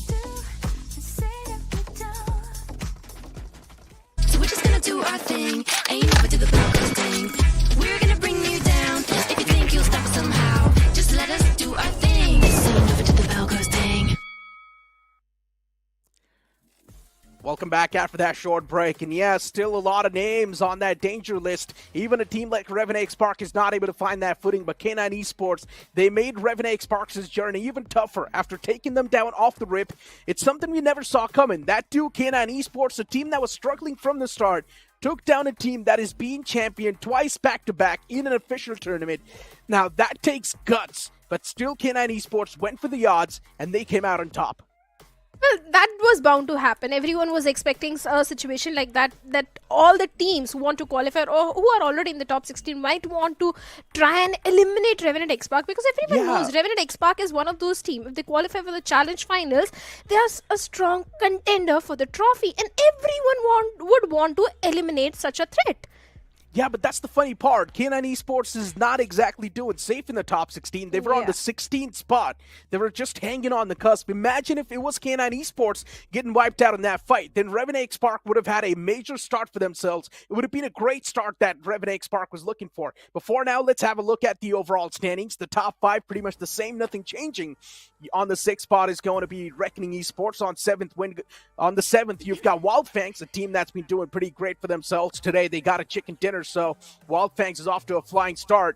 But WinGod Esports is nowhere to be seen in the top 8. Maybe they have been pushed on the other side of the board. Well, yes, definitely. But OG, they are sitting on the 8th spot. I think they can propel themselves in the leaderboard. Bot Army Esports in the top 5 after that fantastic performance which they delivered in the previous week by getting 3 winner-winner chicken dinners. Reckoning, their matches are already over. So I think nothing concerns me. This page is not interesting for me because on this page it's only got like an VXT trying to aim for the top spot. Even Ico Soul is also trying to do the same thing. This page interests me because Revenant X-Park, just look at them on the 16th spot. One bad game and they can be out of the top 16. Exactly. CG2 getting 7 points in that previous game. Just the average is keeping CG in such a great spot. WinGod Esports slowly and steadily dipping down in the overall standings, and that's really ignites a big concern. If WinGod Esports keeps on moving with the same consistency, if they keep on moving with the same average, we might just see them being kicked out of the top 16, as Fixes mentioned. You've also got Just Jelly doing pretty good in that previous game, so right now they're in the safer shoes as well. But as we move on towards the page number 3, another names that really do ignite a big spark in our head and also ignites a big concern. Team Empire, the previous game wasn't that great. Cincinnati Kids, after getting that chicken dinner, they've moved themselves by quite a bit in the overall standings. Well, they have, but that's not enough. They need to do much more than that. This can be the stepping stone. This can be that game which can boost the confidence for the plus of Team CK, but even the plus of Myth Officials in the previous week, they had a decent run where they accumulated the highest point, which was 62 for them. So Myth Officials are also one of those teams that is eyeing for the top 16 at this point. But then we also have Phoenix Esports, one more bad game from their side. They're still sitting on the 27th spot. A team like Phoenix Esports, I don't know what's really happening wrong with them. They should be in the top 10. Exactly. Phoenix Esports has been struggling with confidence throughout this entire challenge season, and I'm not exactly sure what's going to bring them back in the race, but they need 2 big games, and that's the only way we can see Phoenix Esports in the top 16. Before now, Phoenix Esports is pretty far away. Let's speak of CK a little bit more, right? They had the best spot to play within the final few moments. The zone blessed them till the end, and that's why CK was the one who came through victorious. But CK did not have a lot of elimination points. Just having 3 elimination points does not cut it. They only had 13 points even though they got the chicken dinner. This could have been the start for CK that they wanted, but just getting 13 points, that still puts CK in a big concerning spot. They haven't really gotten out of the danger zone yet. They're still outside of the top 16, and there's still a lot of points differentiating their spot and the 16th spot. Yeah, I do agree that they don't have too many finish points, but after getting this chicken dinner, they can definitely have that morale boost which they need at this point, because 8 games still remains for the players of Team CK. And if you look at the performance which they delivered in week number 2, they accumulated 74 points. And CK, if they did in week number 2, they can do in week number 4 as well. They just need to replicate the same performance. And already starting week 4 on such a good note, maybe this can be the positive vibe which CK was looking for to replicate the same performance, and they can be in top 16. But also, I want to say that Juicy and Flog needs to step up because they are quite underperforming. In my opinion, everyone needs to step up, man. For CK, they just need to go a little bit more aggressive in the lobby, get those elimination points. Imagine if CK would have taken the early fights, got a few elimination points for themselves, and then move in towards the final few moments. Maybe they would have had 19 to 20 points. That would have kept them so close to the top 16. Hell, maybe even they would have cracked open in the top 16. So just a few elimination points can definitely make a big difference. And just getting 3 elimination points, that too in a winner-winner chicken dinner game, that still ignites a big concern. Does CK have the confidence to go for the fights? The zone was blessing CK, and that's one of the main reasons why they got the chicken dinner. But what if they need a breach inside of the circle? What if CK is put in such situations that they're pretty much uncomfortable in? Can they still come out on top? That's still a big question that is there in my head.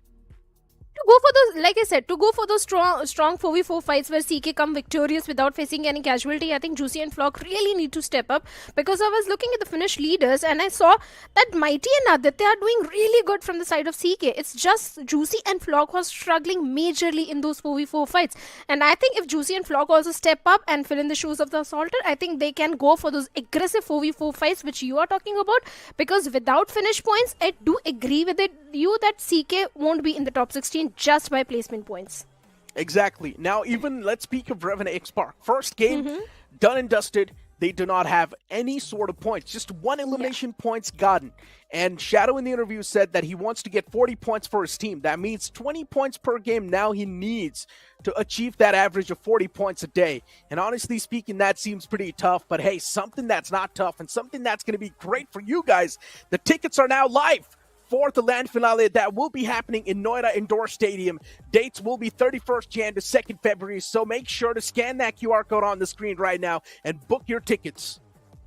Well, certainly, because the entire venue is going to be so fantastic. And like Fixes was pointing out that previous SPS season, Hero Extreme Godlike was not there. But this time, even they are qualifying. So many big names are qualifying. And so many new names are also making it to the challenge final. So you have to be there at the arena to witness all the action which is going to happen in the challenge finals. Yeah, and this time around, the competition is just going to get even more tougher. We've seen so many deserving names, even pretty much on the verge of being kicked out. And it really does saddens us to the fact that, yes, so many deserving names, we might just not see them qualify. Yeah. But at the end of the day, even the top 16 is super stacked, man. Everyone's super deserving. But unfortunately, only 16 slots are available to the LAN finale. So, yeah, it has to be cutthroat. And now, looking at the way a few teams are positioning themselves in the overall standings, honestly speaking, even a name like Revan X-Park can be kicked out, and that in itself should be super concerning to the fans and should be surprising to a lot of the players. Yeah, I do agree. A team of such capability which have already lifted 2 official trophies, official tournaments trophies. Yeah. If they get kicked out of top 16, I don't know how that is going to affect the morale of the players. That is going to be such a mental block for them for the upcoming official tournaments as well. Yeah. So Revenant X-Park qualifying at this point is really necessary for the entire 2025 journey which they have in front of them. Because if you look at the stats also, in week 1 they got 68 points. Week number 2 there was a dip in the performance, 52 points. Week number 3, major dip in the performance, 40 points. From 68 to 40 points. That has been the journey of Revenant X-Park in the 3 weeks. Yeah, slow and steady dip in that graph. Week by week, the performance was dropping down, and I'm not sure why this is happening with Revan X-Park. And somewhere down the line, especially in week 3, they were getting targeted, let's be honest, with the way they were taking the fights off the rip. Revan X-Park, it felt like as soon as they take a fight against any of their teams in the early game, they were getting instantly third party. And that's a clear target on the back, which makes a lot of sense as well. All the other teams do not really want this team to pick up a third big trophy in their hands, because at least they would love to be the one to pick that trophy up. If they get rid of Revan X-Park in this stage itself, that will be a big threat neutralized in this tournament. But you know what? Without wasting any more time, we just straight up jump in the map of Vikendi, as the plane's going to be on the screen once again, and the plane fly path beginning all the way from Zabawa towards down south Dino Park. Well, certainly the flight path is favoring all the western side of the map and not the western side, but all the teams who like dropping in towards the side of Hot Springs or Kantra, they might have a long journey ahead of them. But K9, they always love dropping in towards the northern side, that is Cosmodrome. For now, we have even the plus of Watch Army, Esports and Haiku Soul also in the close proximity. But I'm just waiting for the drop clash. That where exactly are we going to see the drop clash? But more than that, I think on Weekendy, the most interesting thing is the circle itself. Indeed. I mean, looking at where Wingard Esports is moving to, you've got Just Chili as well moving towards Tovar. And it's not going to be an issue at all. I'm just looking out for a few clashes, considering these teams have been facing off against each other on the same map for a long time now. I'm pretty sure the drop locations are quite sorted. But still a few scrappy spots left out. Maybe over there we can see a few drop locations being clashed. And right now, that's exactly what's happening on the screen. You've got Aiku Soul locking horns against K9 Esports. And it really does feel like K9 Esports, they've been doing this on purpose against Aiku Soul. Or maybe Aiku Soul is doing this on purpose against K9 Esports because Aiku Soul likes to move down south towards Winery. But this time around, they've switched things up. And they've went for a drop clash against K9 Esports. I'm loving this rivalry so far. But who is going to be the first one to find the first knock? Because that's going to be the momentum setter. Yeah, Aiku Soul, they have got nothing to lose. They are already sitting on the third spot in the overall ranking. But K9 Esports, they need to pick their battle very carefully. In the previous one, they went against the players of Team Revenant X Park, and this time going up against the players of Team Aiku Soul. I think IGL should make a very wise decision in this situation. If they're very confident to win this fight against Aiku Soul, they should go for it. Otherwise, they need to find a way to disengage and scuttle back to the safety and make an escape from that situation. I don't know how they're going to do so, because Aiku Soul, they're running high on the confidence, especially Some. The way this guy has been clutching against the teams, 1v4 and 1v3 always coming on the board. Aiku Soul is feeling themselves. But looking at the circle, this time we have an Western circle and is favoring heavily the players of Red Ross and Team Empire. Indeed. The zone is also playing quite an interesting mind game. You can't say 30% of the circle is pretty much out in water. So only 70% of land is playable. And if the circle keeps on moving up towards the outskirts, it will be even fun. Not a lot of landmass will be left, and we will see a lot of these early game fights being forced. And I love to see early game clashes.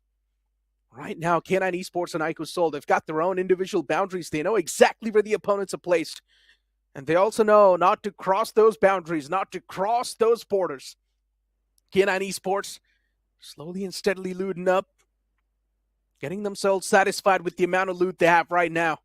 They seem pretty okay, not too bad, but still not the suitable weaponry for the fight in the upcoming moments. They do not have the M416s to back him up.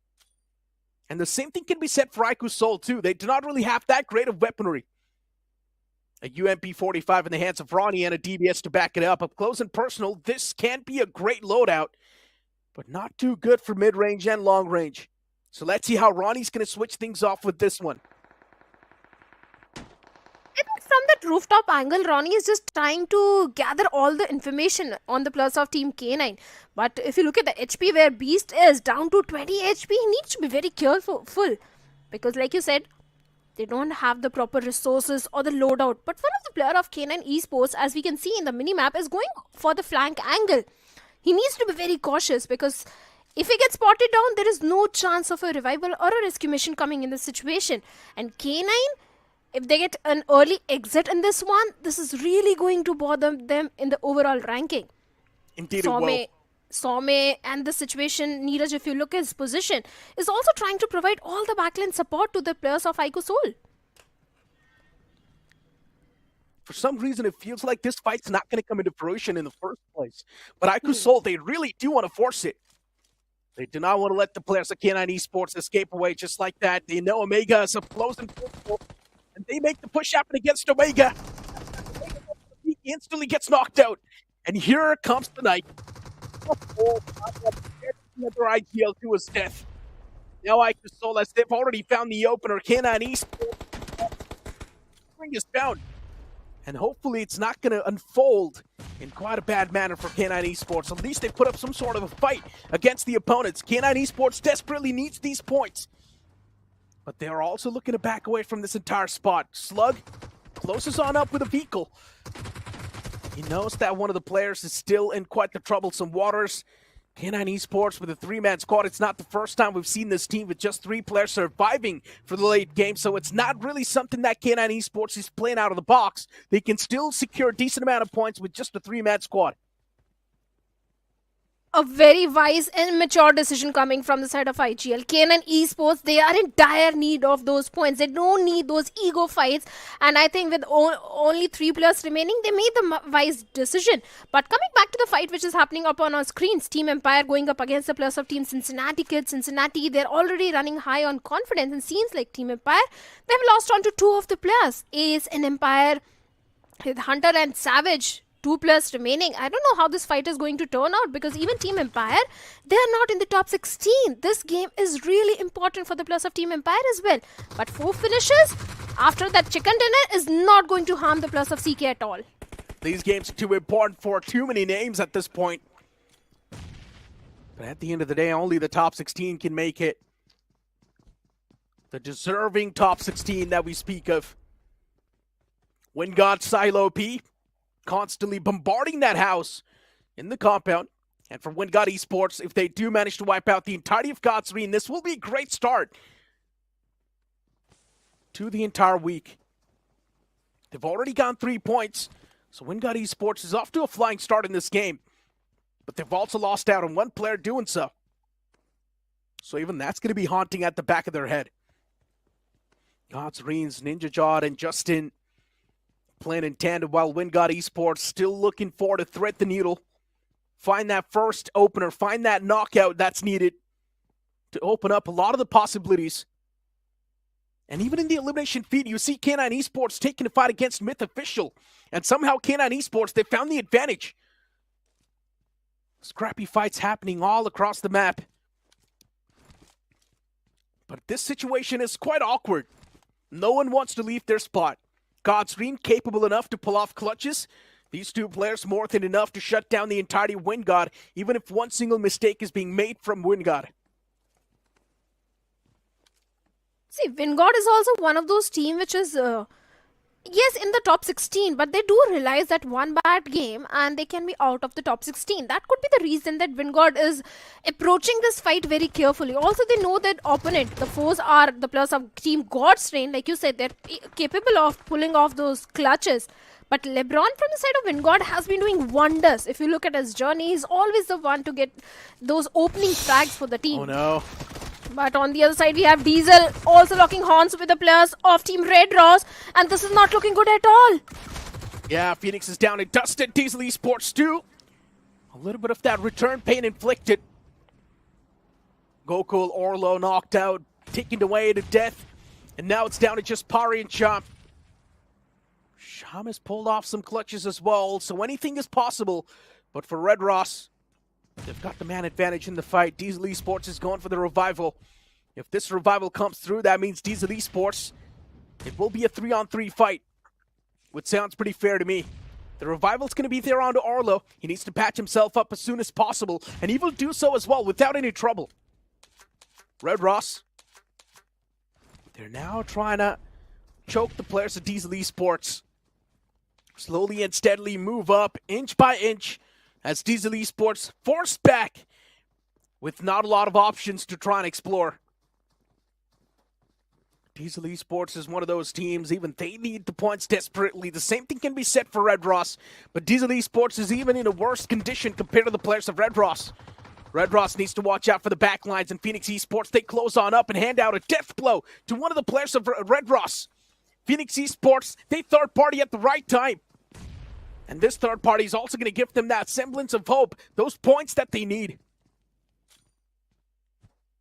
This is such an interesting affair. Phoenix Esports, Red Ross, Wingod, all the 3 teams which are struggling in the overall ranking at this point. And Red Ross, this team was in the top 5 at one point of time. And now they are on the verge of getting out of top 16 and maybe not qualify for the challenge finals. With already 2 players lost, they don't have the numbers. Lucifer and Beast, they were the dynamic duo of this particular team who was doing the majority of the heavy lifting, and Lucifer already being lost.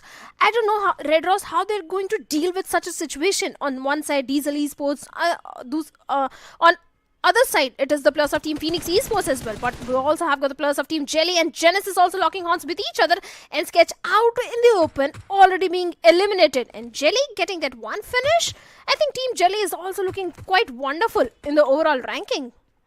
I'm loving the fact that the desperate names are taking the right measures to make the comeback happen. We're seeing quite the aggressive approach from teams on the latter half of the board. They're taking those fights. They're challenging those. Because they know that's the only way they can pull themselves out off the danger zone and maybe place themselves in the top 16. It's the final sprint. Not a lot of games left in your hands. Diesel Esports is one of those as well, as Diesel Esports was the one to start that fight. But now it does not seem too easy to win. Whoa. CK, Flock is knocked out. It's down to just Aditya. And Team Empire with the advantage in this compound for now. Unfortunately for CK, it's not looking too good, but as soon as I say so, Aditya hands out a death blow to one of the players of Team Empire. Savage could have went for a trade, but he still did not do so. Team Empire struggling with confidence. That trade never came through. But still, Savage is going to toss out an aid. That's going to chip out a bit of that damage. Aditya still looking pretty okay. Nade was able to scratch a few HP away, but that's not going to be enough. Just a bit is not going to be enough. He needs to find the knock. Aditya's going for the stick now. And here comes the shotgun battle. Finally, Aditya was able to connect that beautiful shot. The man's taken down pretty low. Savage needs to patch himself up, and this time will also be bought to get the revival on the fallen comrade. Aditya's getting pushed on. He was still going for the revival. Another shot connected from Savage. It's going to take down Aditya pretty low. All it takes is one more shot from the opponent, and Savage connects that. As Aditya gets put to sleep in Team Empire, they come out on top of this duel. Savage had 3 finishes. Savage, this guy is doing wonders for the entire team of Team Empire. Right in the epicenter of the circle, Team Empire and Team CK, they wanted to have the control of the compound. And seems like Team Empire, they've snatched that control from the hands of Team CK. And CK, this was not at all a good news with getting a chicken dinner in the previous map. This game was really important to set that momentum which CK needed for the entire week. Getting an early exit is definitely going to haunt the plus of Team CK, especially having the numbers advantage, because it was Flock and Aditya 2+ from the side of CK, and it was only Savage. For a second it looked like the fight might go in the favor of Team CK, especially the way Aditya took HP out of Savage, and Savage was left to a sliver of HP. But seems like Team Empire, they're going to come victorious in this one. But looking at the circle, we also have the plus of Bot Army Esports having a really good spot for themselves. They indeed do. But speaking of the consistency, it's been the issue with majority of the teams on the latter half of the board. The only reason why they're there is because they haven't been consistent. They haven't been able to perform. So yeah, it's been the issue with Cincinnati Kids too from the start, and now it feels like history is repeating itself. Having that one good game, and then after that, you completely just drop the ball. Having a good game does not mean you've got the license to screw the other games over. You still need to play well in every single game that you've gotten. Cincinnati Kids is still in a pretty bad spot. So the overall standings, they're going to be moving up with quite a lot of pace. And CK, if they do not catch the pace right now, they will be kicked out. Got Esports on the screen and still stuck in that same compounds with the opponent. Do they not have utilities to try and flush out the players? And it seems like yes is going to be the answer.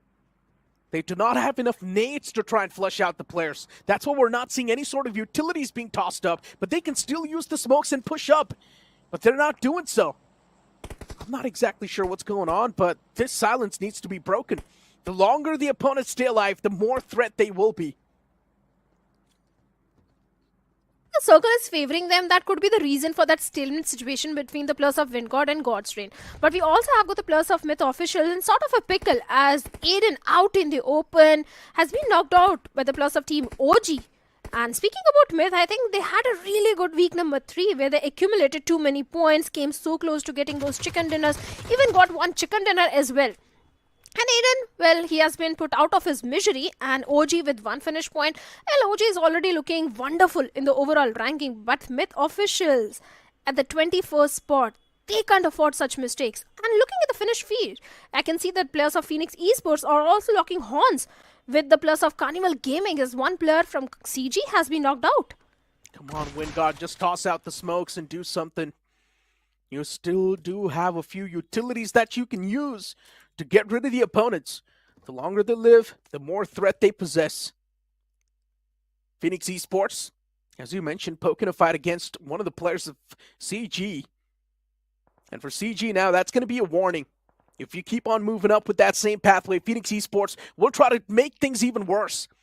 But did you notice a big change in the play style of Phoenix Esports? Now they're taking more fights, which I'm loving. It's not just that Phoenix Esports is taking fights anyway.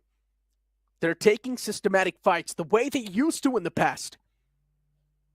Waiting for the right moment, waiting for the right opportunity, not just straight up blindly rushing towards the compound. Instead, waiting for the big advantage first and then maybe taking the measures. And I'm liking that approach. Phoenix Esports, they've managed to find 3 eliminations so far.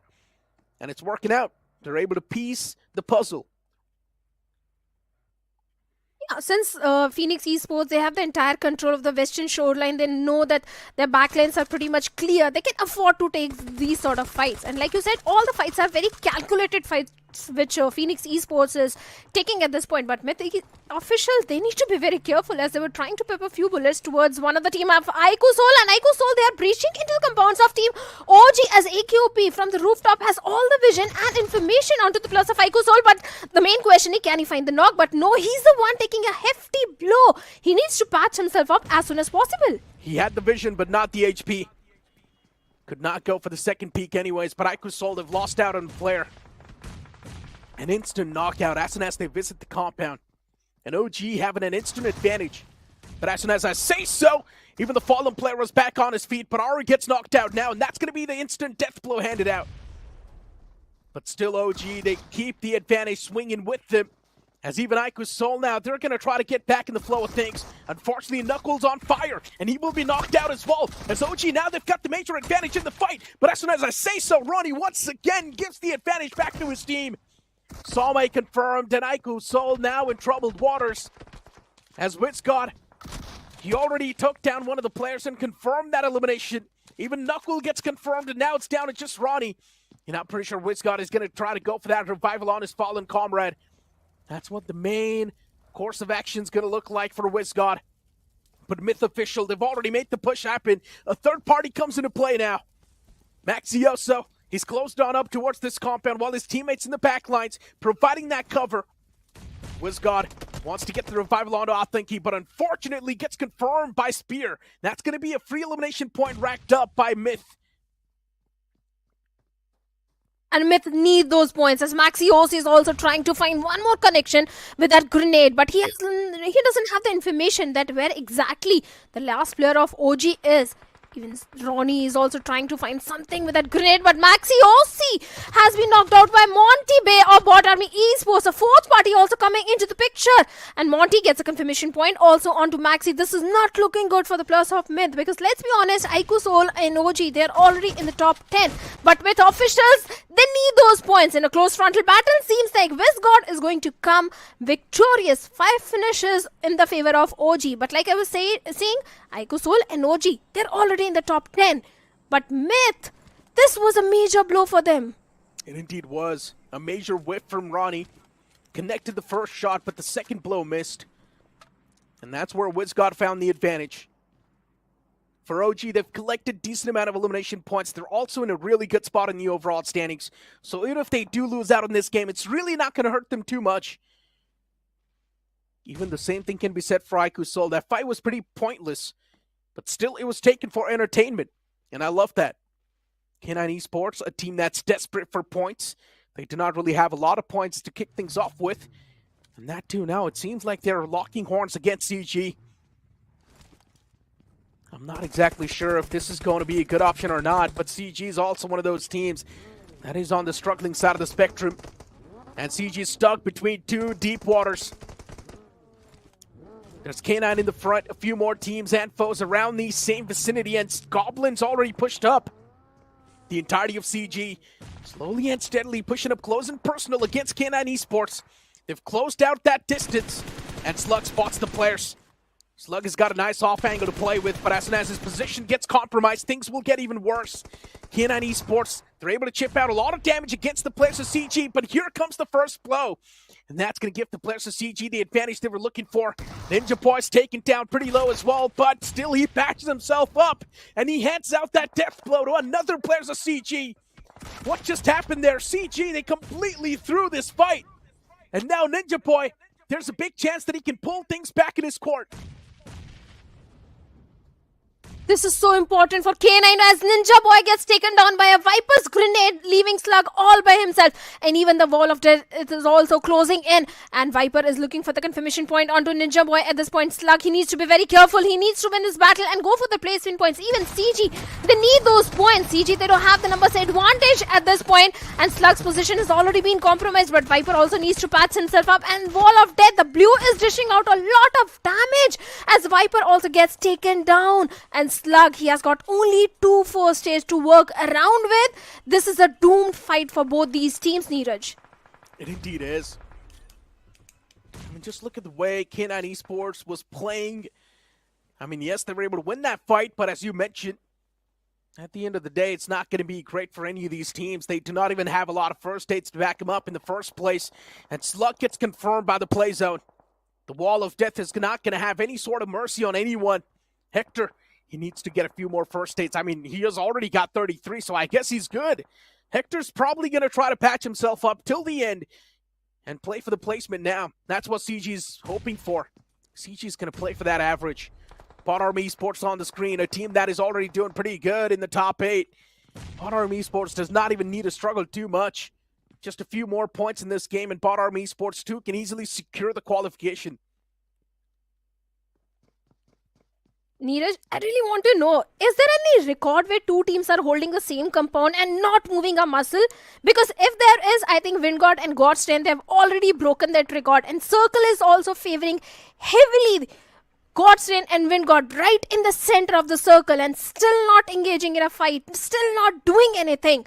But seems like OG Wingod all by himself. He has to deal with the plus of Bot Army Esports. Quite an outnumbered fight for him as Devotee is trying to get something with that Molotov. And finally, Monty Bay's grenade deals with Wizgod and OG. They have been eliminated at the 10th spot. Myth. Spear squad exposed. Spear needs to pierce through the opponent's armor. But now it sounds pretty tough. The wall of death engulfs the player. And Spear, does he have enough meds to patch himself up constantly and deal with the damage of the blue zone? Wall of Death is not having any sort of mercy anytime soon.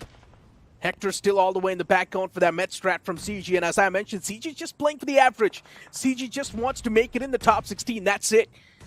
That's their primary goal. Revenant Spark, a team that has been struggling from the start. This time around, they've got all the 4 pieces on the board. This game of Weekendy seems pretty good for them. Pari's in the front line from Diesel Esports, but does Revenant Spark have any sort of vehicles to place themselves in a good spot inside of the circle? If they don't, they're screwed. They need the control. They need that Western control. Revenant X-Park. They have to pick up one with the plus of Team Diesel Esports. And Diesel, they are surviving with only one player remaining. And that is Pari. And seems like even his position has also been compromised. Just look at the amount of smoke which is being invested. And a nade right on the face of Pari from the side of Shadow deals with him. And Diesel Esports have been eliminated on the 9th spot. But Revenant X-Park with 4 finishes. This is really a good game. But as I said it, Devotee of Bot Army Esports finds a knock onto Spray God. They have to go for the revival. They have to go for the rescue mission. Even Jelly is also doing a third party as Ninze finds a knock onto Spray God. Revenant Spark now starting to fumble. Sarang and Spray God taken down and completely dusted, but even Revenant Spark is punishing the players of Just Jelly. Now Just Jelly takes it up close as they're going to wipe out the existence of Revenant Spark. For a moment, I thought that Revenant Spark can still stand a chance in this fight, considering 3 players were knocked out, or 2 players were knocked out in return. But still, Just Jelly, they just went in and wiped out the entirety of Revenant Spark. And now they control this side of the circle, but they're still pretty exposed. So you can't even say they control it. They do have a few rocks to play with, but do they have the vehicles to place themselves in a better spot quickly? The answer is going to be no. Every single vehicle that is available, it's smoking. Just look at Wingod and Godstrain. Not doing anything for the entire Weekendy. And even the circle once again favors them. I don't think they are going to pick a fight against each other till the moment the circle is favoring them. The BGMI gods do not want Wingod and Godstrain to move a muscle at this point. But seems like Genesis, they are trying to breach in the compound as Sahil is trying to find some sort of connection with that utility. At this point, it's not looking too good for WinGod Esports. Finally, Infinity. He closes on up with Sahil. And Genesis wanted a little bit of the piece of the real estate for themselves. Getting this one house in control. God's Reign, they're taking fights on different ends. Thought Army Esports' Monty is going to be that survivor. Utility tossed against that player. If WinGod Esports really had the utilities to play with, or even God's Reign, why did they not toss the nades against each other? That's my question. Both of them just made peace in this one single compound and stayed over there till the end. And luckily enough for them, it worked out as well. Because they're in the top 7. Genesis, the only threat available. And if somehow Genesis gets wiped out, then WinGod Esports and GDR, no one's going to stop them from being in the top 2. Of course, just look at the amount of teams. WinGod, GDR, Genesis also there. Even Bot Army is also there. And Jelly, he's got the entire western control of the circle. And I think Jelly can also do a perfect third or fourth party in this situation and try to accumulate all those finish points, as the last player of Myth is going for the mid strat. Out in the blue, going for the heal battle. And Genesis, they need to be careful as the blue will also start closing in. Monty Bay in this whole scenario can also try accumulate those finish points because his position has not been compromised. And if anyone from the side of WinGod or God's Reign comes out in the open, I think Monty can strike and get the finish point. Gotta feel bad for Just Jelly. The zone moves away from them. Troubles, they keep on amping up, and Just Jelly just does not know how to rack up a good spot in the circle. Just Jelly still trying to move around, maneuver their way towards the circle, or at least closer to the zone. But it sounds pretty tough. Just Jelly now taking a fight against Monty. And eventually Monty will be eliminated with that well-placed nade from Just Jelly. But how can Just Jelly make it inside of the circle? That's the real concern we all have been asking for. The zone starts to move slowly and steadily. Wall of Death once again moving mercilessly. And as I mentioned, if Genix FM or if Genesis gets taken down in this compound, a big threat will be neutralized. And WinGod Esports and God's Reign will be top 2 surviving. Myth 2 gets collected from the far fray. And I highly doubt now that player's going to be able to survive for too long, considering Just Jelly, the Wall of Death, it's going to do a lot of damage. WinGod Esports is finally getting pushed on by the players of God's Reign. They've lost out on the patience because the Wall of Death has closed on up towards this compound. God's Reign had no other choice than to close on up towards LeBron and take this house over. They did this beautifully too, tossed out the smokes, moved up against LeBron, and now they're way too close. In the same proximity. LeBron on top of the house, he's got no clue. There's still someone all the way back in the open who can't strike LeBron down, and that's the player of Just Jelly. Does he have any line of sight on LeBron, though? That's my question. LeBron is quite exposed to the open field. But considering LeBron knows there's not a lot of teams available, he can definitely play this risky spot. God's Reign underneath LeBron, Genesis on the left side. I'm not even sure what sort of measures can WinGod Esports take to come out on top in this fight, but it's such an awkward standoff. Oh, certainly. Genesis Hero is also trying to find something with those barrage of grenades. At the same time, WinGod, I want to see how many first aids do they have. Can they afford to go for the heal battle as Sam was trying to do so from the side of Just Jelly, and finally Sam has been eliminated on the 4th spot, and now we have 3 teams remaining in the same compound which WinGod and God's Reign have been holding from the very start of the game. And Justin and Ninja might be looking forward to find some sort of connection with those grenades as Genesis, finally they have lost the patience and is trying to close in the distance. But one grenade from the side of LeBron can take down Grind, as Grind has been left on a sliver of HP and forced to push back and heal himself. But on the other side, Fragger also goes a little aggressive and deals with one of the player of team WinGod and gets a confirmation point, as well as Ninja Dodd also eliminated. And Justin and Infinity, they are going for the mid strat, and Justin has been eliminated, leaving Infinity going for the heal battle, and Team Genesis coming victorious in this one. Oh my god, this was such a game where the luck and BGMI gods favored WinGod and Godson so much from the very start of the game. WinGod at least had a decent amount of elimination points to kick things off with, but for God's Green. I highly doubt they had a lot of elimination points, but at the end of the day, WinGod needed those points, and they finally got those points as well. Game 1 wasn't that great for WinGod, but this game definitely covered up for the Game 1 that they lost out on. Genesis getting the chicken dinner also means that this is going to ignite a big ray of hope for Genesis to make the comeback in the top 16. We had a conversation with the lads, and they were not looking too confident, especially with the way they were giving the interview. But this chicken dinner, maybe it's going to ignite that spark of confidence they need. Well, certainly, because if you look at week number 3's performance of Team Genesis, they accumulated 53 total points. That was the highest. Week number 1 and week number 2, Genesis was really struggling. But week number 3, they started staging a comeback. And after getting this winner chicken dinner for themselves in week number 4, I think Genesis is looking prepared to stage a comeback in week number 4. They can definitely propel themselves in the overall ranking. But I don't know, when Godstain, what do you have to say about them? Because I don't have anything to say.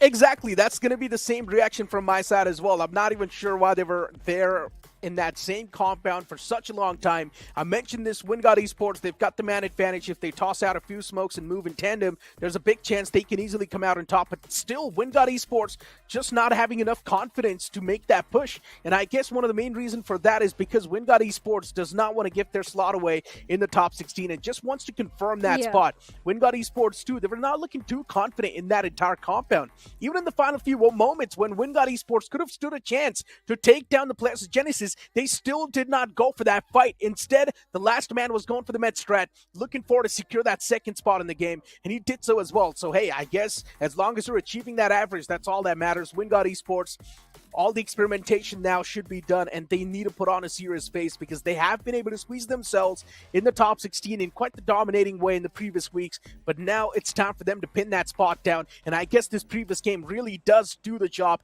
considering they must have pinned that spot down with the way they played in that previous one. But Aiku Soul and K9 Esports fighting off against each other off the rip. That fight was quite an awkward fight as well, considering Aiku Soul, we never saw this drop clash coming in the first place. Well, certainly, even the players of Team K9 didn't expect that, but a wise and mature decision came from the side of IGL to back off from that situation. And after that, K9 did manage to accumulate few good finish points from the side of Myth and from the side of Team Carnival Gaming as well. So K9 did fare off decent in this one. I won't say they came very good, but a decent. But Revenant X-Spark, my disappointments are still there from the side of Team Revenant because they were looking so promising in that situation. They had the entire western control of the circle, but the moment Team Jelly came in and Revenant X-Spark looked like they were not prepared. There were too many mistakes also which was there from the side of Team Revenant X-Spark. But is it safe to say that WinGod and Godstrain just handed over that winner chicken dinner to the players of Team Genesis? Revenant X-Spark was just too exposed. Simple. They did not really have that good of a playing area to play with in the first place. Yes, on map, they were in a great spot. They were controlling a lot of that terrain. But at the end of the day, you also needed solid covers to play around with, and that's where Revenant X-Spark was a bit too exposed to the surrounding threats. And slowly and steadily, they were getting picked off by the players of Just Jelly. Revenant X-Spark had all the 4 players alive too. I mentioned this, they can be the one to come through victorious, but then comes Just Jelly and easily strikes down everyone from the side of Revenant X-Spark. And once again, Revenant X-Spark is really a big sign of worry. If they keep on playing the same way, you know what's going to happen, what's going to be the course of action. Stars of the match on the screen, Infinity is going to be the MVP, and also he's the one to go all out, and the best companion is also going to be Ninze. Well, of course, Ninze, the best companion with 2 rescues and 2 assists also coming in. And I think Team Jelly also did fare off really well in the situation. And in the end, Sam was a guy who was going for the mid strat. And that really worked in the favor of them. Even Hector was also going for the mid strat in that situation, 32 first stage, and got himself till the top 7th spot. But let's have a look at the match ranking and see how many points which team has accumulated, because yes, Genesis, they had the winner chicken dinner, but not too many finish points. So that means total of 12 points. But Jelly and the entire team was definitely getting those finishes. 7 finishes, total 4 placement point, 11 points sitting on the second spot now. These match rankings really do not say a lot. I mean, looking at the way Genesis played that previous game, they did not have a lot of elimination points as well. So the previous game, you can't say points were equally distributed amongst the entire board. Latter half of the board on the screen, Phoenix Esports was playing it so passive. They were playing it so defensive. They were able to get those scrappy elimination points, but not able to place themselves in a good spot in the game. And Phoenix Esports, now the time is running out. They need 2 big games back to back. And that's the only time Phoenix Esports can instantly propel themselves back in the overall standings, or else I'm giving up on Phoenix Esports. Phoenix Esports were looking so promising. They had the entire western control of the circle, but the moment circle shifted, took an eastern shift. After that, Phoenix Esports couldn't find themselves in the circle, couldn't find a good spot for themselves. And that are the situation for which Phoenix Esports need to prepare themselves. They do really well when the circle is favoring them, but when the circle takes a curveball shift, that's when Phoenix Esports really struggle. We also saw a big change in the playstyle from Phoenix Esports with the way they were playing. Yeah. It really did feel like, okay, we might just see a big and a reformed Phoenix Esports. We might have just seen a complete new strat book of Phoenix Esports being revealed over here on the screen, but then they still somehow fumble up and give the entire game away. Phoenix Esports, as I mentioned, the way they were playing defensive, I loved that. They were able to collect those crappy elimination points, get themselves in a decent spot in the circle as well, but in the end, they were just completely evaporated in thin air. They've still got one more game to go, though, and if that game is going to be a chicken dinner, then maybe they can still be in the race. If this last game is not going to be there from Phoenix Esports, if they do not land a chicken dinner, I'm going to give up on Phoenix Esports. I'll be done with. That is a possibility that if they don't step up in this last Erangel with only few games remaining, with only 2 days remaining and total of 6 games, I don't think Phoenix Esports can stage a comeback even if they get a winner chicken dinner, considering the position right now in the overall ranking. But there's still hope for few other teams like Team Empire. They were on the 19th spot before this game, but in this one also they had to take an early exit from the game. So Team Empire, they need to resort back to those mid strats if nothing is really working for them, if they really want to qualify, because this time, yes, Savage went against the players of Team CK and he did a 1v2, but after that Q Lamau marked an end for him. So they need to deal with such sort of situations where Team Empire can go for the placement points as well. The upcoming game is going to be really important for Team Empire. You've also got K9 Esports, Revenant X-Park in the mix. These 3 teams, everyone's going to be looking out for them, including Cincinnati Kids too. So the upcoming game is really going to mean a lot for these 4 names. WinGod Esports, the previous game, considering they placed themselves in the top 2, so you can't say they've easily cracked open that top 16 barrier, and now they're going to move on towards the LAN finale. So I would not exactly say that WinGod Esports 2 can be a big sign of concern, but as I mentioned, Team Empire, you've also got K9 Esports, Revenant X-Park, and Cincinnati Kids. These 4 names, they need a big game in their hands, and that's the only time maybe we can say they're looking pretty good and comfortable in the top 16, especially Revenant X-Park. It's one of those teams that can make it happen as well, and we're going back to the classic grounds of Erangel, so Revenant X-Park can definitely spark a big comeback. But the thing is, with so many teams going for the hunt, in the previous groups also we saw that Hero Extreme Godlike was going for the hunt. This time in this group it is Team Aiku Soul going for the hunt. That is making things difficult for all the bottom teams to stage a comeback. And we've been speaking about the grand finals. We've been speaking about the LAN finals. It's going to happen in Noida Indoor Stadium from 31st January till the 2nd February. And make sure to scan that QR code and confirm your tickets right now. Well, you have to, because so many big names and so many new names are also qualifying, and you have to meet them personally. But let's have a look at the schedule as well, because 2 games already done and dusted for these 2 groups, and Revenant X-Park still struggling. So that means we have got the last Erangel and last hope for Revenant X-Park to get that winner chicken dinner for themselves. I mean, Revenant X-Park, even Cincinnati Kids, even Genesis, honestly speaking. Yeah, the previous game was a chicken dinner, but just like CK, not a lot of points. In these 2 groups, there's so many desperate names, and everyone is going for that aggressive affair, and I'm loving that. Desperate names do realize what they need to do in order to make the comeback, but still the aggressive affair is also not working out too well for them, considering we're seeing so many desperate names being kicked out off the rip in the games itself, and that's not a great thing. They need to keep themselves alive till the final few moments. They need to try and get as many elimination points and placement points as possible. Well, they have to. Along with that, we have got one more name which is really struggling in the overall ranking. That is the players of Team Red Ross. They were in the top 5 after week number 1, but suddenly they are nowhere to be seen. So Red Ross is also one of those teams for which this match, the entire week, is super important. But Neeraj is going to take a little bit of the breather after the previous game, and joining me on the desk is going to be Fixes. Oh boy, what have we landed ourselves in? What is this drama that is suddenly brewing up in the final weeks? I think the big question has to be on Revenant X-Park. for sure. How did they manage to get themselves in such a mess over here, Shadow? Especially when we felt like the Vikendi game could be there. Suddenly, Jelly out of nowhere, they also strike.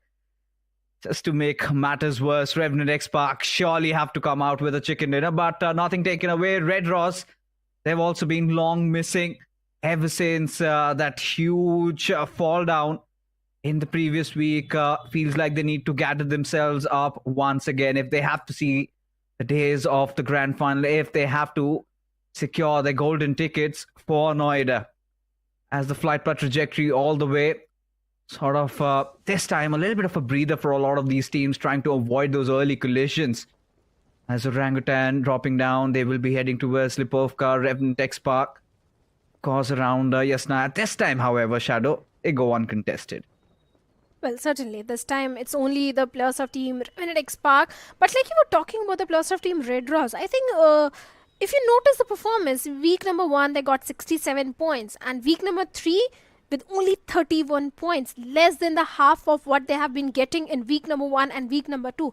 There is a drastic dip in the performance of Team Red Ross. Previously, Beast and Lucifer were doing the majority of the heavy lifting, but even Ortho and Phoenix were also doing quite decent. So they need to really figure out what's really happening wrong. And this time the circle is also favoring them, as we have got the Northern Circle, where K9 in the city of Sigourney, they have also got the players of Team Genesis towards the side of shooting range. So there is a possibility of Genesis going up against the players of K9.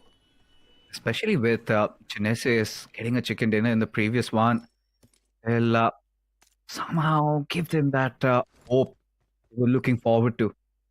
Genesis, don't get me wrong, this is one of those teams that really had heart pounding in the Open Finals. Really had us excited, and they're doing this once again. And I'm not really concerned, but for Red Cross, like you said, this is one of those circles which does favor them. They still have to do their bidding. They still have to find a couple of good fights. That is where they have failed at. Feels like they've gone back to dead zero, where feels like they are starting from scratch once again. So, for Red Ross, what needs to be done? What Cincinnati kids so far? First game of Sanhok, they threw their way, but then we saw in Vikendi, which is one of their strongest suits, Shadow, they've been tumbling down. Exactly, because in that situation, if you remember, from the side of Team CK, it was Aditya and Flock remaining, where Aditya was going for the rescue mission onto Flock, and he did dish out a lot of damage towards the side of Savage, but losing that fight, getting 1v2 was something that CK, they need to recover from, and they need to again find that momentum and the confidence in this Erangel, because just by getting one victory, one chicken dinner is not going to be enough for the players of Team CK. But speaking about one more team which can do really well in this one could be the players of Team Revenant X Park, as they are in the city of Yasnia and we have a Northern Circle. So Revenant X Park can also try to come victorious in this one. Goes without saying, they need a chicken dinner in this one. Nothing less than a chicken will satiate their hunger. Of course, we saw earlier on Shadow coming up in that interview. He did claim that he was going to secure 40 points, and seems like they need a lot more. And don't get me wrong, Revenant X Park still does pose as a threat to others in the lobby, and as a result of which they are being severely targeted at this point. And of course, the circle, everybody is aware of these Yasnaya zones. We have seen those tendencies where either the circle goes down south of those Yasnaya city, and we get to see those open fields coming into play, or maybe towards that northern side. Either way, Revenant X Park can have a really good game. I hope they get a chicken dinner out of this one. As of now, Diesel Esports, again, another team. We've seen a couple of those moments, Shadow, but that is pretty much it, right? Nothing really that gets stimulated, nothing really that gives us that idea that we might get to see them in the LAN this time around. That's a possibility, because yes, Diesel, they have been getting those average 40 points every single week, but that is not enough because the inconsistency is also there from their side. And with only one player performing and doing the majority of the heavy lifting, that is Orlo, that is never enough. A single player can't qualify you for the challenge finals. It's a team game. The entire team needs to step up and the entire team needs to perform. But I'm just waiting for the players of Aiko Soul to start the rotation, because they're literally hunting I just want to see in this one where they are going to go. Yeah, the notorious boys in action once again. But the previous game of Vikendi really had us on the edge of our seats, especially that fight against Orangutan. It come down to a 1v1. Vizgod being the victor in that particular situation. For Ikusol, I think the target this time is to gather enough points, and also considering the fact that they would be hopeful that they get all their players back in prime form for the grand finals begin, because Ikusol will be entering grand finals. That goes without any doubt, right? But you would want them to enter with victory on their mind and nothing less. This is something that has been missing, especially just recently. They missed out on one of the biggest LAN events, the officials, and heading on 2025, they need a really good start. And looking at the given situation over here, Shadow, I think they might be targeting those junction areas around Yasna. You've got a couple of gas station, couple of visitors to play around if they want to play it safe. But if they want to go on a hunt, I think they've got plenty options to play with. For now, seems like Team Empire is going on a hunt. Team Empire is also one of those teams which is really struggling in the overall ranking. And the way they are heading over to the side of Milta, we have got the plus of Bot Army Esports. So Team Empire, they really need to be careful. If they're going for the fight, they have to come victorious. Otherwise, Team Empire might not be in the top 16. Already they are on the 19 spots. So they really need a one good game. But seems like Empire coming under heavy fire from the side of Henry as Henry takes him down and gets the confirmation point. This is what I was saying. Team Empire was so unaware about the presence of Bot Army Esports. And it's starting to hurt them right now. Especially walking horns against a squad like Bot Army Esports. That's the last thing you want to do. Team has already qualified, and Team Empires brownie points for the bravery there. Sometimes what a bravery leads to foolishness, and at this point, Team Empire did have a taste of it now. With no other choices but to tuck their tails and run, go their own merry ways. They have to find some solidity in this map. They need to around those central areas, quite a lot of compounds up for grabs. And Bot Army Esports, they've already tasted blood. Might as well go on a hunt. Oh, they certainly. But Red Ross Beast being so close to the plus of Team K9 has got me worried, because Red Ross, they need those points. They need to be very careful. If the plus of K9 do realize that Beast is so close to them, they can go directly towards his side, and maybe Red Ross can face an early casualty. But for now, we've got Esports. I'm sure you witnessed what really happened in the previous game of Vikendi with Vingod and Godstrain being in the same compound for the entire 30 minutes of the game of Vikendi. And final circle was also favoring them. I don't know what was really going in the mind of Vingod and Godstrain, because none of them wanted to take that fight. Why would you? Honestly, when you have the circle really favoring and you need that chicken dinner, I think there's no point in taking unwanted casualties. Because the moment they engage against each other, I think they would be susceptible to get third party. As a result of which, both these squads really batted off each other's eyes. But for now, as things stand, Bot Army Esports this time going full throttle against the players of Team Empire. Shots being hurled over at Hunter's way as Henry somehow whiffs a couple there. Now he's going to take another go at it and does not really connect. As of now, Bot Army Esports, I think there's no stopping them. They've got their blinders on. All they want to go is for that cat and mouse chase as Team Empire making a run for their lives. Bot Army Esports right after them. With even Myth Official, there is chances that they might meet each other.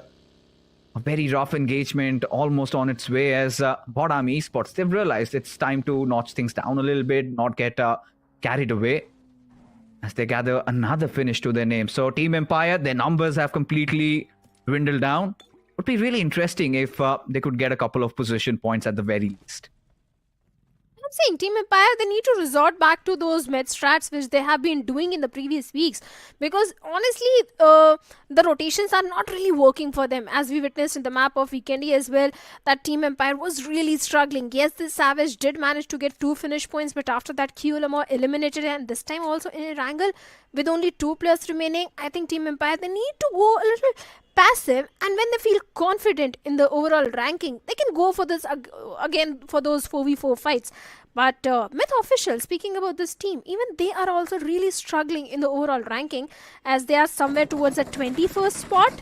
Week number 3 was entirely in their favor, but even now again seems like in week 4 they are struggling again. Oh, they definitely are. Especially with all these teams playing like their lives depend on it. And why wouldn't it? Such a big affair. Nobody wants to miss out. As Cincinnati Kids is trying their luck against the players of Myth Officials over there, as Oxen is taking some beating over there. Still not really on his knees. Cincinnati Kids, they also have to be watchful of their surroundings, because they are causing a lot of noise, drawing in a lot of attention. And for Cincinnati Kids, the good thing is that nobody is really on their back as of now. But if they prolong this fight, if they stay on this position for the next couple of minutes, I'm pretty sure God's Reign might have a say in it. As now Bot Army Esports, they've got players of Orangutan on their crosshairs, as slowly but surely trying to rattle them out, but to no avail. Bot Army Esports is definitely crossing paths with quite a few teams. Previously it was Team Empire, then after that Myth, and now it's the players of Team Orangutan as Atanki right in the crosses of Monty. And speaking about Bot Army, I love the way that Devotee and Scary Jord, they always get those opening frags. Even Monty has lived up to the expectations. Every single time, this entire team of Bot Army Esports is looking so refined and so well prepared for the challenge finals, as Atanki at this point is trying to scuttle back to the safety and reunite with his teammates. And Henry also trying to find some sort of connection. But for now, Bot Army, they need to regroup, because the way they're out in the open and God's Reign right on their tails, it's not looking so comfortable. It certainly isn't. And at this point, that was quite a difficult escape, at least for Atanki, given that his front tires were bursted out. And it's fine as long as you do not lose out on the tires at your back. As, of course, Bot Army Esports did take a dig. But eventually, all good in the hood for the players of Orangutan. And for OG, really not a lot of concerns in this particular week. They've done fairly well. They're getting all those average points and could correlate with somebody like Wildfang. If not those chicken dinners, they have that constant influx of all those points. But for the others, especially for Wind God, the previous game is going to ease on the nerves a little bit. But you still want to see them go for a biggie. We know these young lads, they've been so good this entire season. At least in the Snapdragon Pro Series, they've gotten so many finishes to themselves. And suddenly it feels like Shadow, as if they're playing away from their natural element. Suddenly feels like they've taken a lot of pressure on them, because the Wind God that we've come to know and love is a Wind God that loves engaging in those fights. They emerge out victorious, but now Wind God, they've been quite reluctant in engaging in one. Exactly, of course, because if you look at the performance of Wingod in the entire SPS, week number 1, 72 points. And after that, suddenly Wingod started shying away from all those fights. Yes, they were getting those points, 53 points, week number 2, 54 in week number 3. But they are shying away from those fights. They are going for the passive approach. And that's not really working for them. Because if you remember, in week number 1, the way Sahil OP was clutching it out, along with his teammate Yash, this dynamic duo was really working for the entire team of Wingod Esports. But seems like suddenly Wingod has decided to prioritize the placement points now. But looking at the circle, even Genesis, they are also looking promising in this one, as they have got the northern control. And maybe there is a possibility of Genesis and Wingod locking horns against each other. Yeah, I mean, at this point, how things stand, really, it's going to be quite interesting to say, because we haven't witnessed a lot of those early fights, and now we know for sure that a heavy cluster is already built up. And look at this. This is what we were talking about. The circle taking a hard shift on towards the western areas. Carnival Gaming, this is pretty much their game to lose, but look at so many teams stacked up. You've got Diesel, you've got Team Empire, you've got Team... this. And suddenly, Phoenix Esports, things are looking quite dire for them, as they've lost out on Alto already. Just Fury getting one finish. And Phoenix certainly not their day today. Have been quite diabolical with their approach, and they have been picked off on numerous occasions. But for Carnival Gaming, this is a chicken dinner really set up for them, as Ninja Boy, in a world of hurt, is somehow dealing with the forces of Aiku Soul. Mane already on his knees, as Omega trying to provide cover fire from the backlines, constantly poking down the players. And now, that being said, Mane has been brought down on already, with Knuckle, the final player, alive. Or maybe he's got a few extra helping hands. As Ninja Boy, he has his position pinned down as Knuckle gets charged into, but Knuckle, being one step ahead, lured Ninja Boy, and he smacks him down. Leaving Omega all by himself, and all Omega needs to do is just leave the fallen comrade bleed to death and go for those placement points. Aiku Soul, they lost onto Mane, but 3 players still remaining, and they've got a decent spot for themselves inside the circle as well. And Aiku Soul, the next victim, could be the loss of Team Phoenix Esports, because the direction they are heading, they might face Phoenix directly for a head-on fight, and Phoenix, they want to avoid such sort of a collision because they are in dire need of those points. Also, we have got the players of Team Red Ross going for the complete northern rotation, and I love the approach which Red Ross is bringing at this point, because we have a cluster forming towards the center, and towards the southern side also we have few teams like God's Reign. We also have got the players of Team Bot Army Esports, even Team Empire, so we can see the next fight brewing towards the southern side. Oh, look at this, Shadow. Omega, his position has been compromised. Atanki is going to take a dig at it, as Omega brought down to real low HP. Of course, wants help, but there's nobody around, nobody alive. Omega, he has to piece this one out together as OG, they rally up their forces. Just trying to block any sorts of exit route for Omega. As Flock, he deals the death blow from the backlines.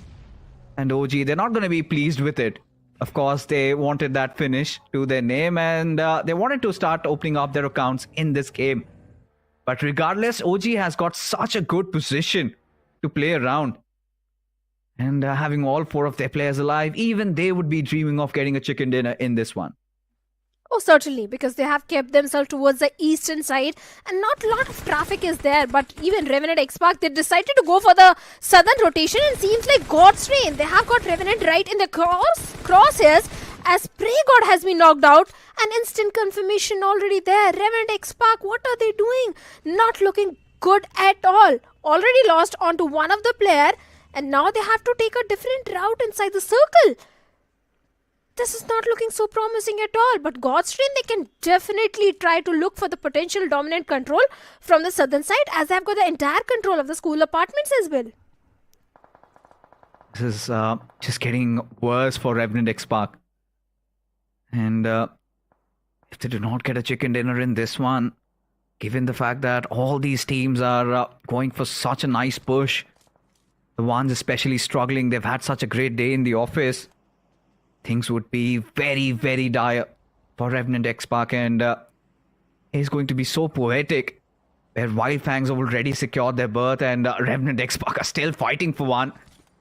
Being one of the champion rosters, as Bot Army Esports, they've got their eyes pinned on the players of Red Ross, as they decide to spread their carnage this time on the players of Red Ross, as Red Ross, they've gotten in quite a different rotation, all the way from those tiny bridges of Rozor crossing through, now playing around the high grounds as Monty, he gets spotted out. Phoenix, at least a little sigh of relief for the players of Red Ross, as now Bot Army Esports, they have to focus on getting those revives back up.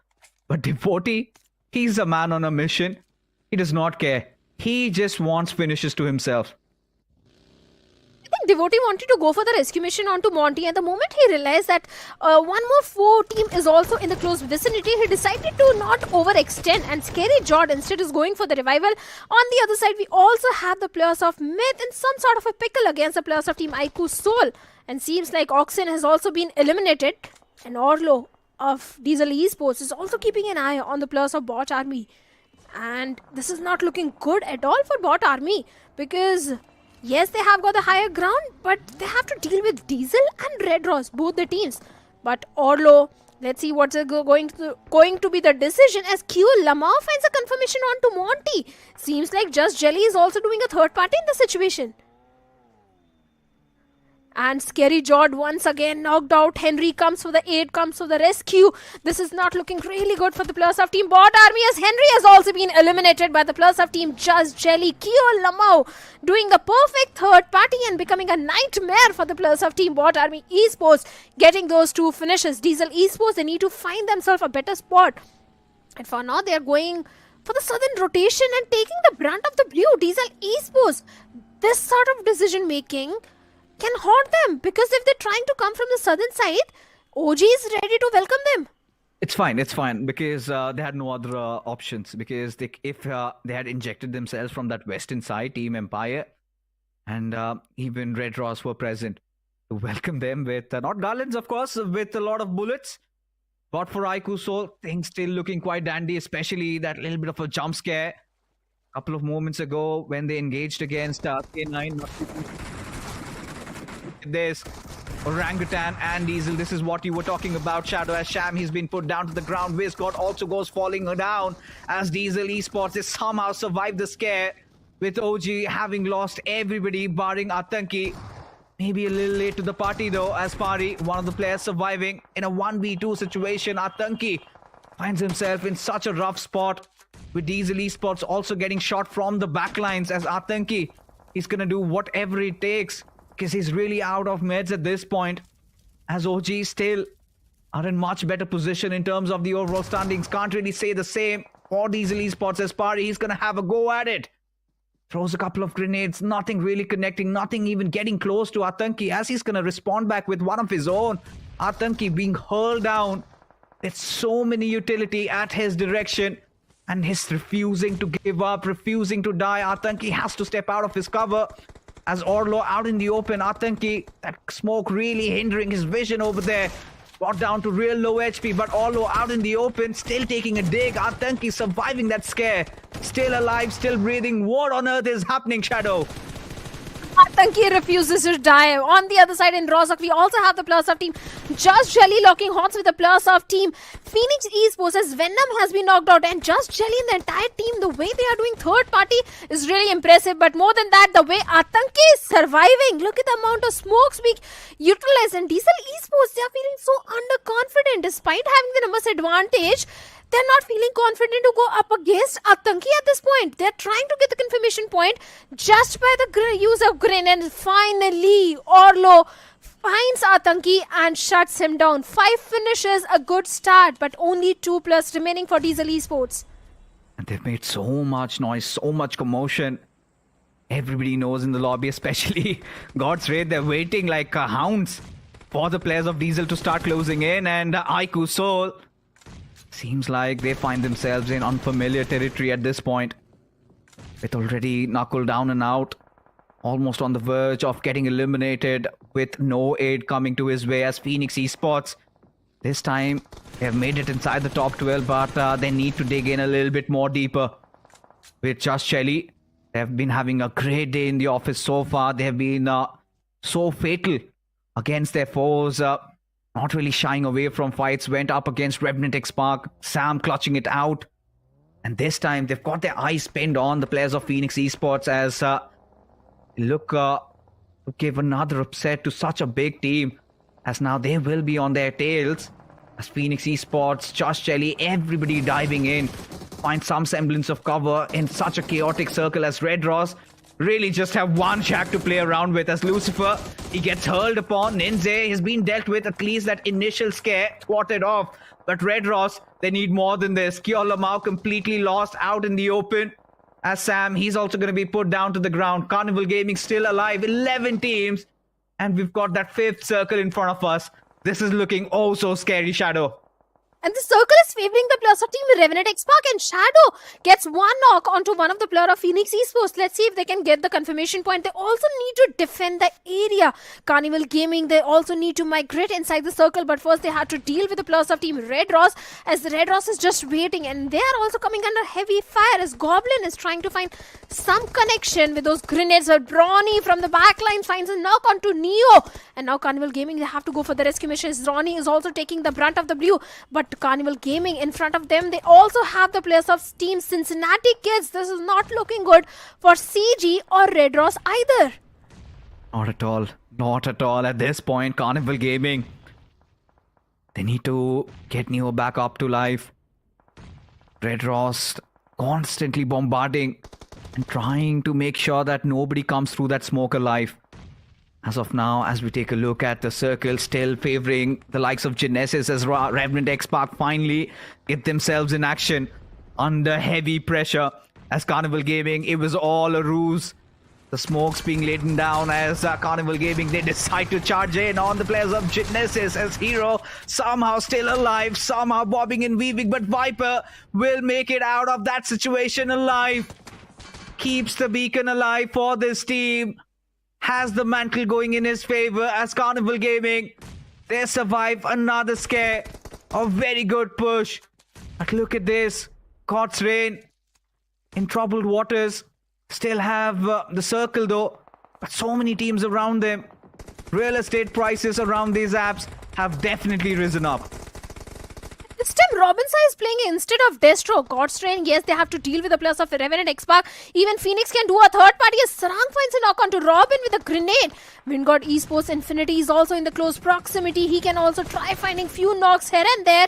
But Shadow is looking for the confirmation point onto Robin. This is such an important game for the players of Team Revenant X-Park, because if they win against Godstrain, they can potentially look for a winner-winner chicken dinner. But as I say it, Ninja Jot finds a knock onto Sarang and gets a confirmation point as well. Oh, Shadow being taken down right now. Everything rests on the shoulders of this young man. We have seen time and again he has prevailed, but this is going to be such an arduous task. As Ninja Jot, he's got to deal with their former rivals. Phoenix Esports also on the hunt, as even the numbers are starting to deplete for God's Reign. But they've already done their bidding. They've already earned the golden ticket. But for Phoenix Esports, the time is nigh. They have to do it. They have to get the chicken dinner. Nothing less than that would work for them. As Fury seems like he spotted out Infinity. Goes out in the open, exposing himself. The grenade not really connecting. As Revenant X-Park Joker, he's trying to muster up as many finishes as he possibly can. Somebody seems to have opened the Pandora's box. And out of that, utter chaos has ensued the lands of Erangel. Well, certainly, even Team Empire, Red Ross, they are also trying to migrate themselves inside the circle. And Infinity, this is such a golden opportunity for him to accumulate all those finish points. As party of Diesel Esports also goes down through the hands of Venom with a beautiful grenade. But seems like Venom is aware about the position of Infinity as well, because he's trying to get that knock with a grenade. And LeBron gets knocked out, leaving Infinity all by himself. Even Carnival Gaming, Neo has been knocked out. This is not looking good for Wingod or Diesel, but looking so promising for the players of Phoenix Esports, as they are getting finish points here and there. Phoenix of Red Ross spotting the players of Carnival Gaming out in the open, but he's the one to be knocked out. He certainly is, but look at this. Red Ross finally coming out on the good side of things as Phoenix Esports. They want this chicken dinner. They desperately do. As Fury, this could be disastrous, could prove quite fatal, but still somehow finds that Lady Luck there. Gets out of this alive, and now Phantom, he's going to be brought back to life. Phoenix Esports finally showing how desperate they are. And show is Joker. 5 finishes already for Revenant X-Park, have made it inside the top 4. But they definitely want a little bit more. As Team Empire, despite that early scare, despite losing out on 2 of their players, they are still alive. They've still made it inside the top 4.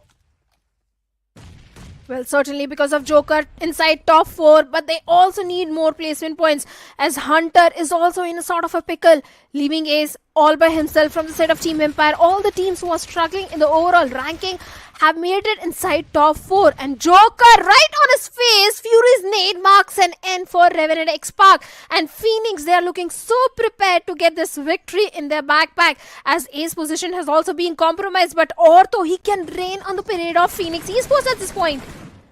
Oh, that was such a jump scare, but Phoenix Esports, what a time to come alive. 11 finishes already secured, and Artho, that final first aid to work around with.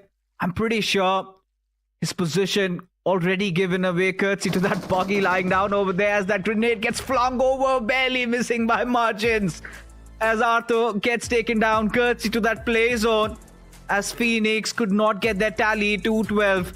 But still, 21 points out of this game, considering how abysmal the entire day has been. This is something that Phoenix Esports can really latch onto. All those teams that were suffering have finally emerged from the ashes. At this point, it's so difficult to say who will be those top 16 teams that make it inside of the grand finale. Phoenix Esports are very much needed winner chicken dinner. This will definitely bolster up their morale. 100% agreed. Phoenix Esports, this was much needed for them, especially the way they were struggling in the previous 2 weeks, because week number 1 was still decent for Phoenix Esports. The major struggle began from week number 2, but week number 4, after this victory, I think Phoenix Esports, they should be looking forward to more consistent performance, and if that happens in the remaining 6 games, I think Phoenix can propel themselves in the top 16. Oh, they can, and we want them to, right? At this point, it would be such a shame, a team that has had such a glorious 24 and suddenly entering 2025, they are looking lost. But finally, they've been found. A beautiful set of rotations. Finally, you could see them playing as a cohesive unit. But that also goes on to say with the fact that this is just one game where they performed. The other 2 games, they could have done much better and they failed. And today, it was a day where they had to play those off maps. Right, so we can give them that little bit of leeway. But at this point, they still aren't in those comfortable spots. They still have so much heavy lifting to do, and they completely had squandered their opportunities in the previous few weeks. And I hope they can carry on the baton from here onwards. I hope they bounce back in day 2, day 3, because a team like Phoenix Esports does pose the ability to make that comeback. And same goes for Revenant X-Park. Especially given the circumstances that they were under. Joker giving them that extra little room, extra little space, getting those crucial position points will be really helpful for their endeavors in qualifying tomorrow. Oh, for sure. Joker survived till the very last and getting those crucial placement points. I think Revenant X-Park, given the circumstances they were in, they did decent. And that is going to boost the confidence. But looking at the MVP, this time Fury is the one coming out on the top with 5 finishes, and finish contribution is going to be 45%. And Fury was doing really good. Every single time, if you notice, Fury and Altu are the 2 players from the side of Phoenix Esports who always do the majority of the heavy lifting. But the best companion is going to be Viper from the side of Carnival Gaming.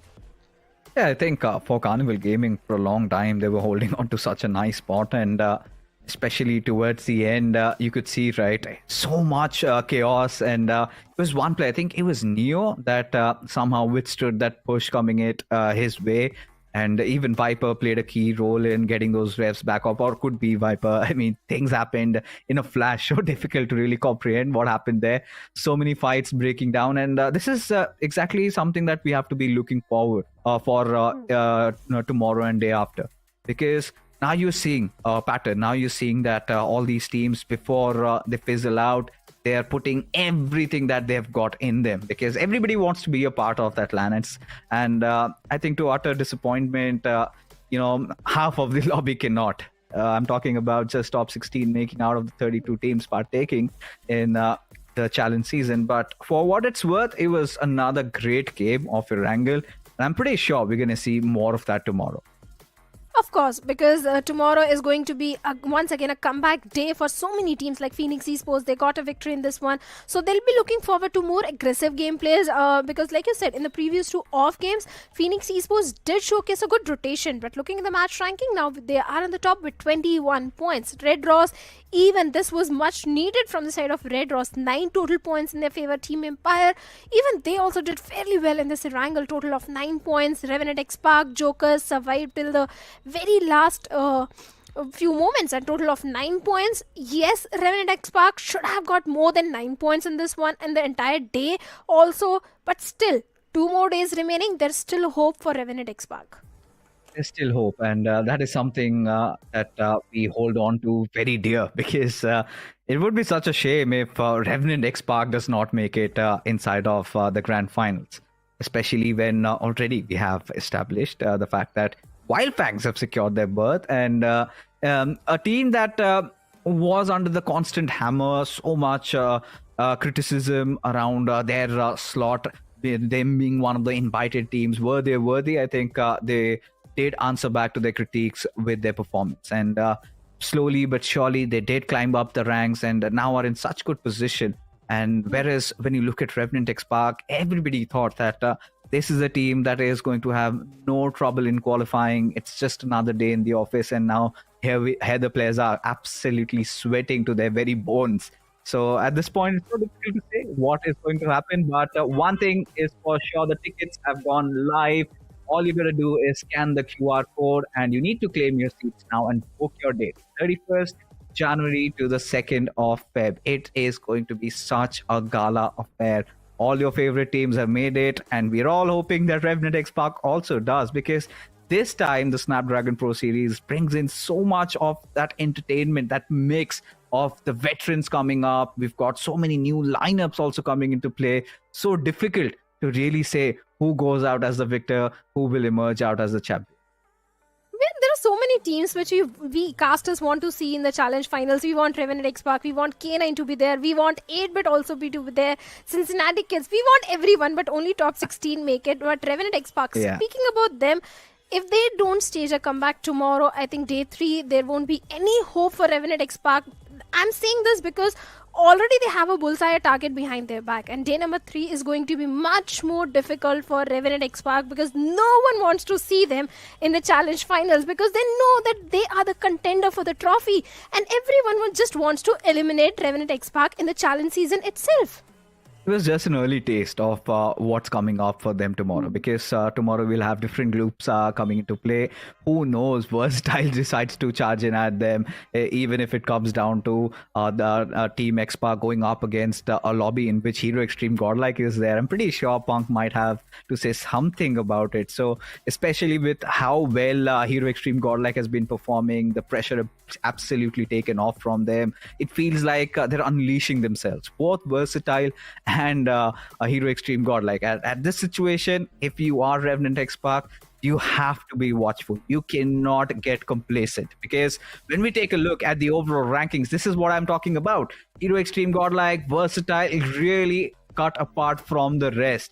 On third position, of course, we do have God's Reign, Aiku Soul having nothing to worry about. Even Bot Army Esports, Reckoning, Wildfangs, OG, everybody securing their golden tickets. But it is still the top 8. I feel like from the 9 to 16, those positions are still up for grabs.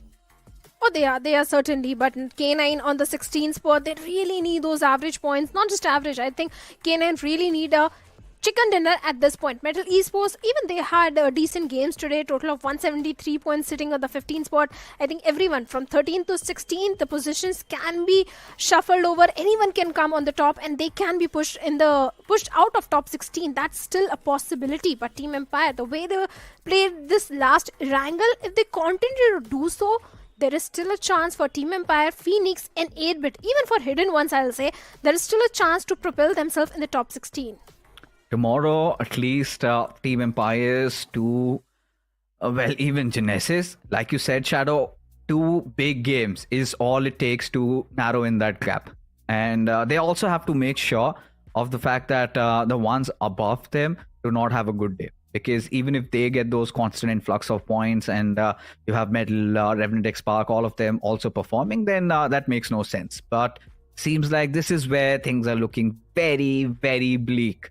For Team Tamilas, minus 40, even legit, RGC, everybody out of the picture. And for Vasista to DOD, they have to pull out a rabbit out of their magic hat if they have to dream on qualifying for the grand finals.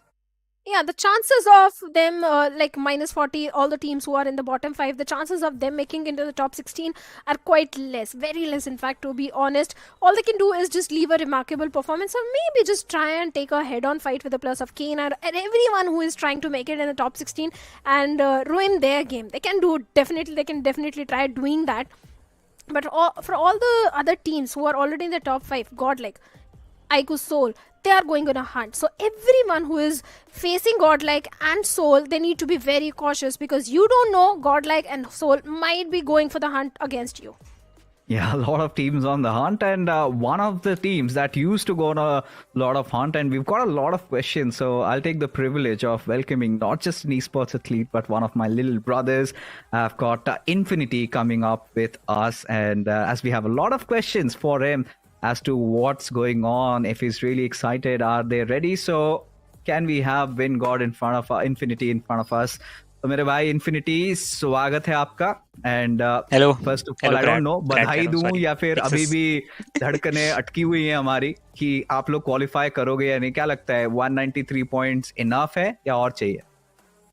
और चाहिए, बिल्कुल भी enough नहीं है, बिल्कुल भी और चाहिए। 220 तक तो मेरे हिसाब से कट ऑफ जाएगा अभी। लेकिन जैसे आप लोगों ने ओपन फाइनल्स में खेला था, जैसे पहले 2 हफ्तों में खेला था, आई थिंक वो अग्रेशन थोड़ा सा मिसिंग लग रहा है विंडगॉन की तरफ से।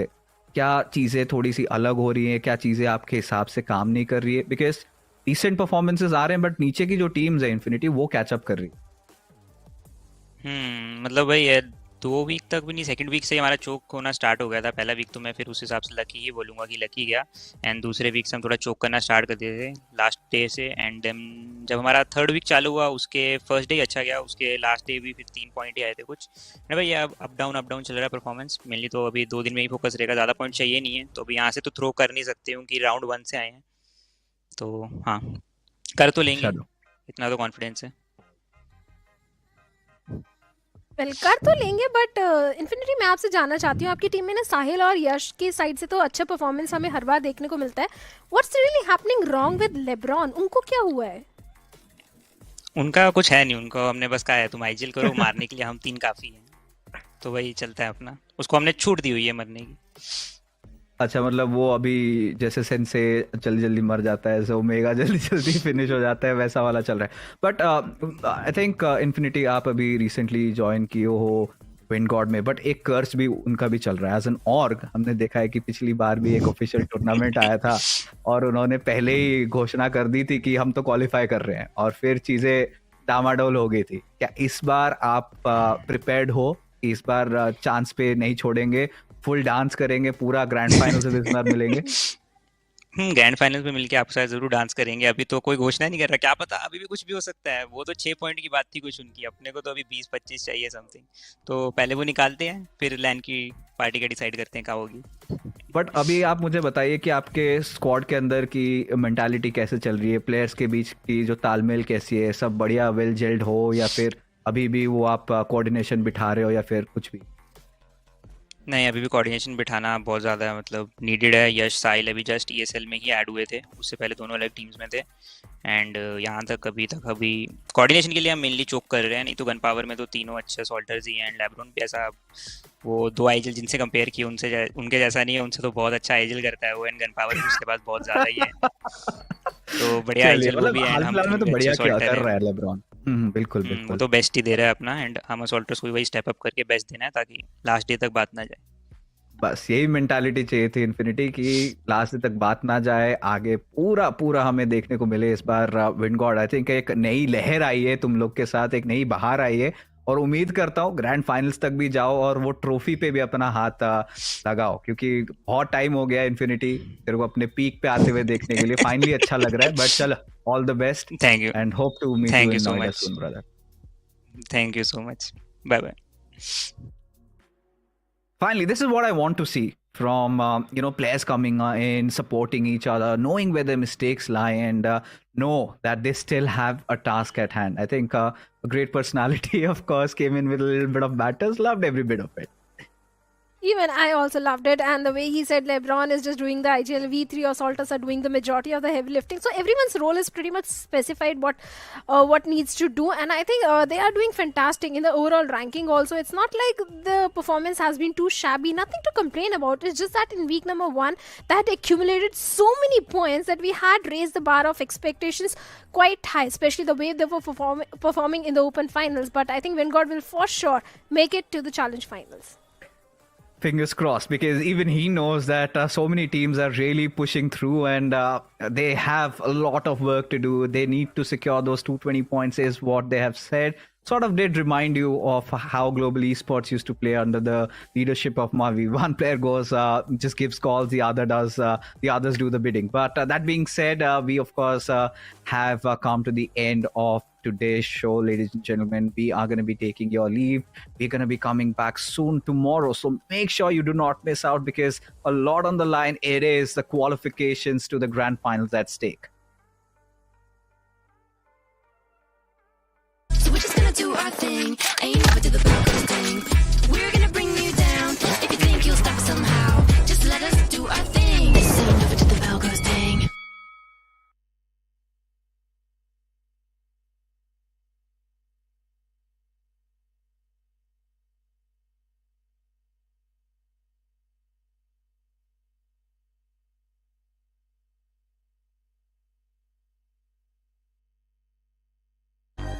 Feel like I'm the big dog, been killing it since tip off. Come with it or stay home, the people gon' feel ripped off. It's only major leaguers in the office. If you giving half of an effort round the rest of us, you'll make it awkward. I'm about that action, not the one you talk with. You better hope I'm not the one your coach gon' have you out here really guarding. It took a lot for me to get here, but I have arrived. I really made it, and the haters be looking surprised. Been down before, but now I'm better than I've ever been. Through all adversity, I saw them right now at the whatever the problem, we'll solve them. Make it through together, it'll be all love, and it's all good. Yeah. Okay. They say pressure makes diamonds. That's what I align with, cause the journey I've been climbing is riddled with perfect timing. I'm in a different mode when I be trying to get it. To even get a chance to compete is a form of winning. I mean, what's the point of playing if we ain't striving for greatness? I feel a sense of pride with every play that I'm making. To the top of the world when I came from the basement. Boy, I'm the one and not the two, so don't get it mistaken.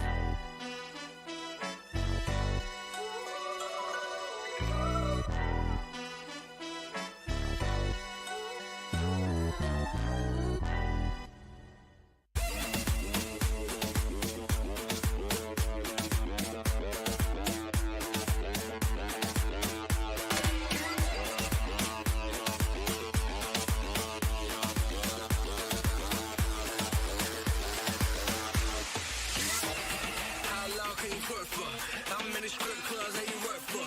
You a beast type of hoe you get murked for. I can tell a lot about it.